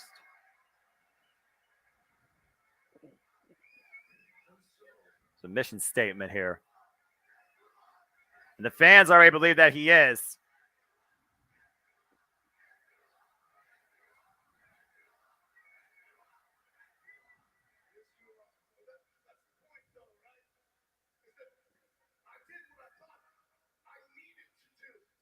Right.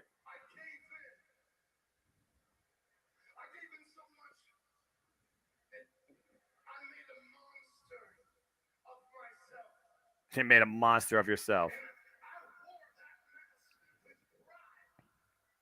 The Fiend. Talk about the Fiend.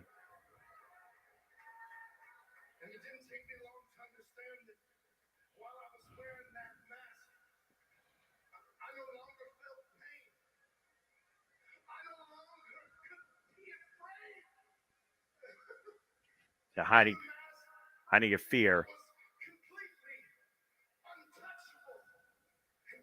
He was.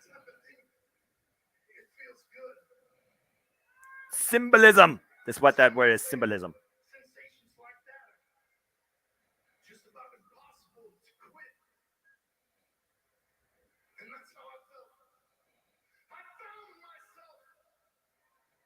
He found himself.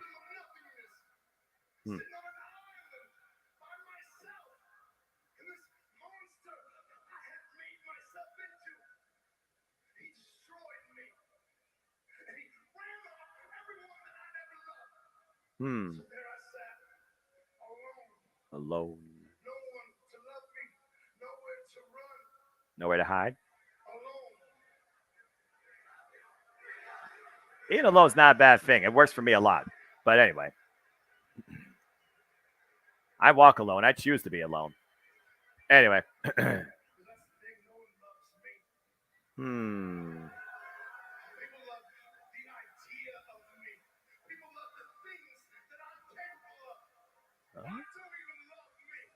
Ooh.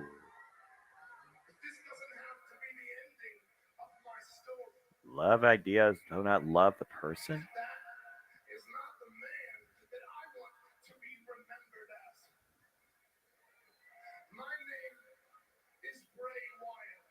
How would you remember it? Huh.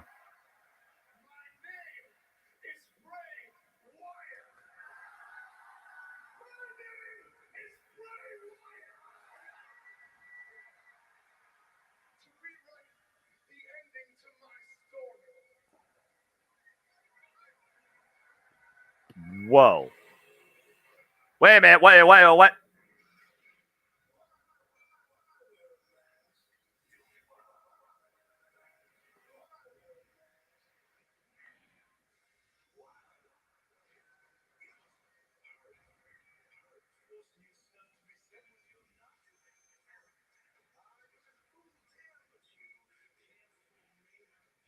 Uncle Howdy.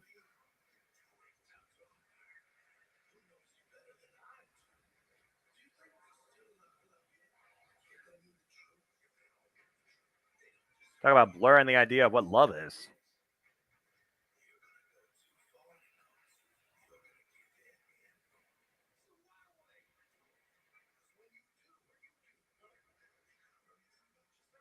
That symbolism with the freaking title of this song, Shatter. Bray Wyatt might shatter from within sooner rather than later.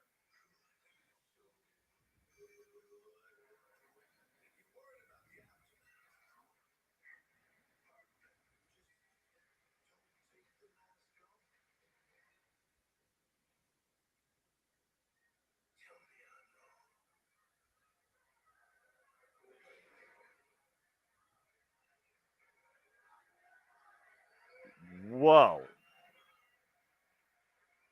Again, Uncle Howdy. Is that the manifestation inside Bray Wyatt? JJ. Damn, that was deep. Yeah. Psycho Jed White, yes. I'm talking about smoking lighters.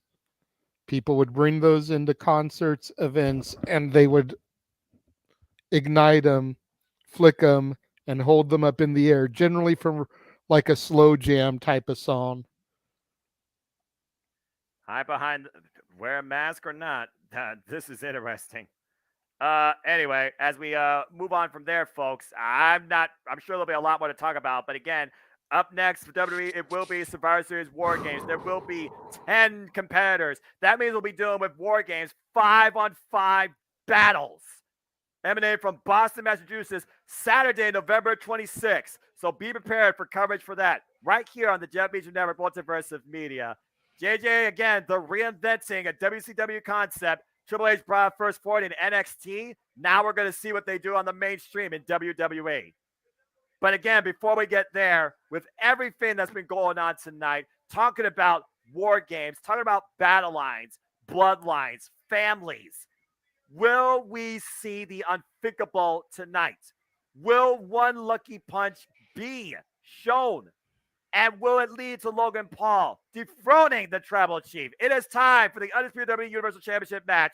Roman Reigns and Logan Paul, your main event for Crown Jewel tonight? Well, to answer all those questions, I think it's a resounding no, Noah. But at the same time, we said it a couple times here tonight. All it takes is one move and 3 seconds. Could Logan Paul land that one punch that puts the tribal chief on his back? Well, we've seen Logan Paul already drop one lucky punch against Sami Zayn and Jey Uso. He claims that he could drop the tribal chief with one. That remains to be seen. Sami Zayn learned the hard way.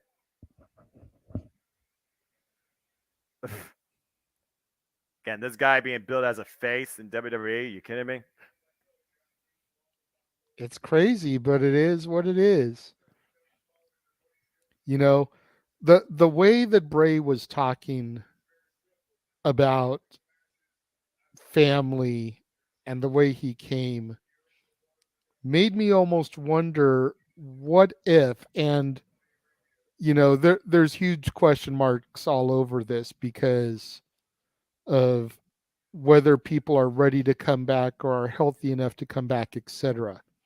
Right. But what about a team of Bray Wyatt, Braun Breaker, Cody Rhodes, Randy Orton, and maybe even The Rock to take on the Bloodline? All men who come from dynasties in their own right. All men who come from their own bloodlines. You hear what Shawn Michaels just said here. If he chokes, he's done. Is there a chink in the armor of Roman Reigns? Is it physical? Is it mental? Is it his family? Is it some other factor? We saw on the graphic what sort of outside parties could come into play here or could be at ringside. And I saw live Logan Paul drop Jey Uso, and I nearly barfed. Again, the tagline of this match, one lucky punch. Logan Paul with the desire to be the absolute best, and Roman Reigns simply talking about, you should acknowledge me knocking Logan Paul out. The Miz learned that the hard way. Again, he says nobody is on his level. You said it yourself, JJ, Roman Reigns, God level, level above the rest. Here we are at the press conference yesterday.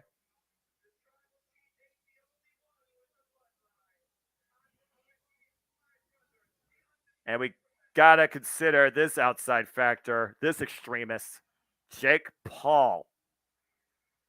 And did you see the look on Roman's face when he announced Jake Paul? Mm-hmm. Oh, boy. I don't know how I feel about this. But again, at the end of the day, Roman Reigns is not about the decision. It's about the story. Absolutely. And regardless of what happens here, they're going to put on a hell of a match. And it's going to be your longest match of the night. I don't know about that. Because we don't know how far Logan can truly go in the ring. But yeah, that's true. But also, let's think about this. As far as going in the ring, this is a WWE ring. It's not about how far you can go physical. It's as far as you can go mental. This match is more so storytelling because the only physical move we need to see here that's being manifested or challenged is one lucky punch. As Logan Paul looks to stand above all the rest tonight, making one hell of an entrance here, as only he can, coming down from a throne up high above the arena. If nothing else, Logan Paul is a showman. And we discussed it during the pre-show, Noah. Out of a lot of the celebrities that have come through the WWE, Logan Paul is one of the very few that gets it, that's willing to put in the work. You saw him training with Shawn Michaels and Shane Helms. He gets what it takes to be involved and is willing to make the commitment, much like Bad Bunny did, much like Stephen Amell has done. both in WWE and in AEW. You know, and then you think about some of the celebrities that come through, and it's just kind of, eh. Logan Paul, for better or for worse, is willing to commit to the business of professional wrestling, of sports entertainment, and he should not be taken for granted, regardless of your personal feelings towards him. Again, you heard what commentary Michael Cole was saying about Logan Paul. And like you said, talking about being dedicated to business in and out of the WWE. He's been dedicated to the sport of not only wrestling, but boxing. Went 8 rounds with Floyd Money Mayweather. And so far, underneath his WWE career, he has beaten The Miz at SummerSlam. Yep. In his only other one-on-one match so far, he is victorious. And you got to address the elephant in the room here, too. Cape Rayer brings it up. Win or lose, could Theory be cashing in tonight? He gets knocked out by Jake Paul. Calling it now. Possible. Again, for Logan Paul to beat Roman Reigns, he has to do the impossible. He has to find a weakness and land that one lucky punch. If he can do those 2 things tonight, then 1 out of a billion chance, Logan Paul could very well leave as WWE Undisputed Universal Champion and shock the world.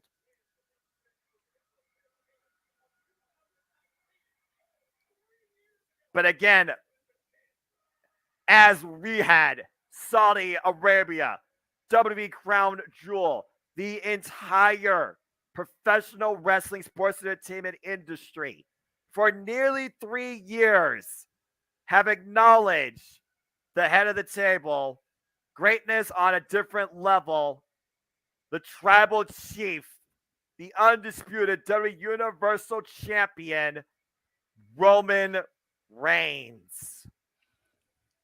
To beat this man is unthinkable. To knock out this man, for Logan Paul, it might be possible. But to have the chance to do that, that is what is the question right now that has no real answer. Can he find the moment to land that one lucky punch? Or will Roman Reigns once again prove that I can knock anybody out?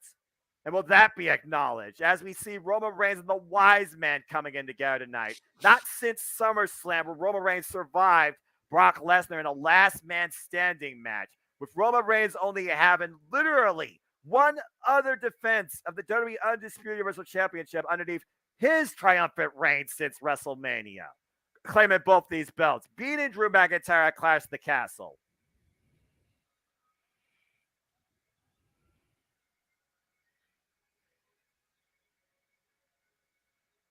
We have not seen a figure like this on this level of dominance in WWE history since I can remember.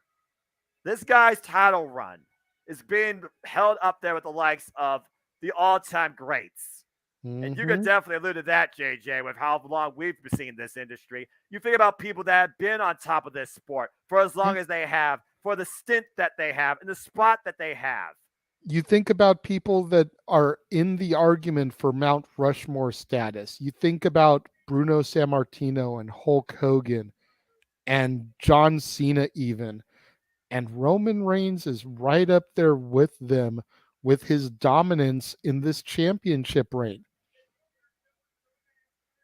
And it's not something that should be taken lightly. And whether CJ wants to admit it or not, Roman Reigns is somebody who deserves to be acknowledged.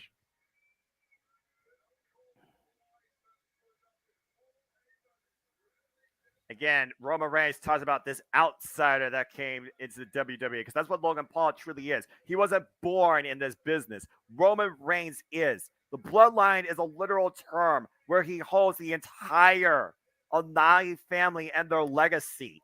Still to this day, he leads that incredible legacy of history. The likes of the Royal Samoans, Umaga, Rikishi, the Usos that are now alongside with him, and of course, Dwayne "The Rock" Johnson. Rocky Maivia himself.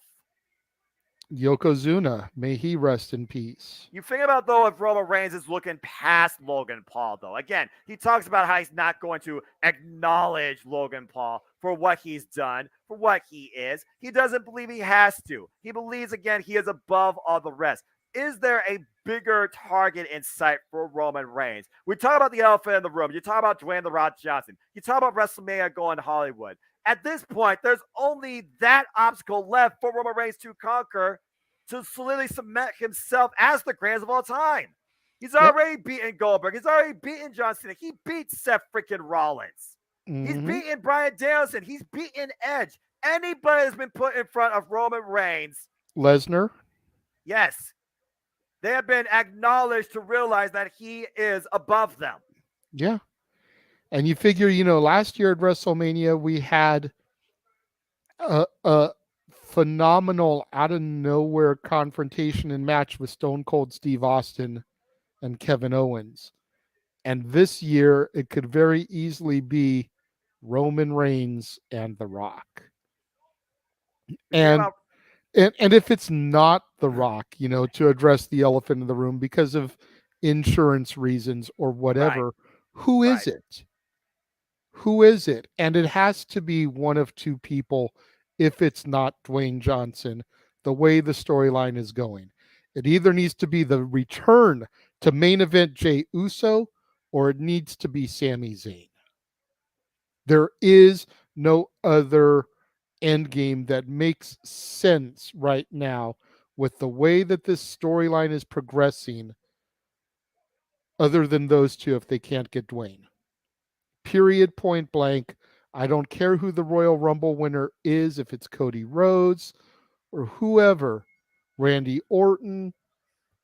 Those are the only two names that make sense with the story if it's not The Rock, because it has to be family versus family in the main event. Well, we'll talk more about that later, as right now we go to Mike Rome with the introductions.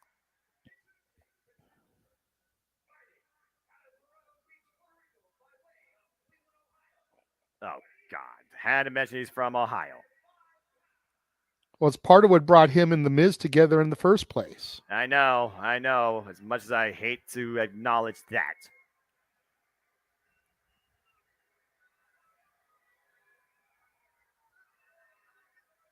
Raised on God level. The confidence Logan Paul must be on another level. And where's Jake Paul, conspicuous by his absence? The wise man out there with the tribal chief. But for all the hype they put behind Jake Paul being there and being there to support Logan, it's nowhere to be seen. Wait till the bell rings is all I gotta say, man, because we are going to be in for a long match because Roman Reigns is going to dictate that. Guarantee you. You figure about the people that Roman Reigns is now in the class of as world champion based on his reign. The likes of Bruno Sammartino, the likes of Pedro Morales, the likes of Hulk Hogan, and one other name that I can't figure right now. Looking for 798 days as the WWE Undisputed Universal Champion, despite the fact he won the other title at WrestleMania this year.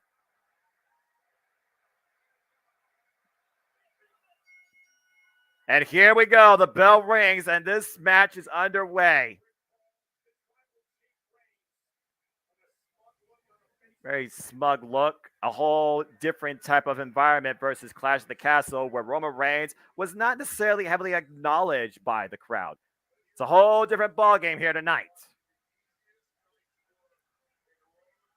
And I would not call this an easy night's work by any means. Again, Logan Paul, like you said, he has the dedication. And that says a lot when you're in the ring with Roman Reigns. Continental tie-up to kick us off. And so far, Roman Reigns looking to establish his dominance, control in the ring. Smug, lackadaisical look. As all of Saudi Arabia seems to acknowledge him. And again, Logan Paul. It's one of those things like, okay, can Roman Reigns rattle Logan Paul to a degree?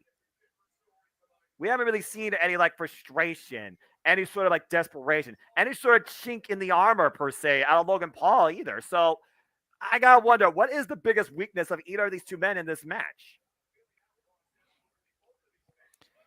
For Logan Paul, I think the weakness is his ego, thinking that he can land that lucky punch on somebody who's way more experienced than him within the confines of the squared circle. For Roman, I think his weakness is not taking Logan Paul seriously. After that shove, he might, because again, Logan Paul, he has no fear, no intimidation. Roman Reigns can't believe that. And you hear the crowd right now chanting for Logan Paul. What the hell time dimension am I in? And Roman Reigns might be a bit rattled. Exploit the emotions of the Tribal Chief, and that could go your way. We saw that firsthand at Clash of the Castle. Nice amateur wrestling move there by Logan Paul. I'm impressed. And Roman with his own. The more authority it seems with the release. Looking for the waist lock. Logan Paul out from underneath. What the hell? Fireman's carry takeover. Ladies and gentlemen, just remember, Logan Paul has been training with Shawn fucking Michaels. Mr. WrestleMania himself, two-time WWE Hall of Famer. Ooh, Logan Paul went for that one lucky shot. Again, Logan Paul, did he rush for that, I wonder? Roman Reigns, though, I wonder if he's also aware, though, of the danger of how quick that could come out. Paul Heyman right now, the wise men. Cooler head prevailing here. Again, this is the key factor in this match that Roman did not have with him at Clash of the Castle, JJ. Paul Heyman. Look at that. Look at this. Look at the speed. Woof! That was lightning fast. Again, Roman Reigns was able to get out of it for now. That was the first shot taken. And in true heel fashion, Roman stalling, slowing the pace down, playing a little bit of mind games now with Logan Paul. He is going to make him wait for him to get back in the ring. Taking the match away from the challenger. The best way to slow down someone's momentum when they're coming at you like that is to make them wait for it. Yeah, Roman Reigns knows how to use the count to his advantage. There's no doubt about that. But also, let's keep in mind, title can only change hands via pinfall or submission. Count disqualification. Roman Reigns still leaves as WWE Undisputed Universal Champion. Logan Paul says, stop running. And right now, back to the lockup. And Roman looking to power Logan Paul into the corner. No doubt. Oh, and there's a shot to the midsection. Open up kidney area, ribs. Irish whip, Logan Paul off the ropes, and Roman Reigns now asserting his dominance with an elbow strike. Again, no cover right now, JJ. Roman Reigns is literally just controlling the field. And meanwhile, Roman Reigns hooks Logan Paul up. Snap suplex. Cover now. Lateral press. Lackadaisical, to say the least, with a 1 count. And you see the facial expression on Roman smirking. He still is not taking Logan Paul seriously. Despite that flurry of offense that Logan was able to get off in the early goings of this contest, Roman still feels that Logan Paul does not even deserve to be in the same building with him, let alone the ring. And he's contending for the WWE Undisputed Universal Championship match in his 3rd match since signing with WWE. Whoa, look at that. Nice escape out of the back. And Logan Paul right now with the body shots, bringing that boxing background into play. Roman Reigns, side headlock, ripped off. There's a shoulder block. Take Logan Paul down. Logan Paul goes down underneath, though. Roman Reigns, freedom speed. Whoa, the agility by Logan Paul. Big head toss to the Tribal Chief. And just like that, Logan Paul turns the tide. Mm-hmm. The expression on the wise man's face is everything. Where the hell did that come from, my Tribal Chief? And Heyman looks shocked, as you said, as Logan Paul sends Roman Reigns over the top rope to the floor. Roman Reigns on his knees. And right now, Logan Paul, he looks to continue that fall. Look at that great agility, that split leg leapfrog. But referee right now, keeping Logan Paul away from Roman. Logan Paul knows he has to bring the champion back inside the ring. Oh! And that might have been his first mistake. Yeah. Logan had enough of the shenanigans. He was going to go give chase to Roman Reigns instead of letting him wait on the outside this time. But he walked right into that offensive maneuver from Roman, and now the tribal chief here trying to get the Saudi crowd to acknowledge him. And Logan Paul flies off the barricade with a cross body. And once again, Logan Paul takes control, brings Roman Reigns back inside the ring. You see the look on Paul Heyman, a look of disbelief and concern, it seems. Mm-hmm. And Logan Paul now up the top. What the hell? Buckshot lariat! I was Whoa! just about to say, did he not just do the buckshot lariat? Like, That's what exactly the hell? what that was. Take a look at this. Slingshots himself inside the ring. Lariato drops the tribal chief for a 2.5. And dare I say, he did it better than fucking Hangman Adam Page. It was like, holy shit. I didn't see no hesitation or no delay on that. That was straightforward impact. Wow. Oh my God. All right. That definitely took me by surprise. I figured it took Roman by surprise too. And Roman sends Logan Paul to the apron, and Logan hangs Roman up across the top rope. And meanwhile, that agility springboard, oh man! Right into that punch. Desperation move, it seemed. Great awareness, though, rocking the jaw of Logan Paul out of midair with that uppercut. Hey, desperate times call for desperate measures, but little word to the wise for Roman. It took that one punch from you to lay him out so you can get your breath, recover, and try to regain the momentum of this match. Bam! Look at it again. Bam! That's all it's going to take for Logan, Roman. Is for him to get that one punch on you. Paul Heyman trying to raise the tribal chief up. By the way, Heyman and Page, get well soon, cowboy. Respect. And right now, Roman Reigns, once again, trying to just reestablish all matter of dominance and control here. Maybe trying to hype himself up at this point. Because right now, Logan Paul kind of been outperforming him in this match. And you can see it on the face of Roman Reigns. He realizes right now he's been punked. Mm-hmm. Trying to take the crowd out of this match right now. Again, this is our main event, WWE Crown Jewel. This is for the WWE Undisputed Universal Championship. Logan Paul and Roman Reigns. Go, man! The sidewalk slam right there. Backdrop suplex, you want to call it that. Yeah, nice stalling suplex there. There's the cover. And only gets a 1 count. Trying to put the forearm across the throat there to hinder his breathing. Again, Roman Reigns smiling, but again, is he smiling just because he's impressed or because he's back in control or just because he's hyping himself up? And he still isn't taking him serious. This is the worst thing you can do as a champion is underestimate your opponent. Side headlock right now. Logan Paul being worn down as we get a beautiful overhead shot of the arena from Saudi Arabia, Crown Jewel. This clash right now for the undisputed WWE Universal Championship at a bit of a standstill.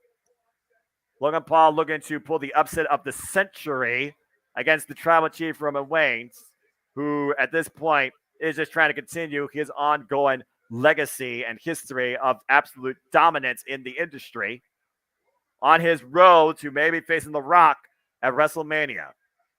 And that's still a big maybe considering the Royal Rumble and Elimination Chamber come before that. But of course, he has to get through the night. Right now, Tribal Chief just dominating Logan Paul, it seems, wearing him down and messing with him psychologically, reminding Logan Paul who he is, demanding him to acknowledge him. Oh, and Logan Paul, once again, body shots, finding out from underneath. Breaks the hold. And meanwhile, Roman Reigns following up with his own fury. Short range, forearm clotheslines in the corner. Oof. That just wears you down. Roman Reigns looking to pick up speed, picking thing up. Down goes Paul, flying clothesline cover, hooks the leg, and Paul kicks now out at 2. Oof. We talk about, the preparedness of both these men. You think about, their level of endurance, the cardio that they both can exhibit, how far, how deep they can go inside a wrestling match. Talk about swimming with the sharks. You're swimming with the greatest shark there is, Logan Paul. The headbutt. You talk about Roman Reigns underestimating Logan Paul. You got to wonder if Logan Paul at this point is still underestimating Roman Reigns. No, I think Logan Paul knows exactly what he got in the ring with. You know, there's a reason that he picked and chose the tribal chief. But I just feel like Roman does not want to acknowledge Logan for who he is and what he can bring. You know, I am not a Logan Paul fan by nature, but you have got to respect and give credit due to the performance that he has given in the ring so far against the undisputed WWE Universal Champion. And you hear Roman Reigns and Logan Paul still talking trash to each other while in the hold. He is proving that he belongs in there against the tribal chief. No, there's no doubt. I can't deny that. Again, you don't have to polarizing figure galore, but you can't deny the athleticism being shown by Logan Paul here tonight. And meanwhile, Irish whip in the corner by Roman Reigns. Oh, Logan Paul escapes. And Logan now, look at. Wow, gut wrench! Nice gut wrench suplex there by Logan Paul. Again, make no mistake about it, trained by Shawn Michaels and Shane Helms leading into this fight. Shawn Michaels definitely applied the showmanship and the fundamentals, but I've never seen Shawn Michaels do a gut wrench suplex like that. Take a look at the replay here. As you said, JJ, brilliant move by Logan Paul. That's some hell of a power, too. Explosive impact. And right now, both men are down. Who can capitalize here? You see Paul Heyman. Look at the way Paul Heyman is focusing in on this match. And right now, some body shots again by Logan Paul. Definitely seem to be a difference maker here in this match. Oh, Roman missed. Oh! And Logan Paul takes Roman down with a clothesline. Back elbow strike. And now Roman Reigns being worked a bit here. Up on the shoulder. Oop, and Roman escapes out from behind. Drives Logan Paul in the corner. Back elbow strike again. Logan Paul using his agility. Ooh, a little bit of slip out though off the second rope though. Blockbuster! Nice. Logan Paul looking for the outside of the century for the championship. No! Shades of Buff the Stuff Bagwell with that blockbuster there. That was a damn close near fall though, man. Look at the beautiful execution of this blockbuster. Watch the rest hand. 1, 2, nearly. Oh my gosh. Again, look at what Logan Paul has shown so far in this match against Roman Reigns. He's shown that he can trash talk him. He shows that he can endure him. And he's shown right now he can outsmart him. And right now, Logan Paul is in the driver's seat. And I can't believe I just said that. He's literally hanging in there with the freaking WWE Undisputed Universal Champion. This isn't Stephen Amell. This isn't some celebrity cameo. This is somebody that's dedicated himself to the WWE, probably for life, it seems. And meanwhile, there's another body shot there by Roman Reigns this time to Logan Paul. Irish whip off the ropes. Flies out! Was that a Samoan punch? That's shades of Roman Reigns! He just hit Reigns with something right out of his own freaking playbook.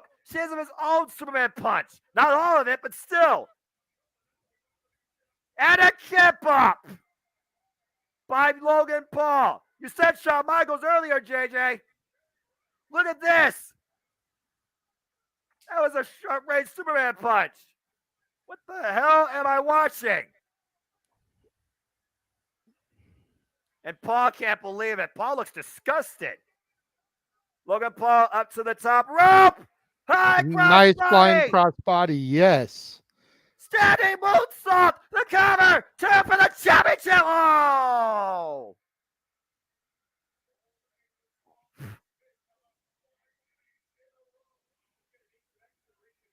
You know, I talk about people when it comes to cardio. Paul Heyman might need a pacemaker before this match is over. For real.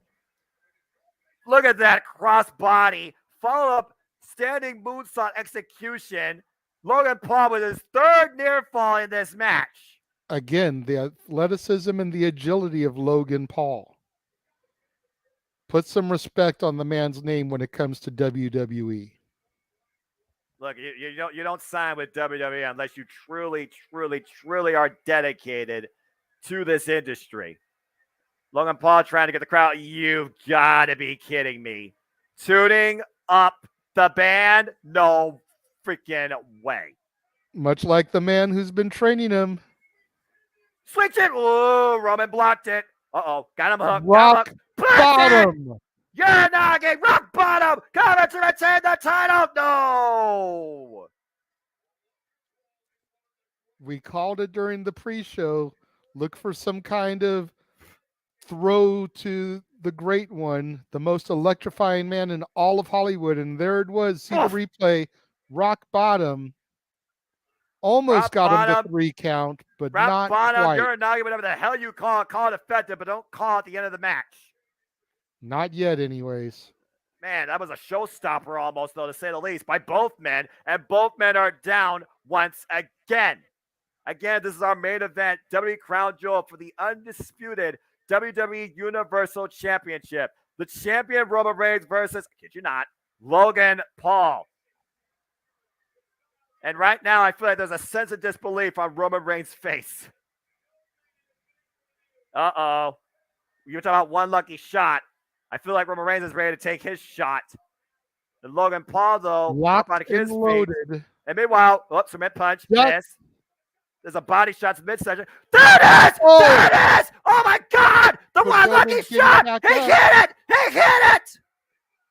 But he's not down! Superman punch by Logan Paul! The cover! 1, the cover! 2. Oh, my God! Holy shit. That was the closest that it has been yet, Noah. We almost had a new undisputed WWE Universal Champion off of a Superman plunge by Logan Paul to the Tribal Chief. What the holy fucking hell was that? But somehow Roman Reigns still in this match. Logan Paul got the one lucky shot and a follow Superman punch, but Roman Reigns survived it. And you can see Roman trying to adjust his jaw after getting that lucky punch followed by the Superman punch. Roman Reigns to the outside trying to get away, but Logan Paul's trying to bring him back in.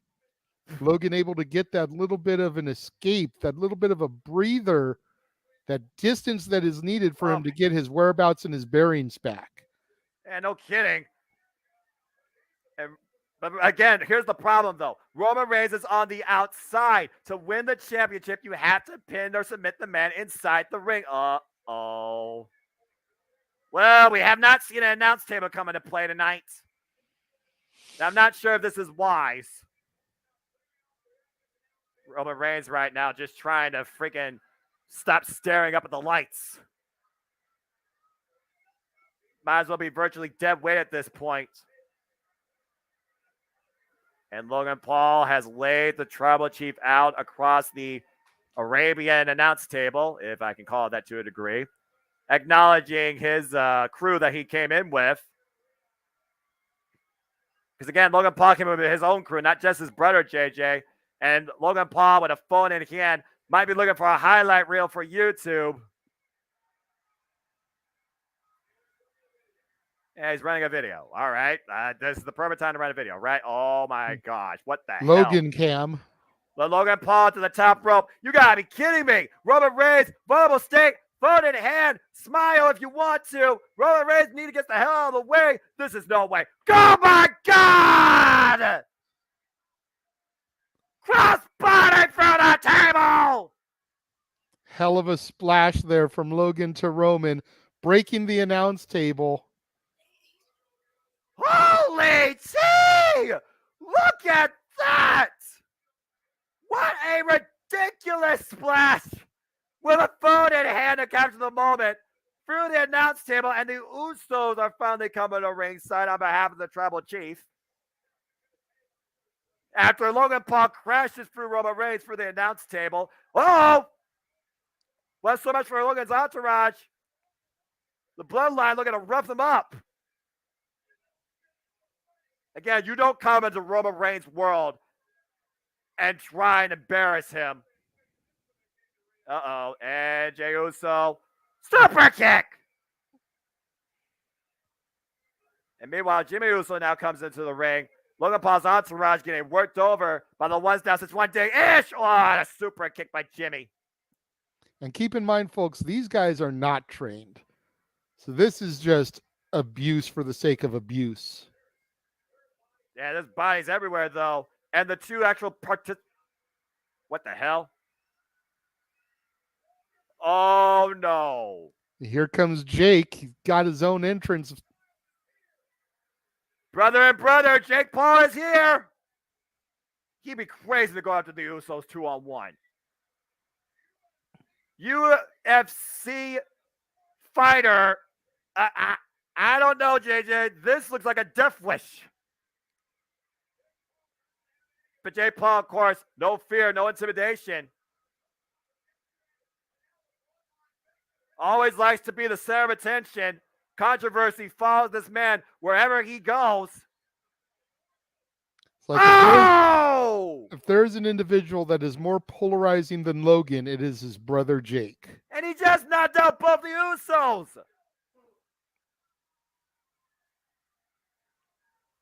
What the hell? Logan Paul and Jake Paul now trying to bring Roman Reigns back inside the ring. And we've just thrown the rulebook out the damn window. But again, Logan Paul up on the top rope being occurred by Jake Paul. Split leg frog splash! The cover for the championship! 1, 2. No! Roman kicks out. He's had enough time to recuperate after that splash through the table. 2 7/8. You know, I hate to put this out in this fear like this, Noah, but could you imagine the Paul brothers being the ones to dethrone the Usos for the straps? The WWE would never be the same again. Wait, what? What the hell? Uh-oh. The bloodline runs deep. Here comes Solo Sikoa.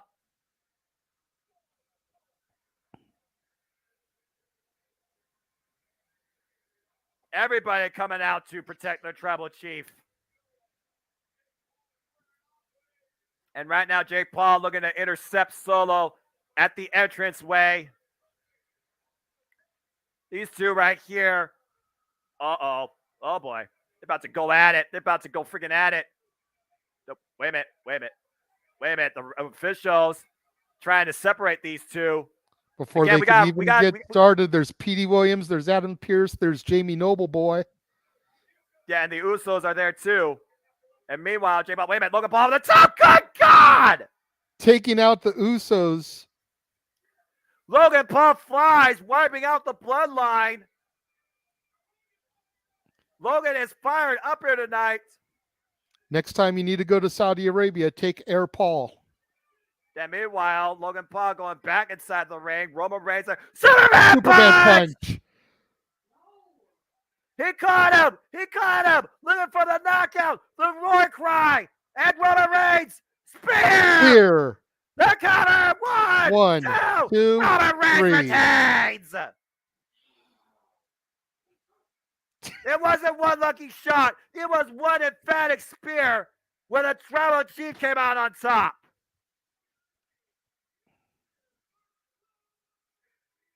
What the hell?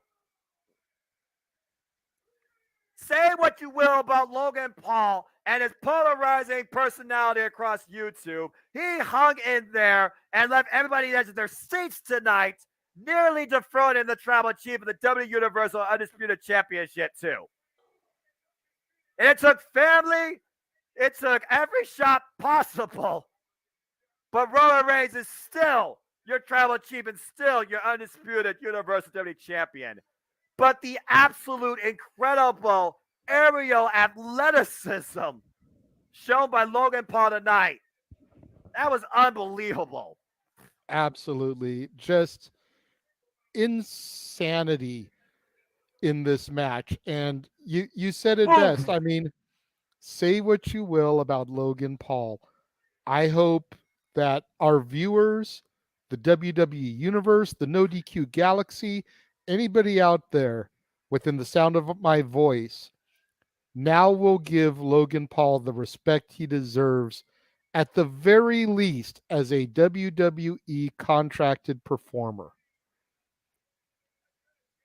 797 days. Roman Reigns remains the guy and the undisputed WWE Universal Champion. Acknowledge him and acknowledge the bloodline.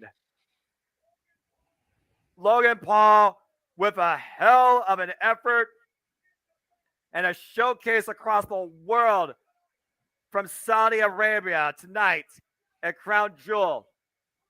For the Renegade, JJ Williams, I am the Simon Noah Foster, saying thank you once again, everybody, for tuning in to another Jet Media Network Multiverse of Media watch-along commentary production. And this has been WWE Crown Jewel. It was certainly quite a diamond in the rough for a premium live event, to say the least. Yeah, you're not kidding, Noah. Before we sign off officially here this evening, well, this afternoon, I guess, for us, make sure you guys tune in. I'm going to be honest. I don't know if it's going to go up later today or if it's going to be tomorrow, but my new release Saturday for this week has been altered. It's now Weird, the Al Yankovic story, because I was unable to get the money or the time to go to see Black Adam this week. So I'm pushing Black Adam back a week, bumping Weird Al's movie up. That'll either be up today or tomorrow because I haven't even filmed it yet. This evening, make sure you come back and join us for open mic night. Myself, Noah Foster, hopefully James Hebert, and whoever else decides to come and join us this evening as we talk about the week in professional wrestling. Tomorrow also will be another edition of the War Zone, where I talk about some of the Dollar Tree Blu-rays that I've picked up over the past week. Next week on Renegades Reviews, we've got While You Were Sleeping, The Net, and A Time to Kill, all from Sandra Bullock, our featured actress for the month. On Monday, Jeff and I will be back together for another Dad's Not Always on Wrestling as we discuss the top 10 matches from ECW November to Remember History. Next Tuesday, the greatest wrestling Q&A ever. Aaron Rift and Jeff Meacham together to celebrate the anniversary of NoDQ.com. And then, as I alluded to, next Saturday for New Release Saturday, I will be discussing Black Adam, starring Dwayne "The Rock" Johnson. And then, of course, you will catch another pay-per-view watch-along coverage next Saturday as the Jeff Meacham Network Multiverse of Media proudly brings to you NWA Hard Times, if you will. Yes, live from New Orleans. The big easy, daddy. So much coming up here over the course of the next week on the Jeff Meacham Network, the Casa D18 Studios channel, and across the entire multiverse of media. Noah, do you have anything else that you'd like to plug prior to us going off the air for this one here this afternoon? As far as I'm concerned, I don't really have anything else to plug because I just take it easy, Sibling predicting and Sibling commentating. But there definitely will be Sibling predicting panels on my YouTube channel for WWE Survivor Series War Games and AEW Full Gear. Stay tuned for more on that. And I'll be with Team NoDQ on their official predictions panel too, and most likely on a future NoDQ review as well. But again, folks, I always like to conclude, there are no winners, no losers, no betters. They're just fans with opinions for this passion we all share. At the end of the day, folks, support one another, respect each other, protect your mentality too, and treasure your families. And just enjoy life and enjoy professional wrestling. It's as simple as that. Thank you to everyone who tuned in this morning, this afternoon, wherever you were. Thank you to Noah for the call. Amazing as always. We hope that we will see you guys back here this evening for another edition of Open Mic Night, 8 o'clock Pacific, 11 o'clock Eastern. So until then, we will see you next time. Have a good day, folks.